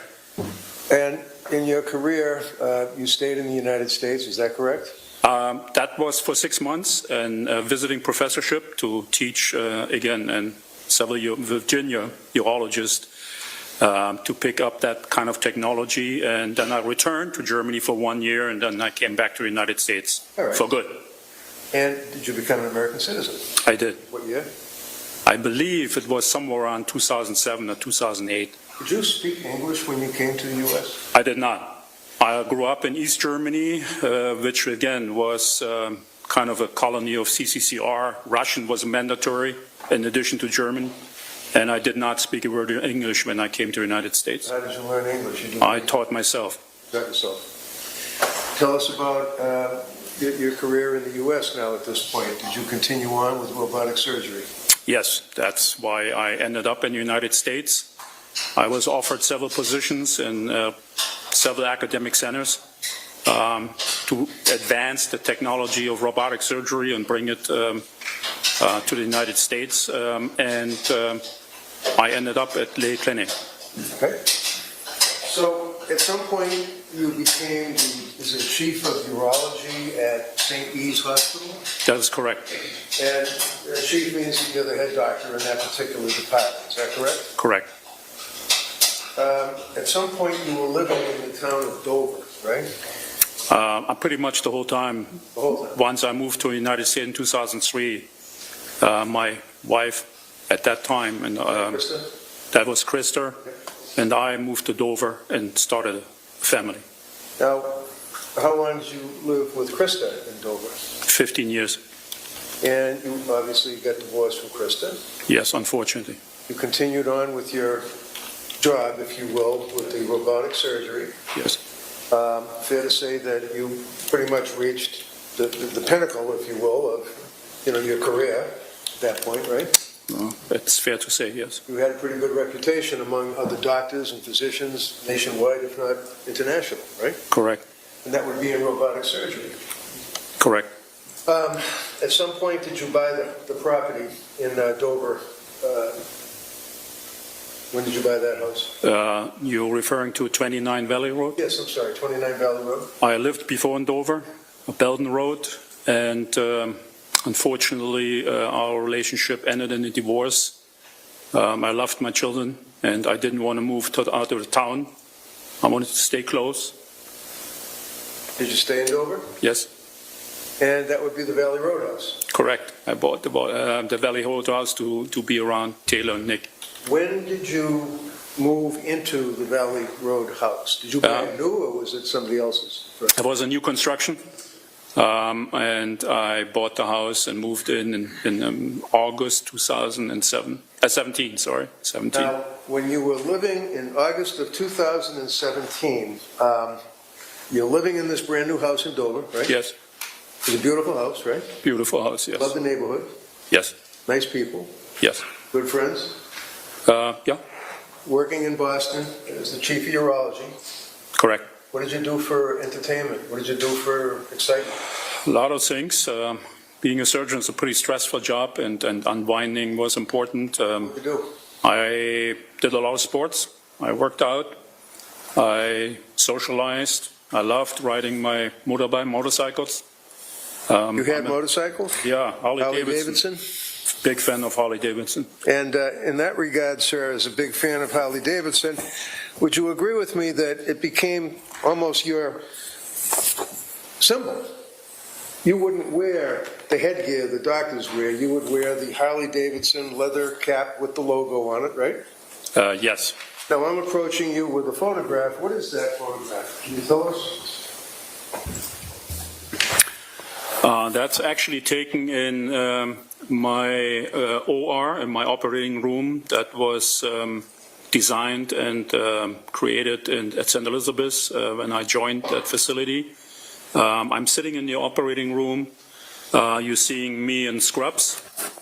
And you see actually a piece of the Da Vinci robot that I used 4 days a week, 2 to 3 cases a day.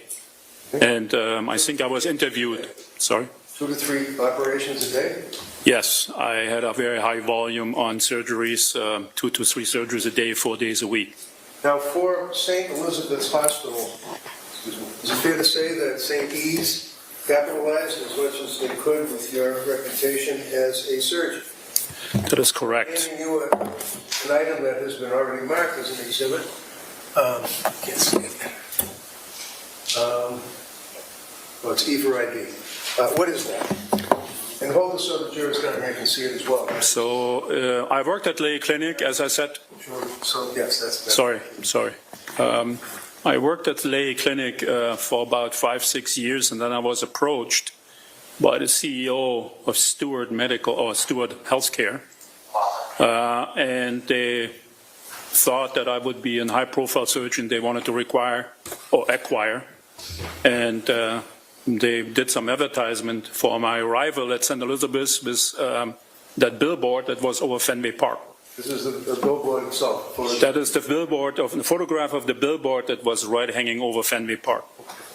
And what year was that, sir? That was 2017. So in 2000? No, sorry, 2007. Sorry, 2007.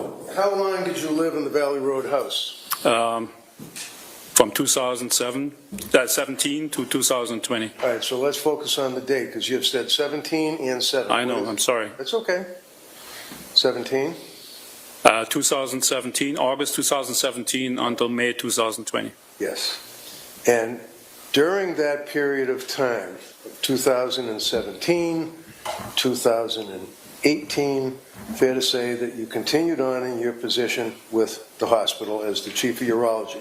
Correct. You continued on living life large in your house in Dover with your motorcycles and whatever else you did for recreation, correct? And took care of my children, yes. And then at some point you met Kathleen McLean. That is correct. When was that? That was in November of 2017. Tell us about that. How'd you meet her? Dating website. And did you go on dates? Yes, we did. And at some point, did you end up, have in mind, it's November of 2017 that you met her, right? Correct. If you could, pardon me, Your Honor, just hold that out. Just to make sure everybody can see it. November of 2017, you met Ms. McLean, yes? Correct. March of 2018, what happened then? She moved into my house, although it was April. It was April. It was middle of April. So it was about 5 months later. Correct. And she moved into your house 5 months later, but you had lived together prior to that? No. No. You lived together after that for 2 years. Correct. And after the 2 years, in December of 2019, what happened then? Are you talking about the marriage? Yeah.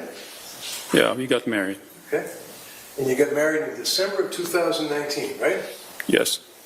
So she moves in with her 3 children into your home in March of 18, and then in December of 19, she ends up marrying you in Las Vegas. Is that correct?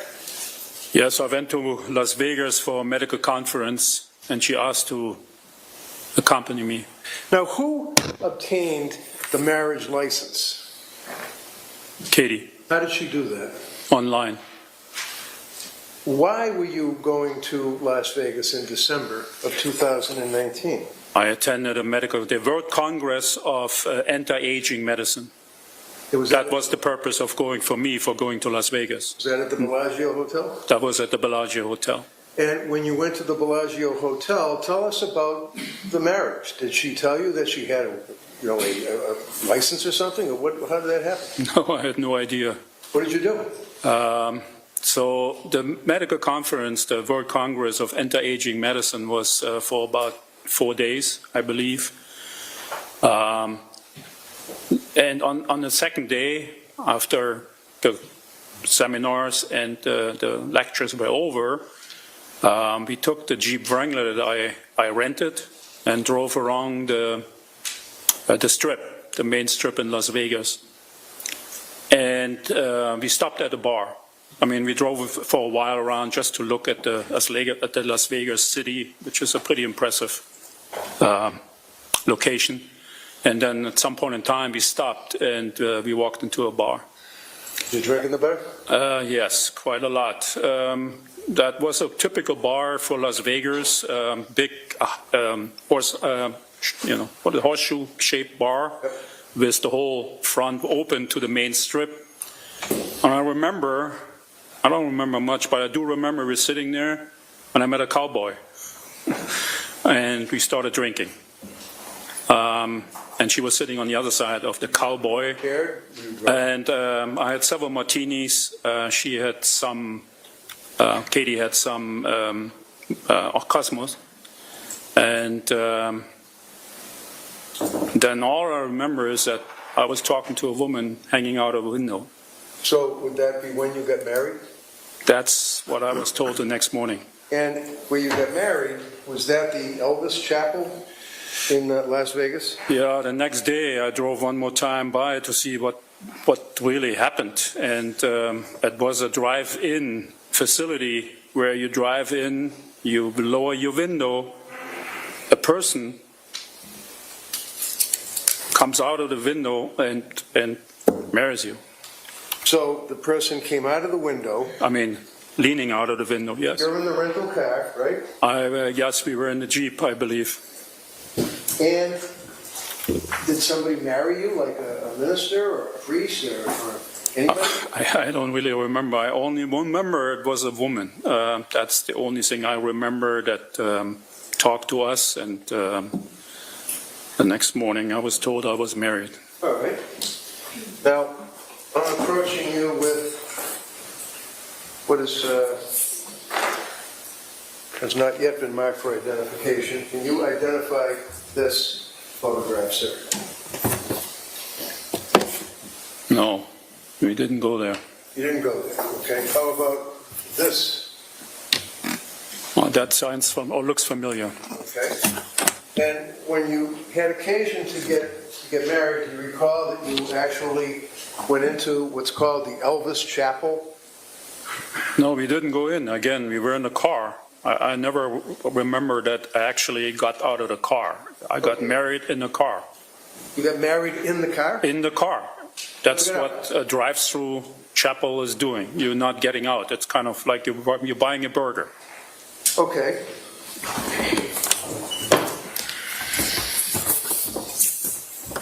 Is this indicative of the guy hanging out the window? That's exactly how that looked like, except the guy was a woman. The guy was a woman, but that basically is the drive-thru wedding chapel that you went to. Is that correct? I'm not sure if it was exactly this one, but it is exactly how it looked. We drove into that area. Somebody was leaning out the window and talking to us. All right. And after the wedding, Would you agree, sir, that documentation was obtained to show that you in fact were married in Las Vegas? Did you have a copy of your marriage license? At some point in time, I did. Where did that come from? That came from Las Vegas. After you went through the drive-thru and after you got married, you went back to Massachusetts? Yes, once the medical conference was over, we flew back. Continue with your job. Correct. Approaching you with the document, sir.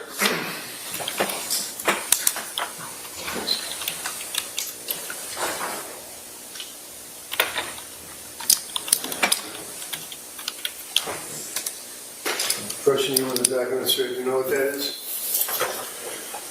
State of Nevada marriage certificate. Okay. Cut off of that, Rob. No objection. Okay, maybe admitted. Exhibit 337.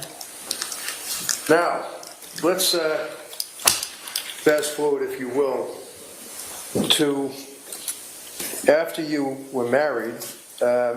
Did she then move? She was already living with you with her 3 children. Is that correct?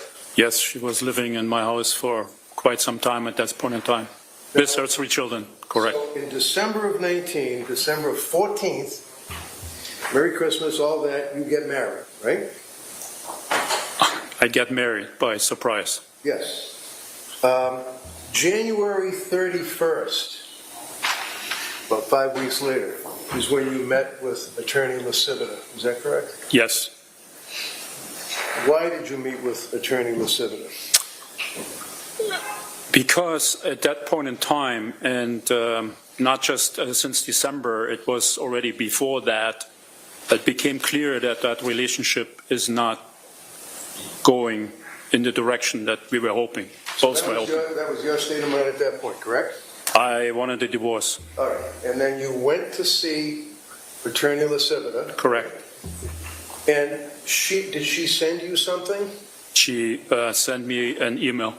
And when she sent you the email, do you recall, as she testified, the date of the email confirming that you met with her, that you were going to get the marriage certificate, and that you were going to divorce Kathleen McLean? Do you know when that letter was, email? That was on the 31st of January.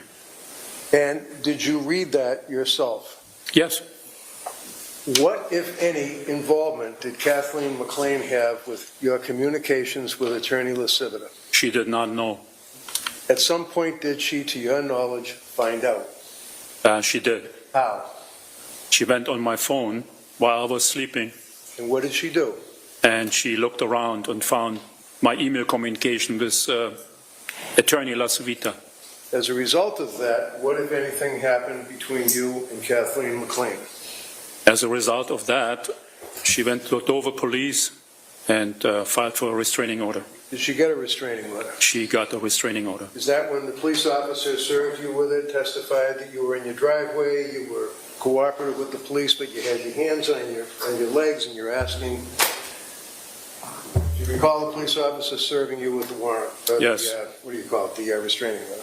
Yes, I do recall that. It was. Okay, the answer is yes. Yes. And did you vacate your home? I had to. Where did you go? First, I didn't know. I was calling some friends, and I ended up with an acquaintance in Dover. That be Charlie Lax? That would be Charlie Lax. How long did you stay with Charlie Lax? Approximately 3 weeks. And at some point, you had to leave Charlie's home? Yes. Where did you go?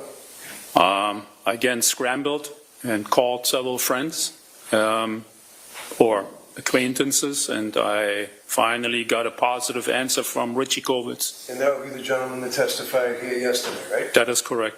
And Richie and his fiancée or girlfriend, Carla, allowed you to come into where they lived, right? Very grateful that they let me come to their apartment, because otherwise I wouldn't have. Was it an apartment or a condo? I was a kind of a small condo. And you stayed there for how long? I stayed there for approximately 5 weeks. During that 5 weeks, did you stay continuously there, or did you leave to go anywhere? I left in the middle of March to travel to Germany. Why did you travel to Germany? I had a consultant contract with the robotic company by the name of Avatera in Jena, which is a German town in the southern part of eastern Germany. And I wanted to start my job as a consultant to develop a new robotic surgical device. So now, would you agree that you went to Germany and you spoke to a gentleman by the name of Mr. Kupka, who was the managing director of Avatera Medicals, A-V-A-T-E-R-A Medical in Jena, J-E-N-A, Germany? Yeah, it's pronounced Jena. Yeah, okay, thank you. And this was so that you could have a job dealing with robotic surgery and mobile device management, correct? Correct. How long were you in Germany for? I was there for approximately a week. And did you come back to the U.S.? I had to. Why? COVID hit and Germany responded just as the United States, a complete lockdown. The company was closed. And also President Trump at that time asked for all U.S. residents to return to America. And you did so? I immediately, after the company closed down and my job was not performable at this point in time, drove to Frankfurt, Main, and took basically the last flight that was available to America. When you got back to the States, sir, where did you stay? When I came back, I stayed in Norwood, in a hotel in Norwood. That was my only option at this point in time. And at some point, sir, this is when the pandemic struck, is that right? That was the high point of the start of the pandemic where we had no idea what is going on. Did you ask people, for example, did you have occasion to ask Mr. Kovitz if you could go back and live with him? As soon as I arrived in Newark... What's your answer, yes or no? Yes. All right, now, what did you say? As soon as I arrived in Newark, New Jersey, coming from Frankfurt, I called Richie and said, hey, listen, I had to come back. Can I come back to your condo? What did he indicate to you? And he said, sorry, Harry, I can't take you in. Did he say why? He said, yes, his condo board forbid to have anybody coming in. What did you do then? I stayed at the hotel at that point in time. And that would be in Norwood? That would be in Norwood on Route 1. What was your state of mind about the pandemic, sir? I was scared. Why? I started to, the news about thousands of people dying every day started to get to me, and I didn't feel safe in the hotel without my own personal space. I believed I potentially belonged to the risk population of being 58 years old and not being safe, not being exposed to the environment. What did you do about that? Sorry, what? What did you do about that? Oh. Go somewhere? I called around. I called many friends. At least I thought they were friends at that time, and asked if anybody has a couch, has a little room where I could stay. They said, oh no, until Mr. Guyon, another friend of mine, said, you know what, I have a camper, a trailer down in Florida. So as a result of Mr. Guyon letting you stay in his camper, was it one of those big fancy ones, that's almost like a mobile home, or was it like a trailer? It was kind of more like a trailer. It was not fancy and wasn't big. Okay. But it was a personal space, and that was important to me. You were thankful for that? I was very thankful that I had a place where I could actually stay myself and lock myself So you down. did go to Florida? I drive How long did you stay in Florida? I drove to Florida and stayed there for 6 or 7 weeks. What's the time frame that we're talking about now? I drove down to Florida on the end of March and came back on the 7th of May. And during this period of time, you had engaged, after Attorney Lasiviter, who sent me the letter that Ms. McLean saw, you engaged Attorney Hoffman, is that correct? Yes. And Attorney Hoffman was your attorney representing you in discussions and negotiations trying to get this divorce settled during that period of time, is that right? That is correct. Now, when in time frame did you come back up to Massachusetts? I came back to Massachusetts on May 7th. Prior to May 7th, before May 7th, while you were in Florida, did you have any contact with Ms. McLean at all? Not directly. How about indirectly? Yes. How? Kurt Pfannenstiel. Kurt Pfannenstiel. Now, who is Kurt Pfannenstiel? He was a friend. And Mr. Pfannenstiel helped you out during this negotiation phase, sir? He communicated in between us. How did he do that? Did he call you, or what did he do? He called me. On a phone? Correct. And when was this? It started mid of April. Did you talk to Kurt, yes or no? Yes. As a result of talking to Kurt, did he then hand the phone to somebody else? Yes, he did. Who? Katie. What did Katie say to you? Katie said to me, Harry, come back home. I still love you. Did you continue to stay in Florida, or did you make arrangements to come back home? I stayed at that time still in Florida. When did you come back home? On May 7th. Where did you go to stay? I went to Dedham. That'd be the hotel? But not by myself. Not by myself. Yeah. It's the hotel that we all went to when we took a view, is that correct? Correct. The Residence Inn. Correct. Now, when you went to the Residence Inn, you took out, you signed the paperwork, it was in your name, right?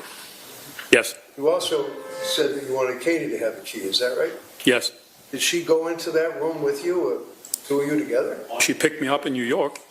Now, who was with her when she picked you up in New York? Her ex-husband, Stephen Roca. That's the guy with the beard, right? Correct.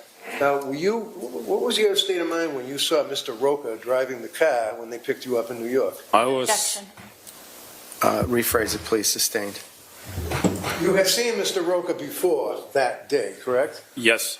You had seen Mr. Roca picking up his children to visit with them prior to that, right? Objection. Overall. Yes.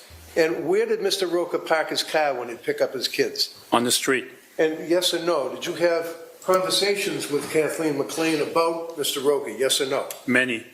And how would you describe the relationship between Kathleen McLean and Mr. Roca while you were married to her, observing him picking up his children? Objection.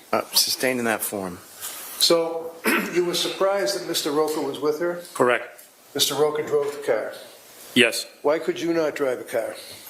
I had problems with my back and my legs at this point in time. What kind of problems? I felt numbness and muscle weakness because of my back injuries. How'd you get back injuries? That's an occupational hazard of being a surgeon. Okay. Like being a nurse too, bending over and Correct. picking people. Bending over for hours at a time, you inadvertently will have disc prolapses, and that's what happened to me. So during this period of time, can you tell the jury what was your relationship with Ms. McLean? Did she allow you back into your home?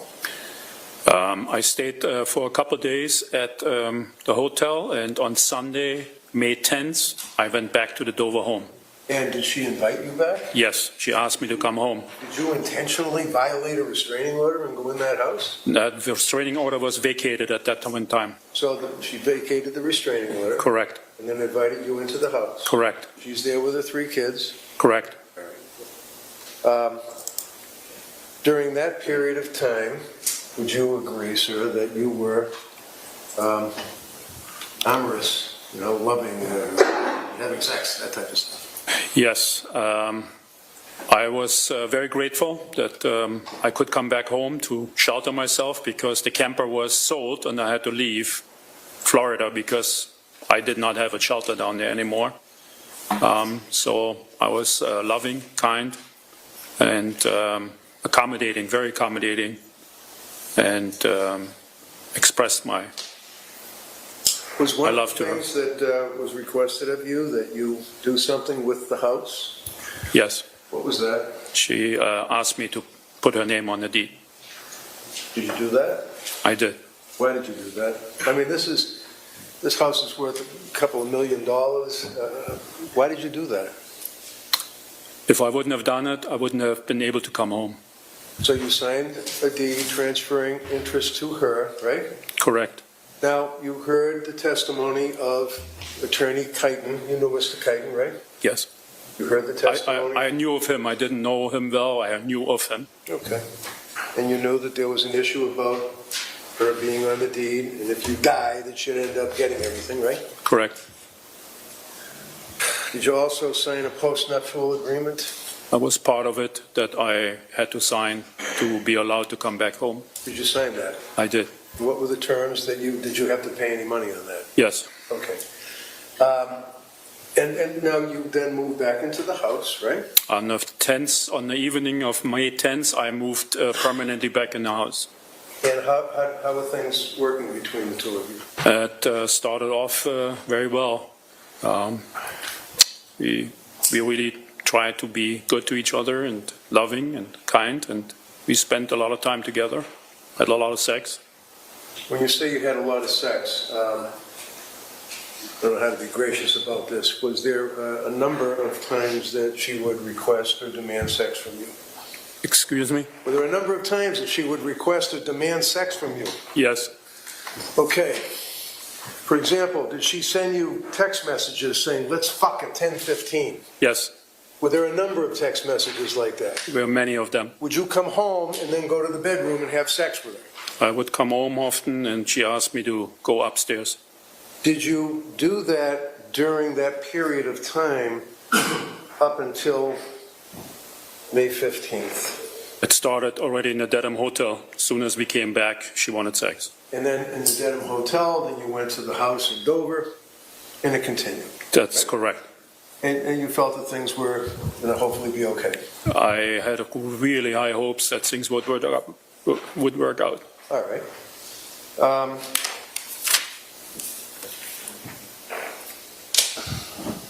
After she vacated the restraining order and got you back into the house, do you recall the evening of the, I believe the 15th of May, 2020?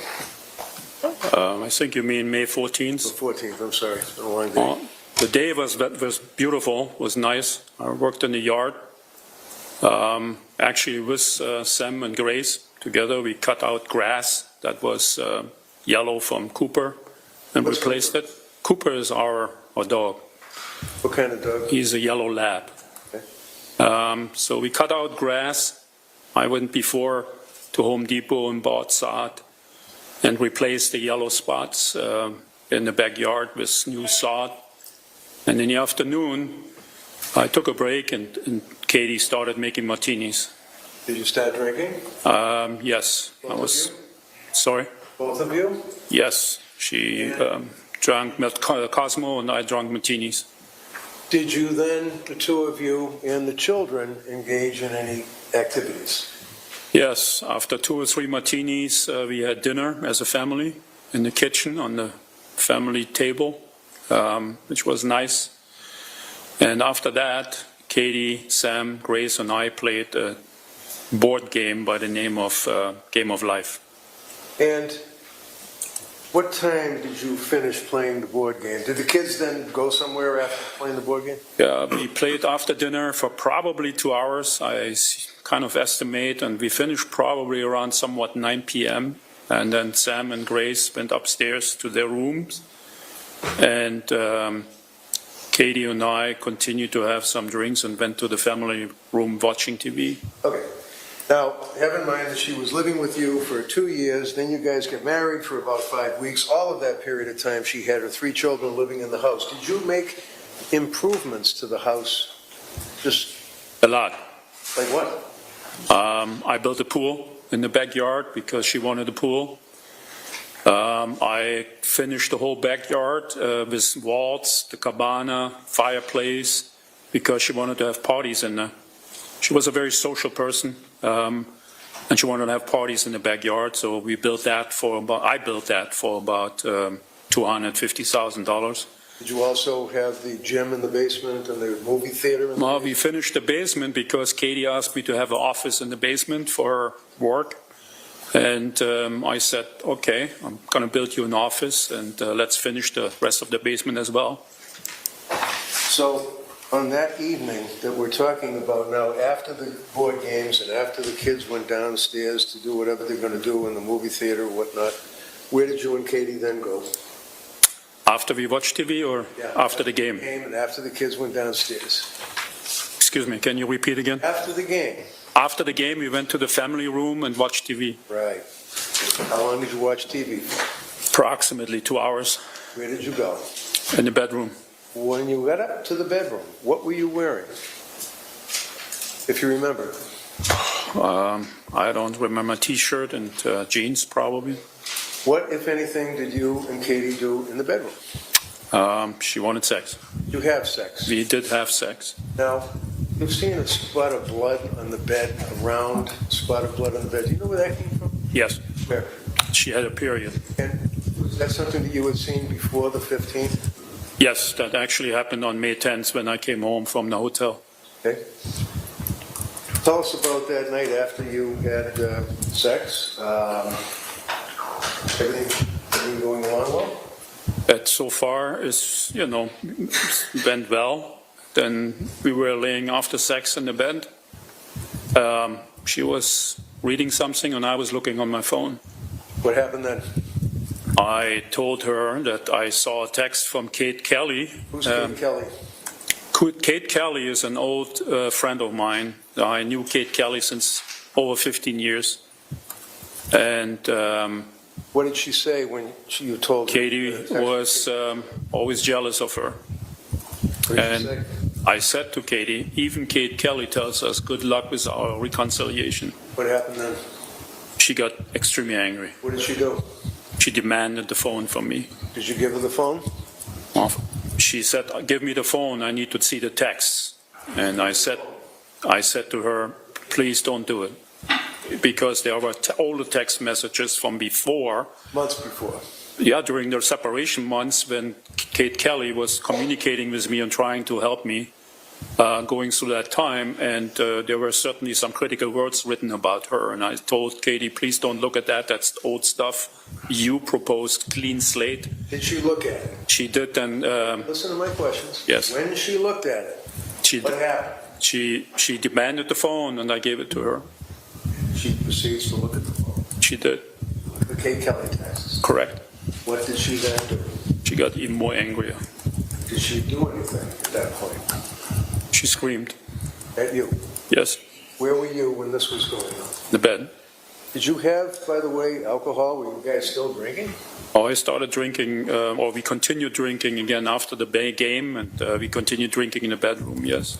And did you have, were you drinking with a glass in your hand while you were talking to her after you guys were up? We both had glasses in our hands, correct. And at some point, while she's yelling at you, what happened then? Well, I tried to calm her down and said, please, Katie, stop. Please, Katie, please stop. And she was in the bed, and I kind of walked around and tried to calm her down, and I went on my knees and begged her to stop, please. You went on your knees? I went on my knees. And you begged her to stop? Yes. And what did she say? I said, fuck you. What happened then? She hit me. With what? With the glass. Did you know that? Did she hit you with the glass? Yes. And where did she hit you with the glass? Right on my head. When she hit you with the glass, did you get cut? Yes, I bled. I'm showing you what has been marked as Exhibit 294. You could hold that up for the jury and point out exactly where the injury is to your head on that photograph, sir. Right here is the cut. Now, show all of us down here too, please. All right? So that would be the right side of your head. Yes. Right here. Right here. Now, when she struck you with the glass, did the glass do anything? It broke. And where were you when the glass broke? I was on the floor. What was your kneeling. state of mind at that point? I was scared to hell. What did you do as a result of getting struck with the glass, causing you to bleed while you were on the floor? What did you do then? I snapped. I kind of blacked out. What did you do? I grabbed her. Where? On the neck. How? Did you say anything? Oh. What did she do? She just flailed around, and then she kind of flailed around and fell. We fell on the floor together, I think. because that's when I came out of my blackout, that's where we were on the What floor. happened then? She was not responsive. She was, passed out, and I asked her, Katie, come on, please, Katie, wake up. Please, Katie, wake up. Did you realize she wasn't waking up? She didn't wake up. What did you then do, sir? Lifted her up and put her on the bed. What did you then do? To be comfortable, and then I tried some CPR on her. Did that help? It didn't work. What happened then? I was just sitting there and crying. What happened then? I panicked. What do you mean you panicked? What did you do? I tried to figure out what to do about that situation. What does that mean? What did you want to do? I wanted to kill myself. What happened then?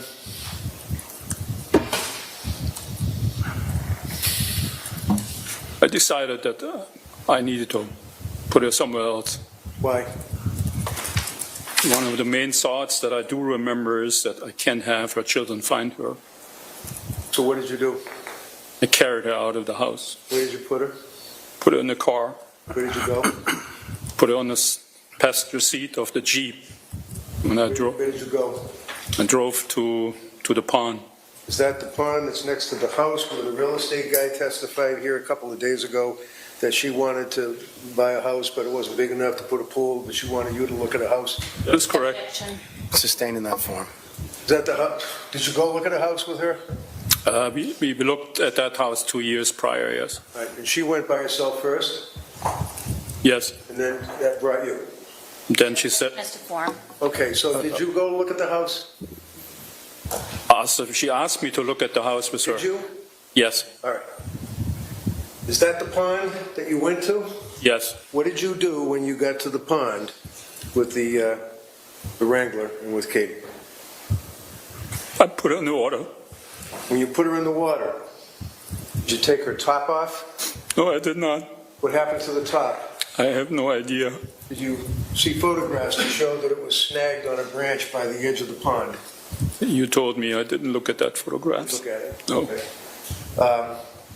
At some point, did you realize that she was floating? Yeah, kind of was surprised that she What did you was. do as a result of that? I walked through the yard and tried to look for something that may,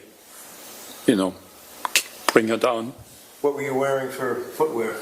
I was wearing flip-flops, What were you wearing for clothes? boxers. Boxer shorts? Yes, Why were you wearing boxer shorts? because that's all I had on after we had sex. You found some rocks? I stumbled through that yard and looked for something heavier. Then I came across dead rocks, yes. That's what you used to weight it down. Well, I ultimately used dead rocks, yes. And where did you go? I drove to the hotel.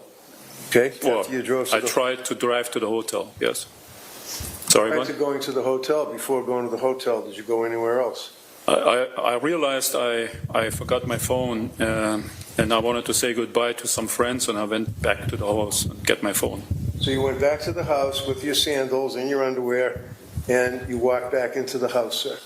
Yes, and that time I also put clothes back on, yes. Now, when you were walking into the house, strike that, when you were leaving the house, if at all you noticed anything, did you notice any marks on the floor? Oh, I carried her in front of me. I didn't see anything. All right, when you went back to the house, did you have occasion to see if there's any marks left by your footwear on the floor as you went up the stairs to get your phone and go back down? It appeared that way, that there was something there, yeah. Did you get your phone? I did get my phone. What did you do with the phone once you got it? I first drove to the hotel, I think, and I texted goodbye to some friends. Texted goodbye to your friends. Yes. What friends did you text goodbye to? As far as I remember, I saw he's a friend, Kurt Pfannenstiel, and then some other friends. Is that when you said to Kurt that you apologize and you're sorry and she was a devil and she played us all and love you, Harry? Yes. Now, what did you then do? Did you go to the hotel? I went to the hotel, although I don't remember a lot of that stuff. I was very intoxicated at that point in time. So now, at the time that you had the glass smashed against your head and had the argument with Ms. McLean. Were you intoxicated at that point? Yes. And when you left the house and then went to the hotel, I think there's been some photographs that showed a Glenfiddich Scotch bottle. Is it Scotch? Whiskey. Whiskey. Yes. On the passenger seat of the car? Did you That's drink out what of the that? picture shows, yeah. Did you drink out of that? Yes, I drank so much because I just didn't want to deal. I was just shocked. There's a knife that's underneath, up against the back seat of the car. Do you recall that knife? I saw a picture of a knife on. Where'd that come from? We typically had knife in the car in the glove box as a tool. So that wasn't a weapon or anything like that? No. When you went back to the hotel, what happened? If you remember. I tried to kill myself. How did you do that? Tried to cut myself. Where did you obtain the knife to do that? I don't know. It must have been there in the kitchen. I'm showing you what's been marked as Exhibit 296. You recognize that, sir? Yes. What is that? Left wrist. And you still to this day bear scars? I have linear lines? a big scar right here. And this was what you did to yourself? Tried to cut myself, yes. And Kill that would myself. be the knife that was depicted on the table with the blood on it, right? I assume so, yes. I don't really remember much of that. Now, when you were admitted to the hospital, the medical records would show that one of the observations that were made is that you were attempting suicide by alcohol poisoning. Do you recall your state of inebriation when you went into the hospital, if you even remember? I was gone. I don't remember any of that. Okay. Do you remember being in the hospital? When I woke up, Do you remember the police coming to talk to you? yes. And when you spoke to the police, what was your condition when you spoke to the police? Were you awake? Were you aware? Were you tired? What I was totally hungover. I had a massive headache and I was very confused. I was shocked about the whole thing. Actually, I was shocked that I woke up. I didn't want to be there. I didn't want to live. So you spoke to the police. We heard your statement to the police, correct? I spoke to the police, yes. At the time that you had the glass smashed off your head, cutting you, causing you to bleed, and you came up with your hand and grabbed her with your hand by the throat, did you intend to cause her harm and kill her? No. Oh, never.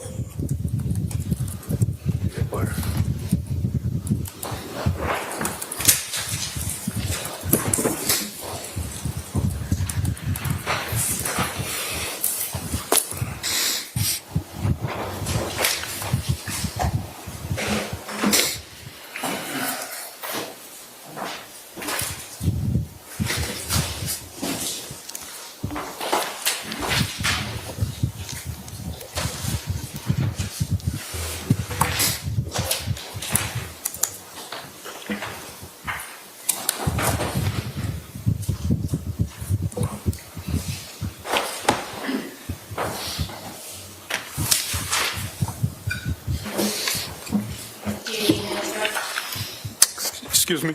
Do you need a minute? Oh, I'm good. I'm good. So you met Katie on Bumble, That's correct. and she was kind of a free spirit, right? Very much so, yes. She was a Reiki practitioner. She called it Reiki, but it's not what she really did. She called it Reiki, but that's not what she really did. No. She considered herself a healer, She was a medium, a psychic. and she considered herself a healer. I'm not sure about that. She helped people. She connected people with dead family members, yes. And her clients felt that she had a healing power, right? Excuse me? Her clients felt that she had a healing power. She helped her, by connecting with dead family members, yes. And she had many friends who were devoted to her. Yes, And in May of 2020, she had 3 children. yes, Sam was 13, yes, Grace was 17, correct, and Sophie was 18. yes. And Sam had just enrolled in the Landmark School, right? Yes. And the Dover Public Schools were paying for that. I helped with that, yes. Well, that wasn't my question whether you helped. What I said was that the Dover Public Schools were paying for the Landmark School. That's correct. And Katie loved being a mother. Most of the time, yes. She was devoted to her children. Most of the time. And her friends and her family were right to be surprised when she was missing, right? Objection. All right, sustain, rephrase it. You were asked about that in the interview, right? Do you recall that? Ask about what, please? About that she wouldn't just leave her children, right? Oh, she did. So, in the beginning of the interview, do you recall the interview at the hospital with Sergeant Kwiatkowski and with Detective Gonski? I don't recall all of the interview. Sorry. You don't remember all of the interview? No, I remember pieces Do you of remember it. the section when Detective Gonski said she wouldn't just leave her kids? Page 32? Can I see it? Sure.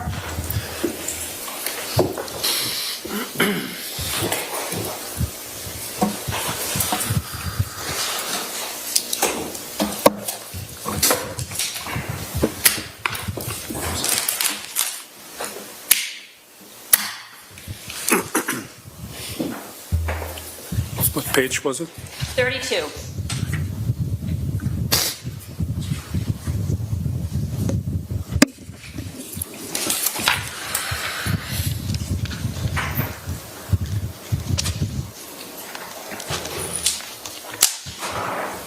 Yes. Does that refresh your memory? Yes. And Detective Gonski said she wouldn't just leave her kids. And you said right. I said no. You agreed with Detective Gonski she wouldn't just leave her kids. Yes. And it's not unusual when someone's getting divorced that one person has to leave the house, right? No, not by restraining order. I don't think so. So, in divorces, there are two people living in a home. It's not unusual that one person has to leave, right? At some point in time, certainly. And did that happen in your first marriage in Germany? Did that happen in my first German marriage? Yes. Oh, that was totally different. Did you have to leave the home? Actually, my To say, but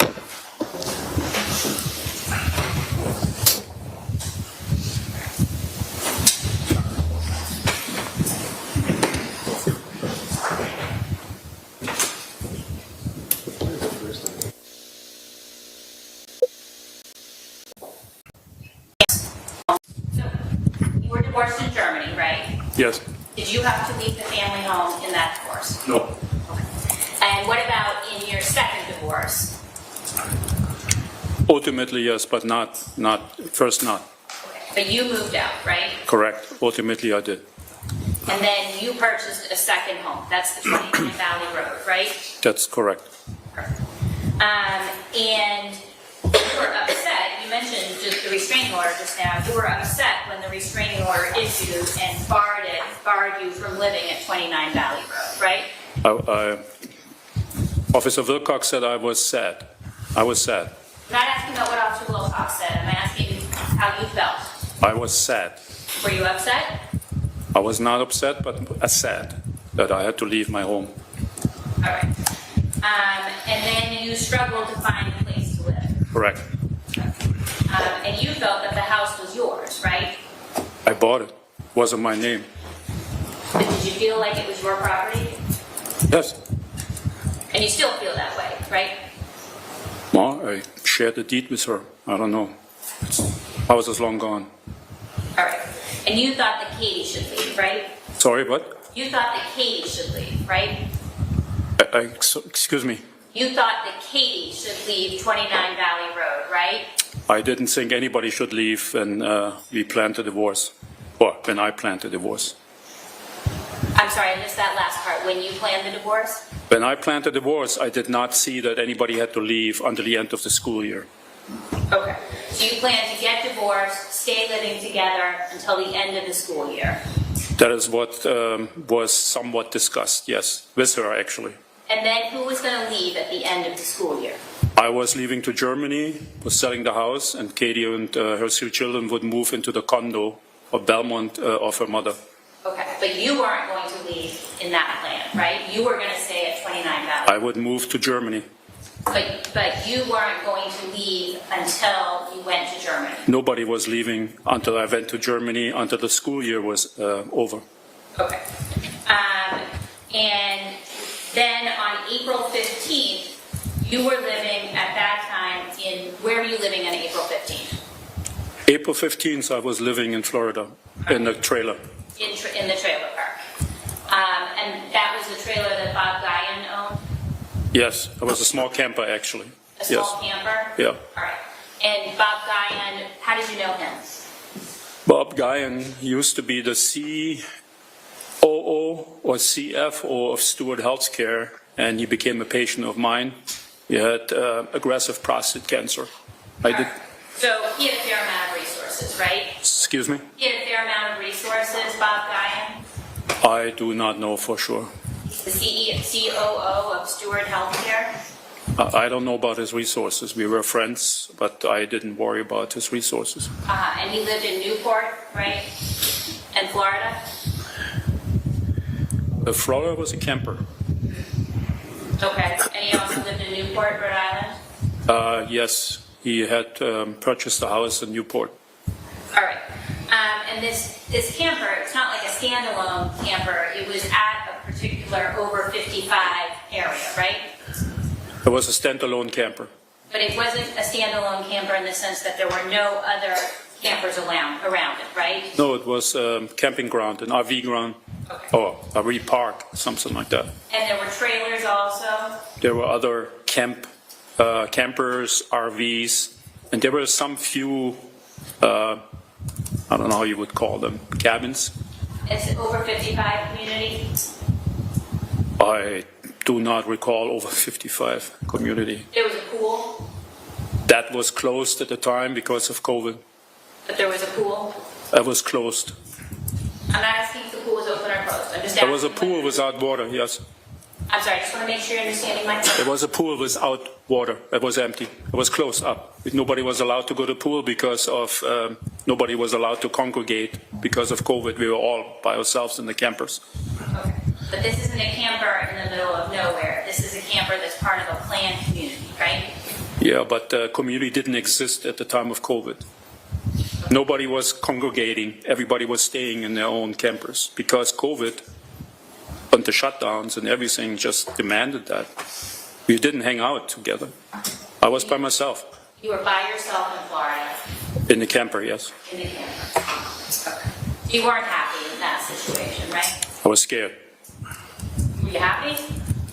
No, All right. So you weren't happy. no, You were scared. yes. And then you said that you wanted to reconcile with Keith, right? Kurt Frenenstiel called me before that. Kurt called you before that. And so you're testifying right now that it was Katie's idea that you should get back together. Kurt told me that Katie let him know that she believes that, she wants me to come home, or she missed me, she missed the family, and he just wanted me to be aware of that. And this is prior to April 17th. That's what you're testifying to? Yes.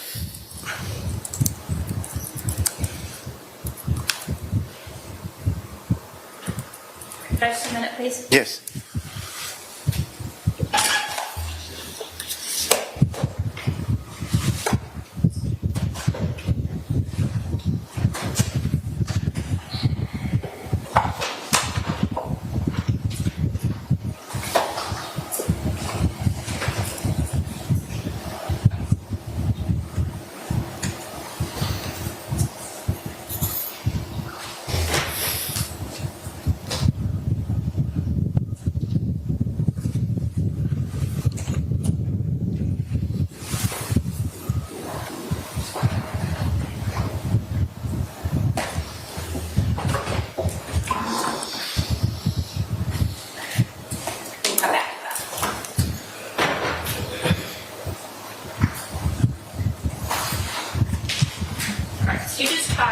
about the restraining order and the circumstances that led to the restraining order.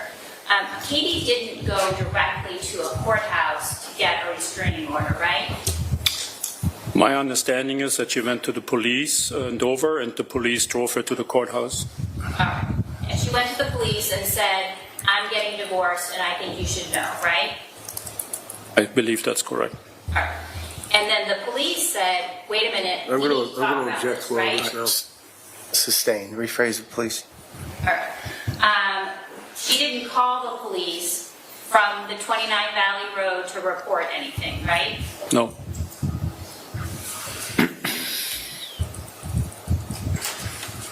And after the conversation that she had with the police, then that was when she went with the police to the district court to get the restraining order, right? That's my understanding. And then after that, that's when the Dover police took out the charges, right? Yes.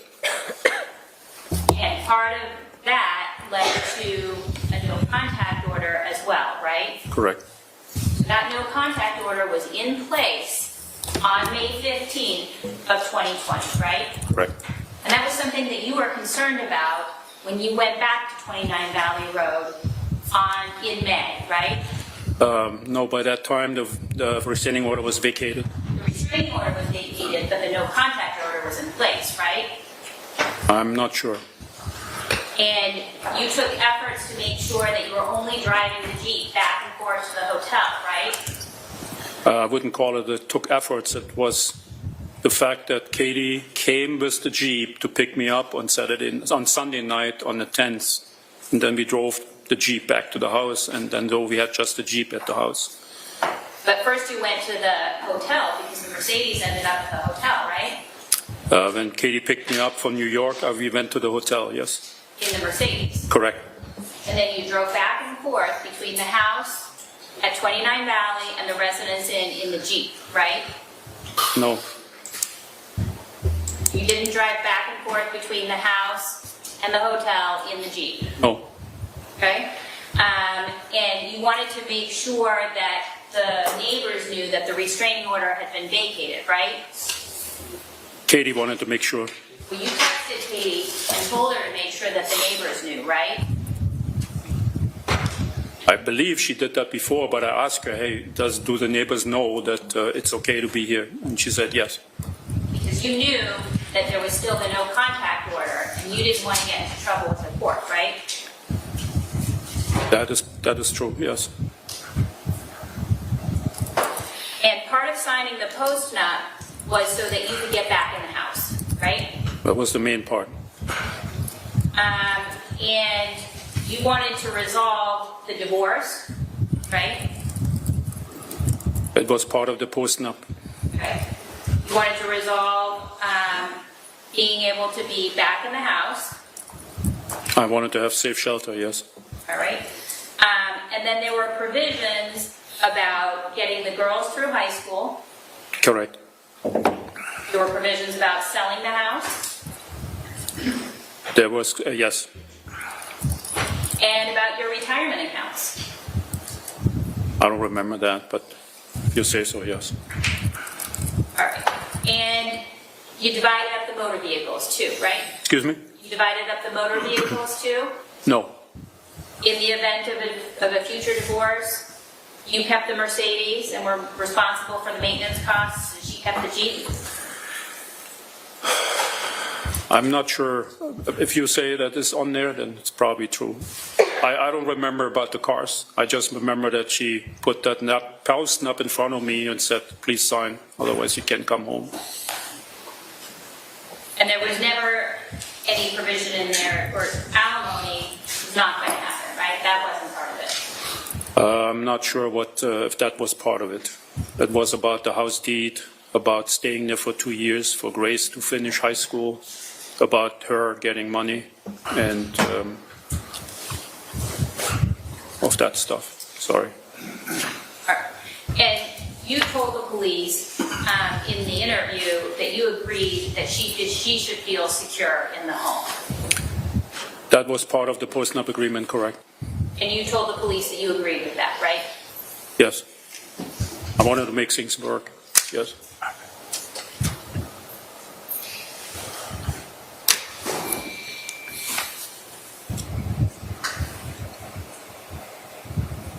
All right. Your bedroom is a very large bedroom, correct? Yes. And it would be easy to walk out of that bedroom, right? I'm not sure if I understand what you mean. At the point that you were having the argument with Katie, it would have been easy just to walk out the door, right? That's an option, certainly. You also could have locked yourself in the bathroom. Yes. You could have locked yourself in the big walk-in closet. Yes. You didn't do any of those things. That is correct. And you weren't afraid of Katie at that point in time, right? I was afraid of being thrown out again. She threatened me to be thrown, that I'm going to kick you out of the house. She asked me, get the fuck out of my house. So you were afraid that you were going to have to leave 29 Valley. I was afraid of dying of COVID. You were afraid of dying of COVID, and you were afraid of having to leave 29 Valley. I was afraid of dying of COVID. And there was some mention in one of the emails that you had with Mr. Hoffman about how you thought that maybe you had COVID. You recall that? I was negative. You actually didn't have COVID. How tall are you, sir? 6'3". How much did you weigh in May of 2020? Probably 230 pounds. 235 pounds. So you'd agree that Katie was much smaller. Yes, She wasn't nearly as strong as you were, right? that is correct. And you knew that. Yes, And you've had some pretty significant medical training, correct? yes, You're a board-certified surgeon? correct. And in medical school, you had courses in anatomy, right? Yes, You're aware of the structures of the neck? absolutely. Some of those have been discussed during the course of this trial. Excuse me? Some of those have been discussed in the course of this trial. What? Discussed. Discuss, yes. And you're aware of where the arteries are. The carotid arteries? Any arteries in the neck. You're aware of those are, where they are. Yes, And you're aware that if the brain isn't getting enough oxygen for any reason, death occurs. if I'm not intoxicated, I know that, yes. If you're not intoxicated, you know that if the brain isn't getting enough oxygen for any reason, death occurs. Yeah, when I'm not drunk, I know all that, yes. But when you are drunk, you don't know that if your brain doesn't have oxygen, you die. Probably do. You probably do what? I do know, but anyway, yes, That's a basic medical concept, right? yes, And certainly it's important to protect the airwaves so that suffocation doesn't occur as well, right? that's correct. And you know how to perform life-saving measures. Yes, You've been trained in CPR. yes, And you didn't tell the police, however, that you performed any CPR on Katie, right? no, And you were aware in May of 2020 that if you had called 911, that medical professionals could have come and helped Katie as well. yes, And you didn't do that. no,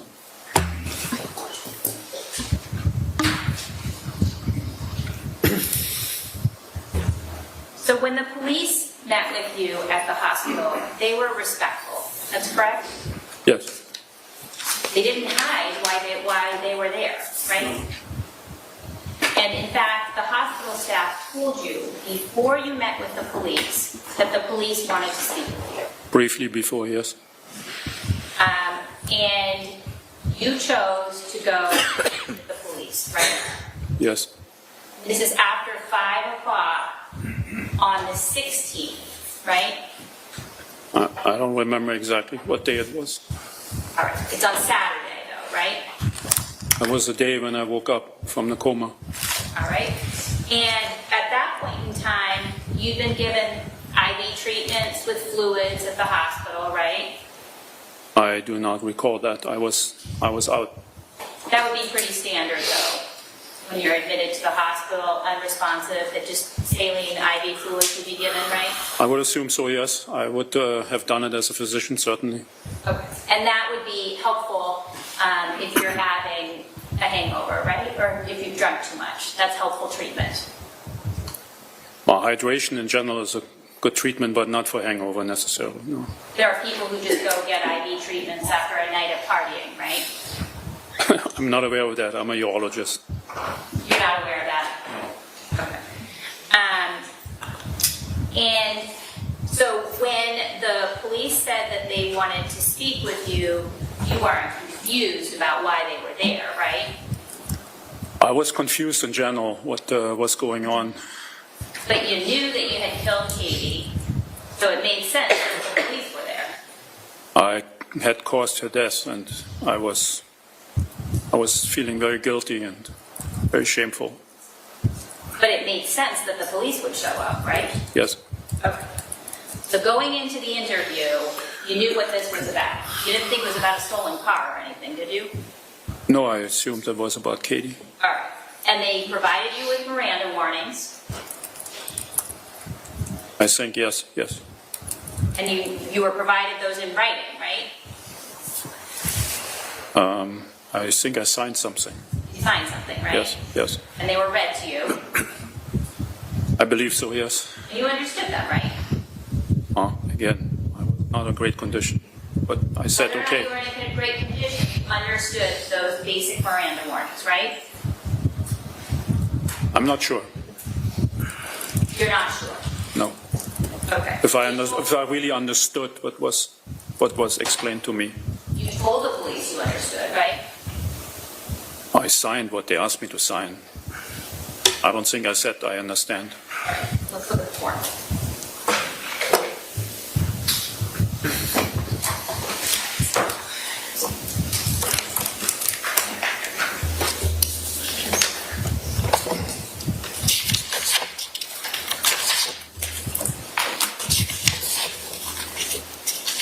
Exhibit 280.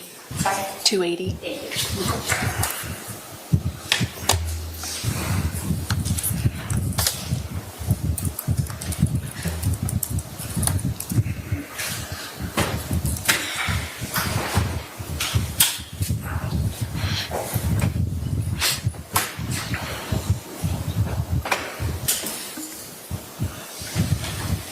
Could you please read out loud what's printed on that form? The whole thing from the beginning. Commonwealth of Massachusetts, Office of the Norfolk District Attorney, State Police Detective Unit, waiver of Miranda. I, IT, make the following voluntary statement to T.R. Koskowski of MA State Police to promise or threats have made to me. No promise or threats have been made to me, and I've been advised of my Miranda rights as follows. Number one, that I have the right to remain silent. Number two, that anything I say can and will be used against me in court of law. Number three, that I have the right to talk to a lawyer or to have a lawyer with me while I'm questioned by the police. 4, that if I cannot afford a lawyer, one will be appointed to represent me before any questioning, if I wish.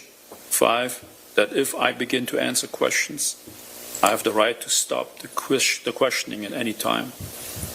I understand each of these rights and have those rights in mind, waive them voluntarily, and wish to make a statement. Signatures. And your signature is on that? Yes, correct. And that was read out loud to you by Trooper Kotkowski, right? I believe he did, yes. And then he said to you, you understand those rights? And you said, yes, sir. I don't know if I used that word. Do you still have the transcript? Sorry, what? Do you still have the transcript? Page 2? Page 2? Yes.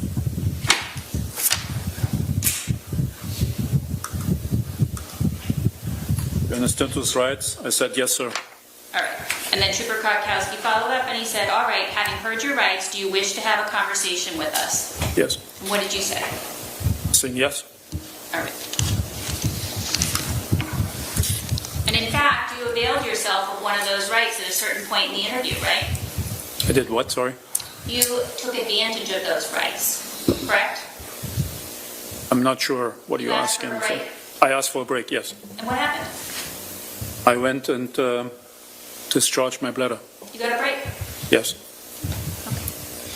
And in the beginning of the interview, you didn't provide a lot of information about where Katie was, right? Correct.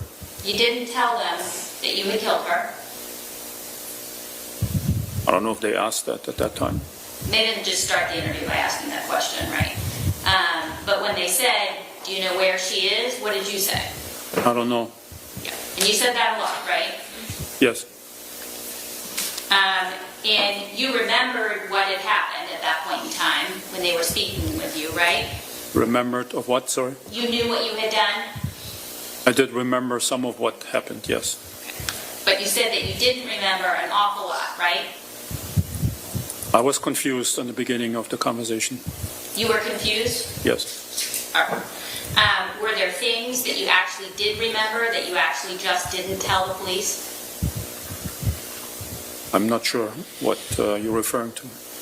Well, you knew that you had killed Katie, I have caused her death, yes. and you said that you didn't remember, right? Probably. Again, I don't recall all the conversation. At some point in time, I admitted everything. Okay. At some point, you admitted a lot of what happened. But in the beginning, you said that you didn't remember the night, correct? There was a lot of haziness there, yes. But what you said to the police is that you didn't remember the night, right? Again, in the beginning, I wasn't all there. It got better with time. So you're saying that your memory got better during the conversation? Yeah, I think it was 3 hours. So I got more and more out of the hangover. The hangover improved? Yes.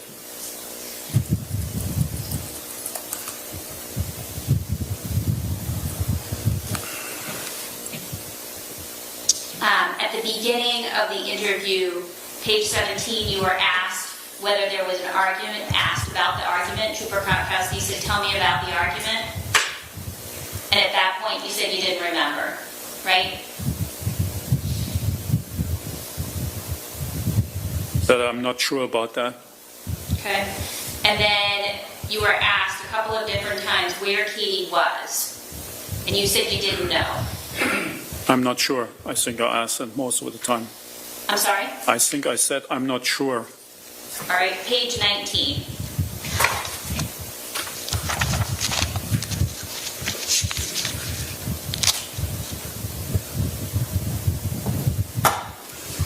Trooper Krakowski says, where can we go find her? And you said, I don't know.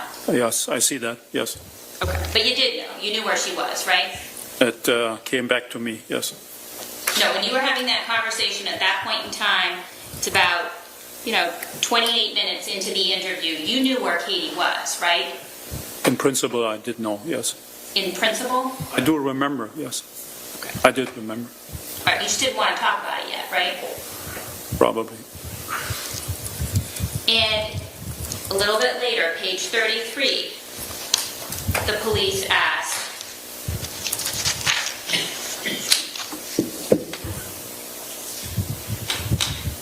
Detective Gonski, where can we find her? Again, you said, I don't know.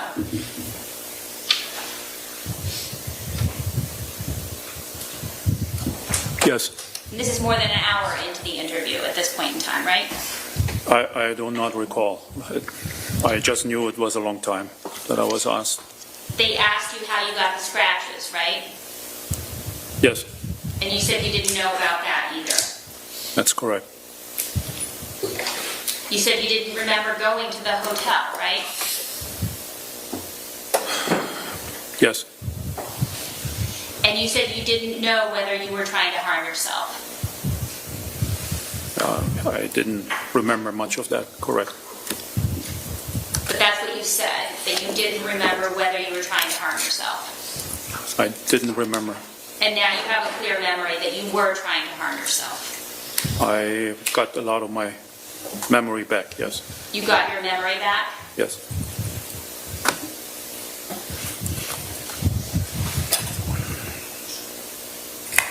And there were times when the police were incorrect about their facts, but that didn't confuse you. Like when they talked about using the name Kyle instead of Kurt. I never I didn't heard of anybody like Kyle. That's correct. Yeah, you knew that. You knew that they were wrong about that. That didn't confuse you. I was confused. I don't know any Kyle. Yeah, I sent Kyle a text. You knew they were wrong. I don't think I. You said I don't know a Kyle. Which page is that, please? Look at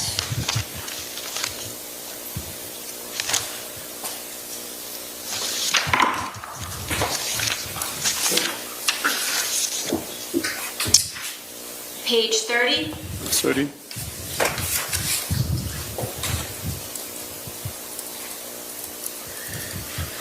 Page 31. Yeah. Oh, Trooper Koskowski asked me, Harry, tell us about text you sent to Kyle. Right. Now, is that text what? Yep. And then if you Trooper go I'm going to stop. Sorry. If you go all the way down to page 31, you said, you go back and forth a little bit, and you say, no, there's no friend named Kyle. I don't know a Kyle. And then Detective Gonski says Kurt. She's fiddling around with her notes, and finally she finds it, and she says it's Kurt. You didn't get confused. You knew there was no Kyle. Well, there was some confusion before you jumped to that. There was, I do not remember Kyle. To who, I asked. So there was a lot of confusion first going on until I recognized that I don't know Kyle. But that confusion didn't lead you to make any false statements or anything, right? I'm not sure what you're asking right now, sorry.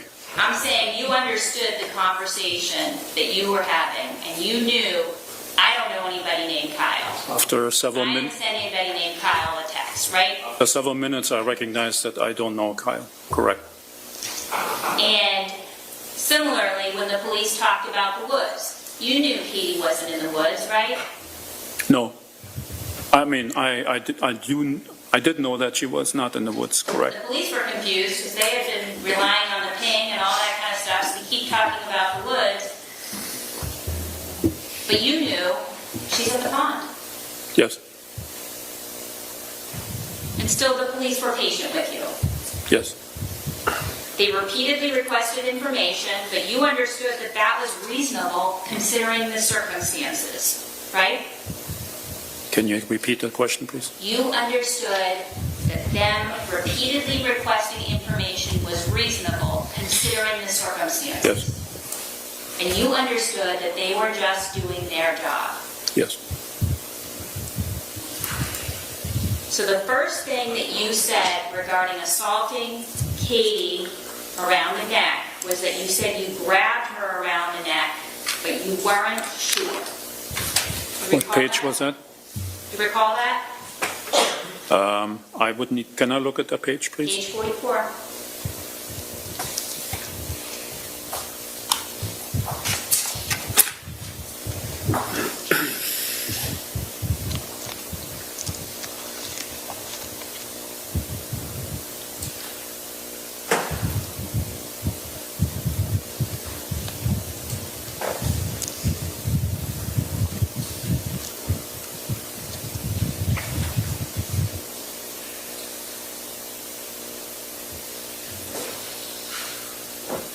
So I was asked if I grabbed her, and I said probably.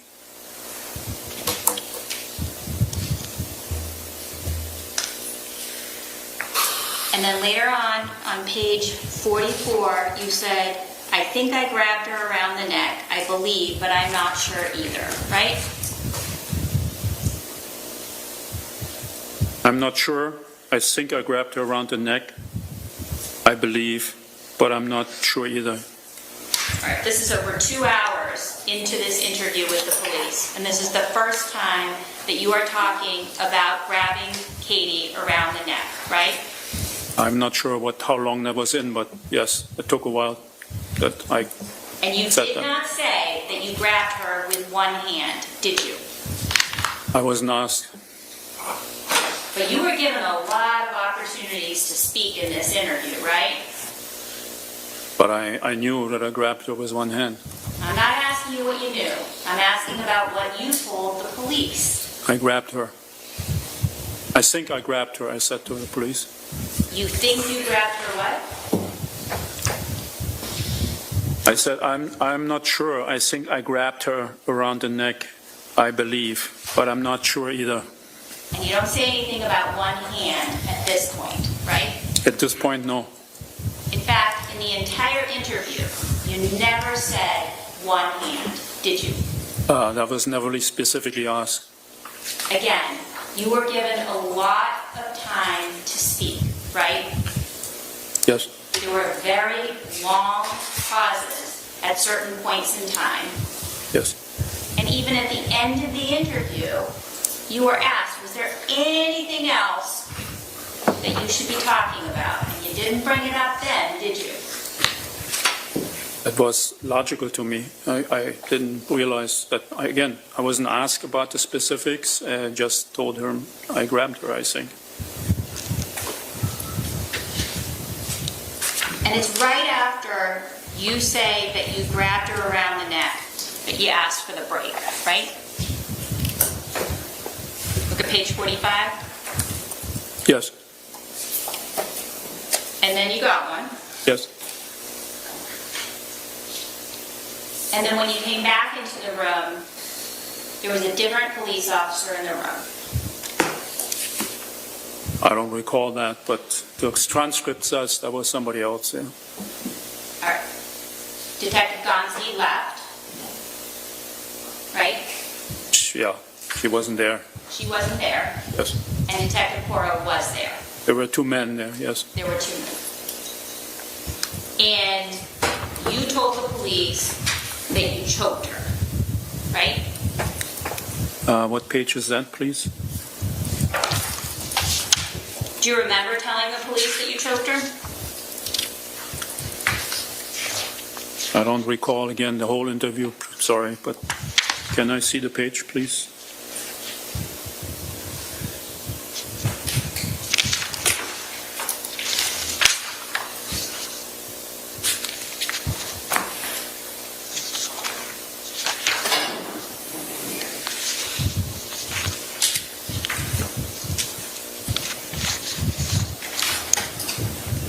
'61.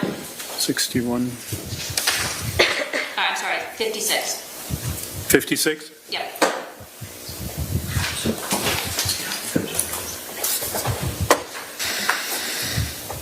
I said, I think I choked her.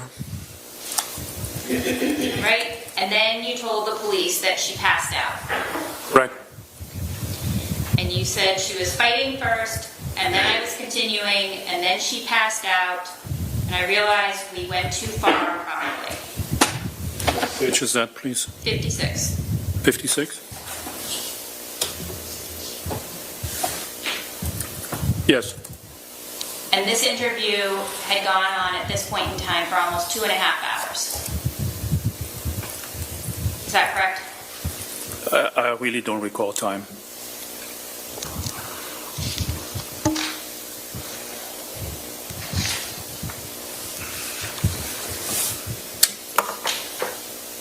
Yeah, can we approach? Yes. Jurors, if you want to stand up and stretch.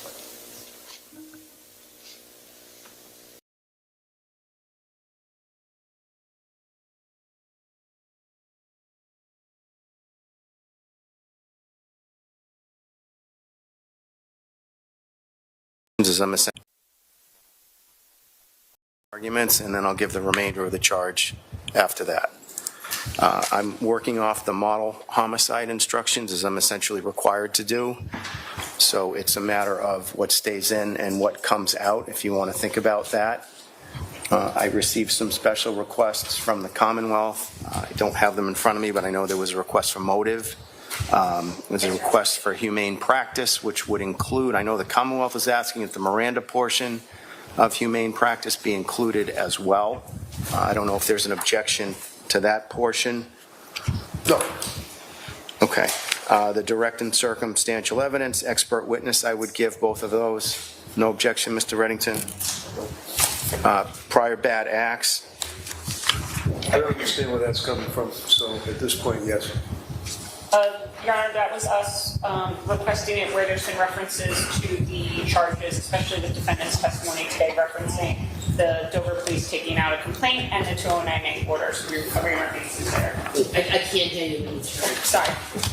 Cover your base, but there's nothing about taking out charges. He's talking about the restraining order. I believe there was, if I'm not mistaken, the no contact order seems to be part of a criminal charge as opposed. No contact order, I mean, but that's not taking out criminal charges. I think there was a reference to a complaint, and I don't know if it was limited to a complaint for a restraining order. So in an abundance of caution, I would give Right, that. he responded restraining order, is what his response All right. Consciousness of guilt. The Commonwealth is requesting that, I'm assuming, with respect to the body being placed in the pond. Yes, Your Honor, concealment of evidence. Mr. Reddington? I'm aware of, Tony and the other cases. I'm aware of the instruction that innocent people can have feelings of guilt. I'd be hard pressed to object to that instruction based on the evidence. All right, the emotional disturbing photographs instruction, I would give that. I would give the motive instruction unless there's a objection to it. I would hear from both of you, meaning the Commonwealth is not required to prove motive as an element of it. No objection? I don't think we need that. I can't hear you, I'm sorry. I said I don't think we need that. All right, is the Commonwealth requesting it? Yes. All right, I would give it if the Commonwealth is requesting it. I don't object to that because I feel that that's just adding a layer to the burden of proof, if you will, but in effect where the government does not have to prove motive. Why even raise the issue? Why wouldn't the court comment on it to a jury if the government doesn't have to prove motive? In other words, I think it's better left unsaid. So I'm just going to object to it when we get to the instruction. All right, there is I believe there was a case cite with that request. There is not. If you can get me a case cite, please. I can, Your Honor. And email it to Mr. Reddington as well, and I'll take a look at that. That would be fine. And then I think the last one that we may have skipped over was the Commonwealth just asking a reiteration of instruction that you previously gave on state of mind evidence because it came in throughout the trial. It's the acoustics in here. What is it? State of mind evidence, the instruction on state of mind evidence. To what extent and what we got? Ms. Monahan? That the alleged victim's prior statements, as they came in through the testimony of the witnesses and text messages, went in for the purpose of showing her state of mind as to the relationship, deterioration of the marriage, essentially what Your Honor previously gave. I'm not asking for anything different from than what was given at the beginning of trial. So there were a lot of statements, a lot of evidence that I elicited as it relates to the state of mind of the defendant. So I had no problem if the court couches it in state of mind evidence to be evaluated by the jury as it relates to the defendant and the victim. But I would rather not have the court comment state of mind on the victim. I just think that it should be both of them with this evidence as to state of mind on both of them. The SJC case on point indicates that it's a more or less a required instruction. So I would be prepared to give that with respect to the victim's state of mind. If you can find me some authority on the defendant's state of mind or a case on it, I'll look at that in the morning as well. And Your Honor, I would just note for that, I'm not aware of a case, but my concern, I'll put on the record, is that where the defendant's statements came in as part of the opponent's substantive evidence, that might become confusing with the instruction on state of mind, because some came for substantive, some came for state of mind. So that would be my concern with it as to the defendant. Whose statements for state of mind? The defendant's statements came in for substantive That evidence. dovetails right into what I just told you. Why would we focus on the victim's state of mind, where the government obviously is well aware of the fact that the evidence is not just the victim, but also the defendant. So you can instruct the jury on state of mind as a tool that they may apply to evaluating the evidence, whether it's the defendant's state of mind or the victim's state of mind. I don't see why we have to just focus on the government's end of the case. I think we're talking about two different exceptions to the hearsay rule. One being the victim's state of mind, not offered to prove the truth of the matter, correct? My understanding is anytime you have state of mind, it's not offered to prove the truth of the matter. Right. However, the defendant's statements, why wouldn't they come in as statements of a party opponent, substantively? Well, you could, I mean, the government has not argued that, first of all. I think she just did. Well, I think clearly you're still talking about state of mind. Whether or not it's coming in substantively. The fact it's coming in substantively does not in and of itself remove it from the realm of when you instruct. In other words, jury may not believe or determine that it's coming in substantively, but they may determine that in fact it's helpful as mind. All I'm saying is that if you're going to instruct on state of mind, you should instruct as it relates to both defendant and the government. All right, I'll look at it. I'll look at it tonight. I'll try to have a draft for you in the morning when you get here, if you want to take a look at it.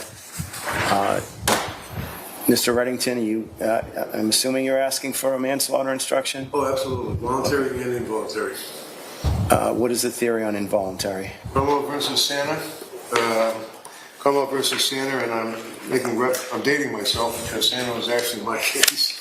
Cromwell versus Santa, the Supreme Judicial Court indicates, and I quote, where a defendant has been convicted of murder, the Supreme Judicial Court has addressed the argument that because of the level of a defendant's intoxication, and everyone is well aware that there's significant evidence as to impairment by way of intoxication, and I quote, a jury should have been given an instruction on involuntary manslaughter. Cromwell versus Santa, 424 Mass 92. Put differently, the jury can find the defendant did not subjectively know of the circumstances that objectively created the risk of harm, which is exactly what I would argue in this case. Then the jury should be allowed to convict the defendant on the theory of involuntary manslaughter because of lack of subjective knowledge of the circumstance. And what book are you reading from? You probably have a more up-to-date volume, but it's The Law of Homicide in Massachusetts, right. 2nd edition, Justice John Green, S.J.C. It's a flashing book. As to involuntary manslaughter, Your Honor, I'd like to just think about it overnight, considering the testimony that came in today and read the case law on this. At this point, for the voluntary manslaughter, where the defendant has testified in this case in an abundance of caution, while I think there could be arguments made about the objective elements on voluntary manslaughter, the Commonwealth would not object to the voluntary manslaughter, again, in abundance of caution where the defendant has testified. And Mr. Reddington, you're asking for self-defense?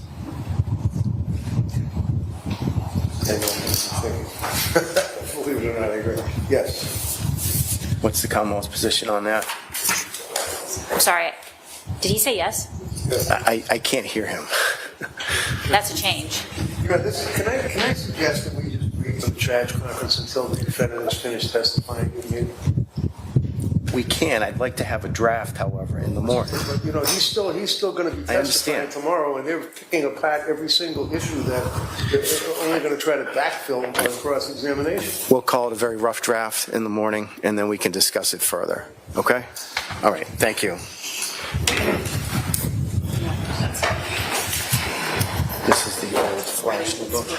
I have to cite it. You're just looking down.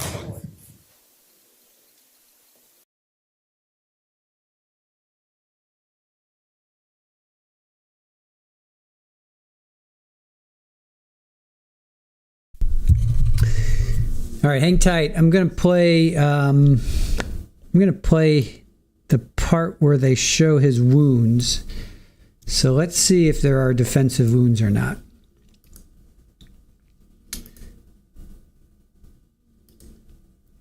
Now let's revisit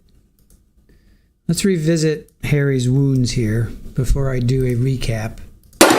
Ooh, sorry, that was loud. Sorry, guys. That was loud. Let me rewind. Okay. All right. So this is they're going to show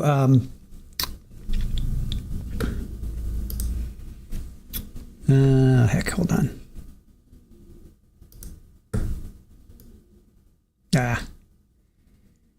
Hold on, guys. Hold on. Doink. Put myself over here. All right. So we're going to revisit when they show photos of Harry's wounds, and then we can discuss afterwards.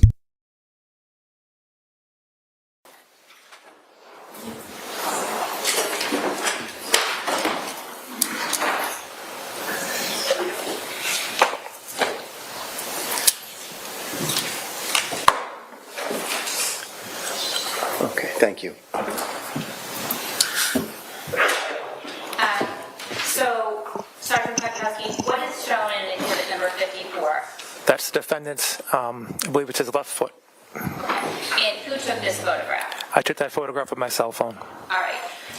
And that's what we heard during the statement. Is that fair to say? Yes. Could we have exhibit number 55, please? What is in 55? That's the defendant's lower right leg. And could we have 56, please? What is in 56? Another photo of the defendant's right foot, the bottom of his right leg. 57, please, Ms. Gilman. And what is that? A photo of the defendant's left hand and arm. All right, so his feet and legs, I get it. That's probably him because he was just in his boxers, right? That's just him going through the brush and the brambles. I think there was a lot of vines and stuff. Now, here's where I would think possibly would be a defensive wound, right? Where if he's choking her, she's scratching at his hands. But they said there was DNA underneath her fingernails, but then defense said, well, that could have been because, they got together and she was using her fingernails. All right, we'll keep watching. Okay. Ms. Gilman, is there any way to make them a little bit bigger, or is that better than that? Okay. And could you go down just a little bit? I should have been clear the other way. Thank you.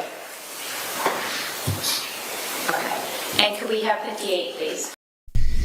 He did say he grabbed her with his right hand, so that's his left hand. So nothing. Because he's kneeling down, she hits him in the head, right by his hairline. He says he grabs her. Pretty sure he said his right hand. So this right now is his left hand. If you believe he just grabbed her with one hand.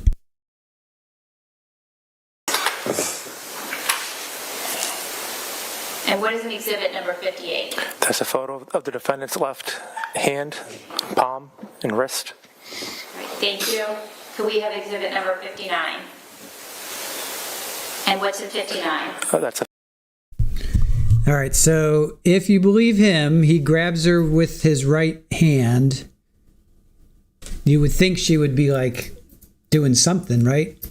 And she's laying down in the bed. She clocks him with the drink, and he grabs her. You would think she'd be like, yeah, I'm not seeing any wounds there, right? There's no scratches.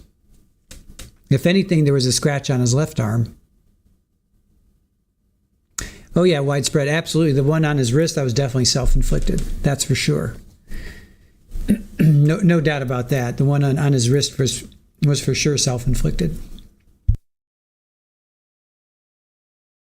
A photo of the defendant's right hand. Ms. Gilman, can you zoom in a little bit, please?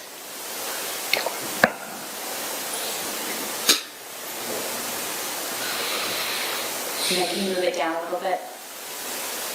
Thank you. And could we have exhibit 60, please? What's in exhibit number 60? Right, so nothing there, nothing on his right arm. I'm pretty sure he said he grabbed her. Pretty sure he said grabbed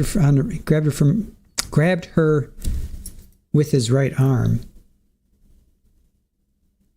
But nothing going on there. That's a photo of the defendant's right hand, palm, wrist. Okay, and can we have exhibit 61? And what is that a photograph of? It's a photo of the left side of the defendant's head. Okay, and exhibit number 62. And what's in exhibit number 62? All right, so that's where he said he got right at his hairline. That's where he got clocked by her, supposedly by her smashing him with the glass. Photo of the defendant's left forehead. And did you take all of these photographs in 54 through 62 with your cell phone? I did.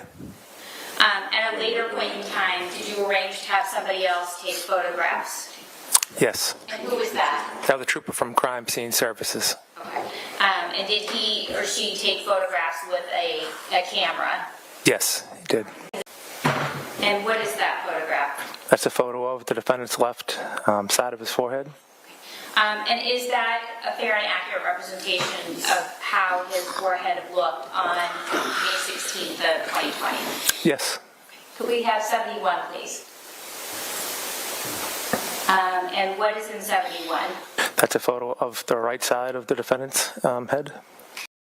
Widespread, how did the glass end up in the hotel room? No, the glass was in their bedroom. Excuse me, the broken glass was in the bedroom. I don't think there was any broken glass in the hotel room. The hotel room had just a bunch of syringes, pills, the knife, bloody paper towels and stuff. All right, so that's where he says that she hit him.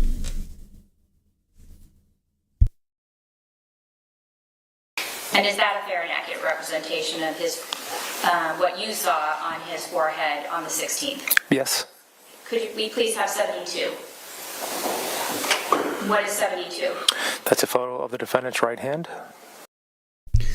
All right, so again, I'm pretty sure he said he grabbed her with his right hand. So really nothing. You thought the picture of the broken glass came from the hotel room? No, that was the bedroom. The bedroom had the broken glass. And then the broken glass was on top of the dresser or whatever. That was all in their bedroom. So that's pretty minimal. If this woman's fighting for her life, she did not get him.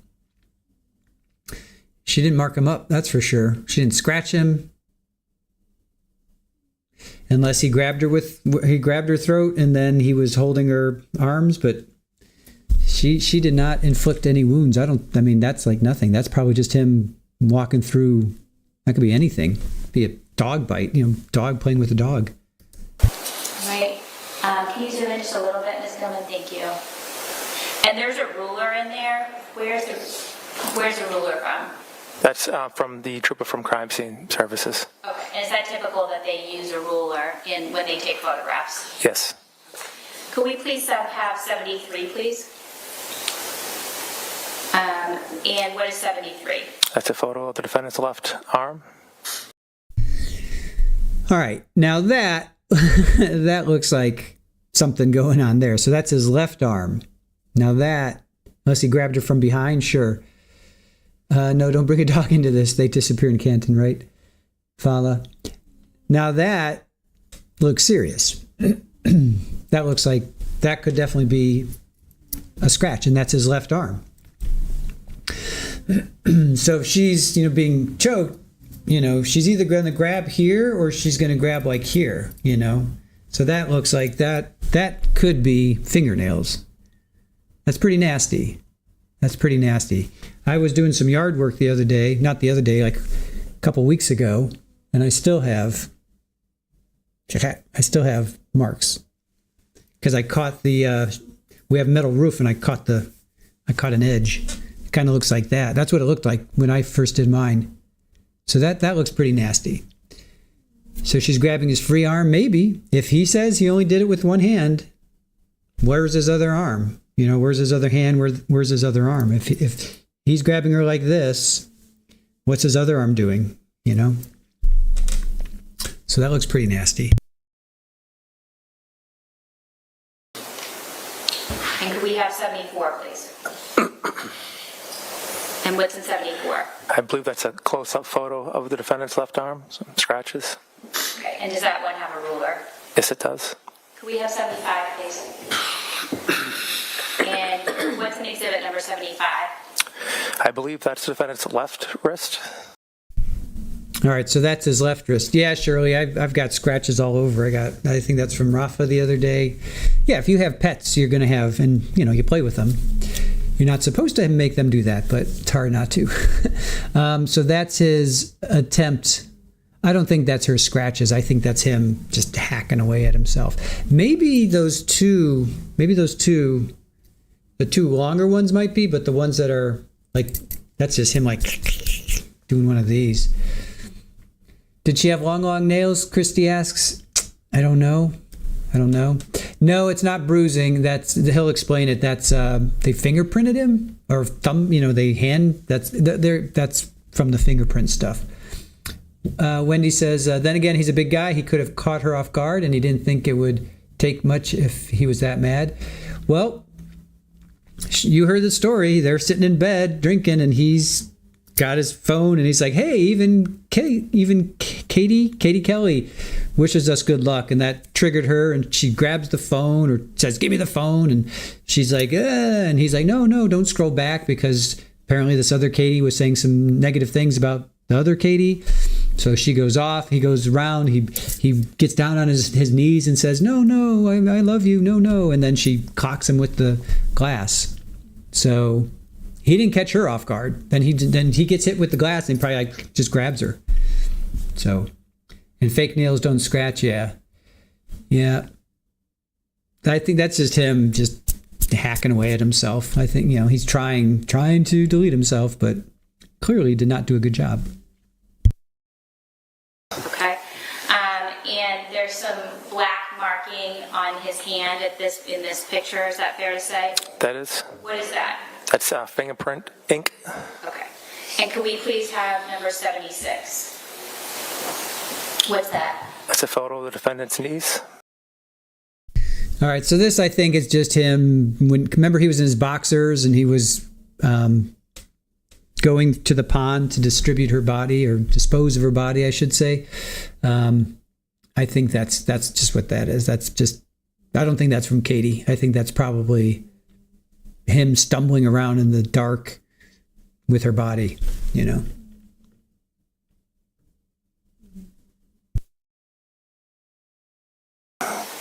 Okay. Could we please have exhibit number 77?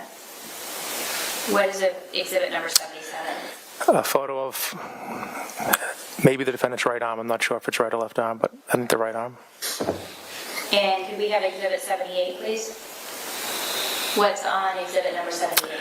A photo of the defendant's left ankle. Could we have exhibit 79, please? What's exhibit number 79? A photo of the defendant. All right, and again, there's his foot. I know how much you guys love feet, so we'll just linger on this for a little bit and look at his toenail there and just observe that. Absorb the toenail and the foot and the toe. A surgeon would know how to, Kathy says. You would think. Well, he's drunk. He's got like a kitchen knife. It doesn't have it's serrated. You could do damage with that. I don't think he wanted to do it. I think he's distraught. He's like, "Oh, I did this to my," and he's just just hacking away at himself, being whatever. Yeah, so we'll just hang on that for a moment. Look at that toenail. Look at that lovely toenail. Yes. Okay. Have we lingered long enough?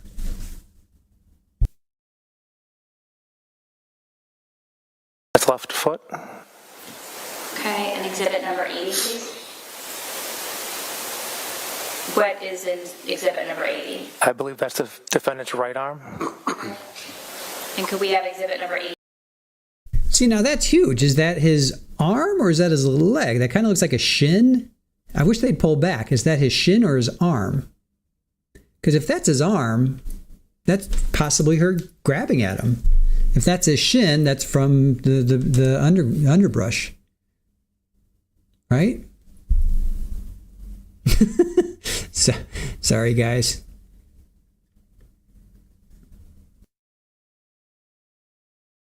Please.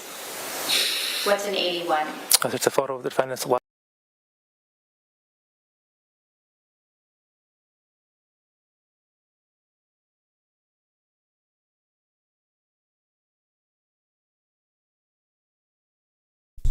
So he's walking around in flip-flops, right? So I think that's just damage that's just damage. You reckon the shin? Yeah, I think so too. The hairs look coarser to me. I agree.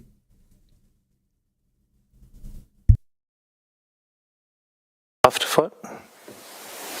And could we have Exhibit 82, please? What is in Exhibit 82? That's a photo of the defendant's right leg. And could we have Exhibit number 83, please? Are you able to tell what body part Exhibit 83 is? I'm not, no. Is there a ruler in that photograph as well? There is. And Exhibit number 84. What is in Exhibit 84? A photo of the defendant's shin. And could we have Exhibit number 85, please? Can you describe what's in Exhibit 85? I believe that's another photo of the defendant's shin. All right, so that's his shin. So I guess maybe the other one was his forearm. So that's his shin. Yes, Irish Amy, therapist you know has muted me subconsciously from the ether.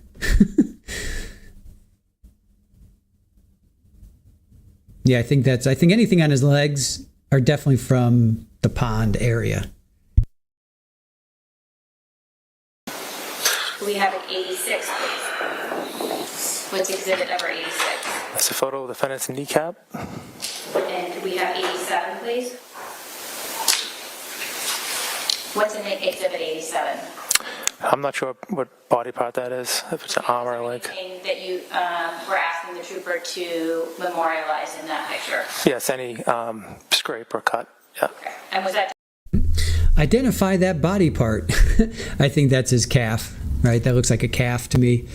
But again, these are like thickets he's running through, not running through, he's carrying, his wife, there's thickets all around, bushes, brush, underbrush, so that doesn't surprise me. I don't think that's from the struggle or from Katie. I think that's from being outside, going through some underbrush and thickets and whatnot. But identify that body part. Generally the purpose of taking these photographs. It was.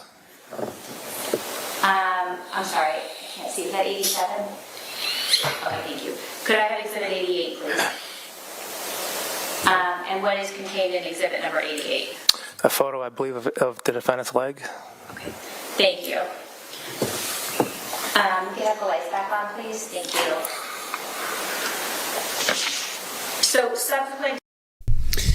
All right, so that's a review again of the doctors. I'm not going to say the good doctor. A review again of his injury. So he says he grabbed her with his right hand. Well, let's go through his testimony because he was on the stand. Let's review what happened earlier.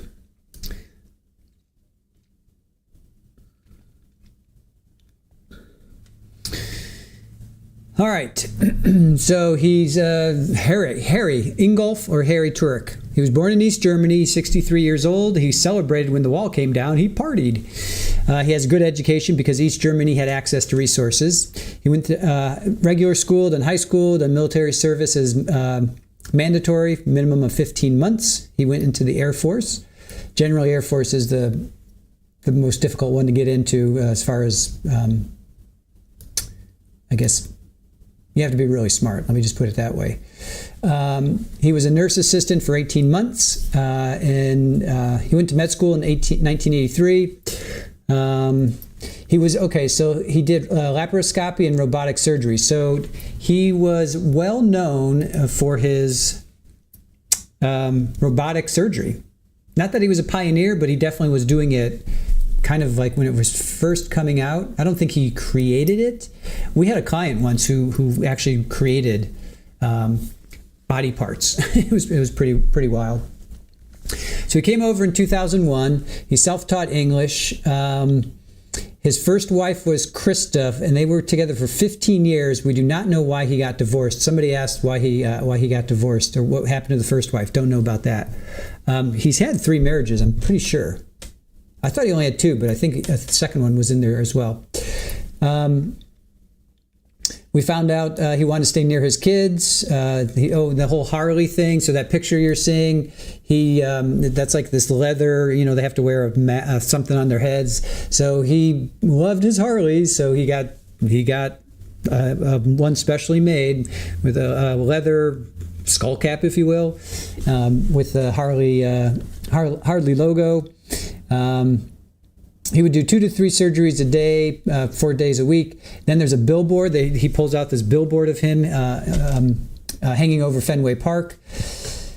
So he kind of became the face of robotics in Boston, if you will. So here's where it gets really weird. So he goes to this conference in Las Vegas, and Katie asked him if I can attend. So he didn't say, hey, babe, come on to Las Vegas with me. No, Katie's like, I want to come to Las Vegas with you. The way he describes it. Katie's the one that obtained the marriage license. They stayed at the Bellagio. He had no idea about the marriage license. They drove around Las Vegas in the Jeep, and then they stopped to drink at bars. And he said, yep, quite a lot. He met a cowboy and started drinking. He had several martinis. Katie had Cosmos. The next thing he remembers, he's talking to a woman hanging out a window. And at first I'm like, wait a minute, how high up in the air were you? But as he describes it, it wasn't a woman. They weren't like up in the apartment. They did a drive-thru marriage. So he's like, there's no getting out. It's like buying a burger. So the next thing he remembers is this woman is hanging out. So he's driving around. He's so drunk, he's driving around. Yeah. So Katie, Katie went, they were sleeping to find out he wanted a divorce. So then he keeps throwing Katie under the bus. So so they get married in December, and then a couple months, 5 weeks later, I'm sorry, not even a couple months, 5 weeks later, he falls asleep apparently. Katie goes through his phone and finds out that he wants to get a divorce. So she freaks out. She gets a restraining order on him. He leaves home. He had to scramble to find a home. And then he kind of just describes where he stayed around. This is as COVID was hitting. So he went over to Germany because he was doing some consulting. COVID hits. Germany basically, they didn't kick him out, but he probably should have stayed in Germany. He comes back home. And Katie doesn't want him to stay there, so he's scrambling to find a place. So he ends up with that guy on Beacon Street in Boston. Richie, I think his name was. Then Richie kicks him out, and he goes to Florida. It wasn't a fancy trailer. It was just like this, camper, basically. He didn't have any direct contact with Katie. He was going through Kurt. So everything was going through Kurt. And then he decides to call, or somebody calls somebody on mid-April, and he calls Kurt. Kurt hands the phone to Katie. Katie says, hey, I want to reconcile. Please come home. I still love you. So he comes home. Now, here's another thing. We heard this from Stephen Rocco, who is Katie's ex, and that's the biological dad to the 3 kids. So Katie had 3 kids. Harry had 2. He drove from Stewart, basically, which is it's like south of Orlando on the coast. He drives from there to New York City. That's a good 1,200-mile drive. But his back is hurting. He suffers weak knees and back pain because he's a surgeon and he bends over all the time. So he can only drive to New York City, and that's it. So Katie and Stephen come down to pick him up, I guess, help him drive home. But like I said, meanwhile, he spent probably 10, 11, 12-hour drive from Florida up to Ohio. It's not like it's a 2-hour drive. It's a long drive. So, but apparently his back was hurting, so he couldn't drive anymore. Let's see. Katie invited him back in. The restraining order had been vacated. It was amorous. They were having relations. He was very grateful because the camper was sold, and he was loving, kind, very accommodating. Katie asked to have her name on the deed, so he did that. If he hadn't done that, he would not have been able to come home. They had to sign a prenup in order for him to come home. May 10th, he moved back. Started off very well. We really tried to be good to each other, loving, kind, lots of relations. Oh, and then here's, would she request or demand having it? And he's like, yes. Let's, you know what, at 10:15, were there many texts like that? He's like, yep. He would come home and Katie would ask him to go upstairs. Rough life, dude. Rough life. Katie, then Cooper. Cooper's a yellow dog. Then they bring the poor dog into it. Apparently Cooper yellowed the grass, so he went and he got some sod and he replaced some new sod. This was the day of. He took a break and Katie had made martinis. She was drinking Cosmos. They had 2 to 3 drinks. They had dinner with the family. Sam, Grace, and then Katie, Sam, and Grace, and he went to go play Life. Then 2 hours later, they finished up. The kids went upstairs. They continued to drink while they were watching TV. Then they talk about all these improvements he made to the house, a pool, cabana, fireplace. He says, I built it. And OnlyFan, you picked this out.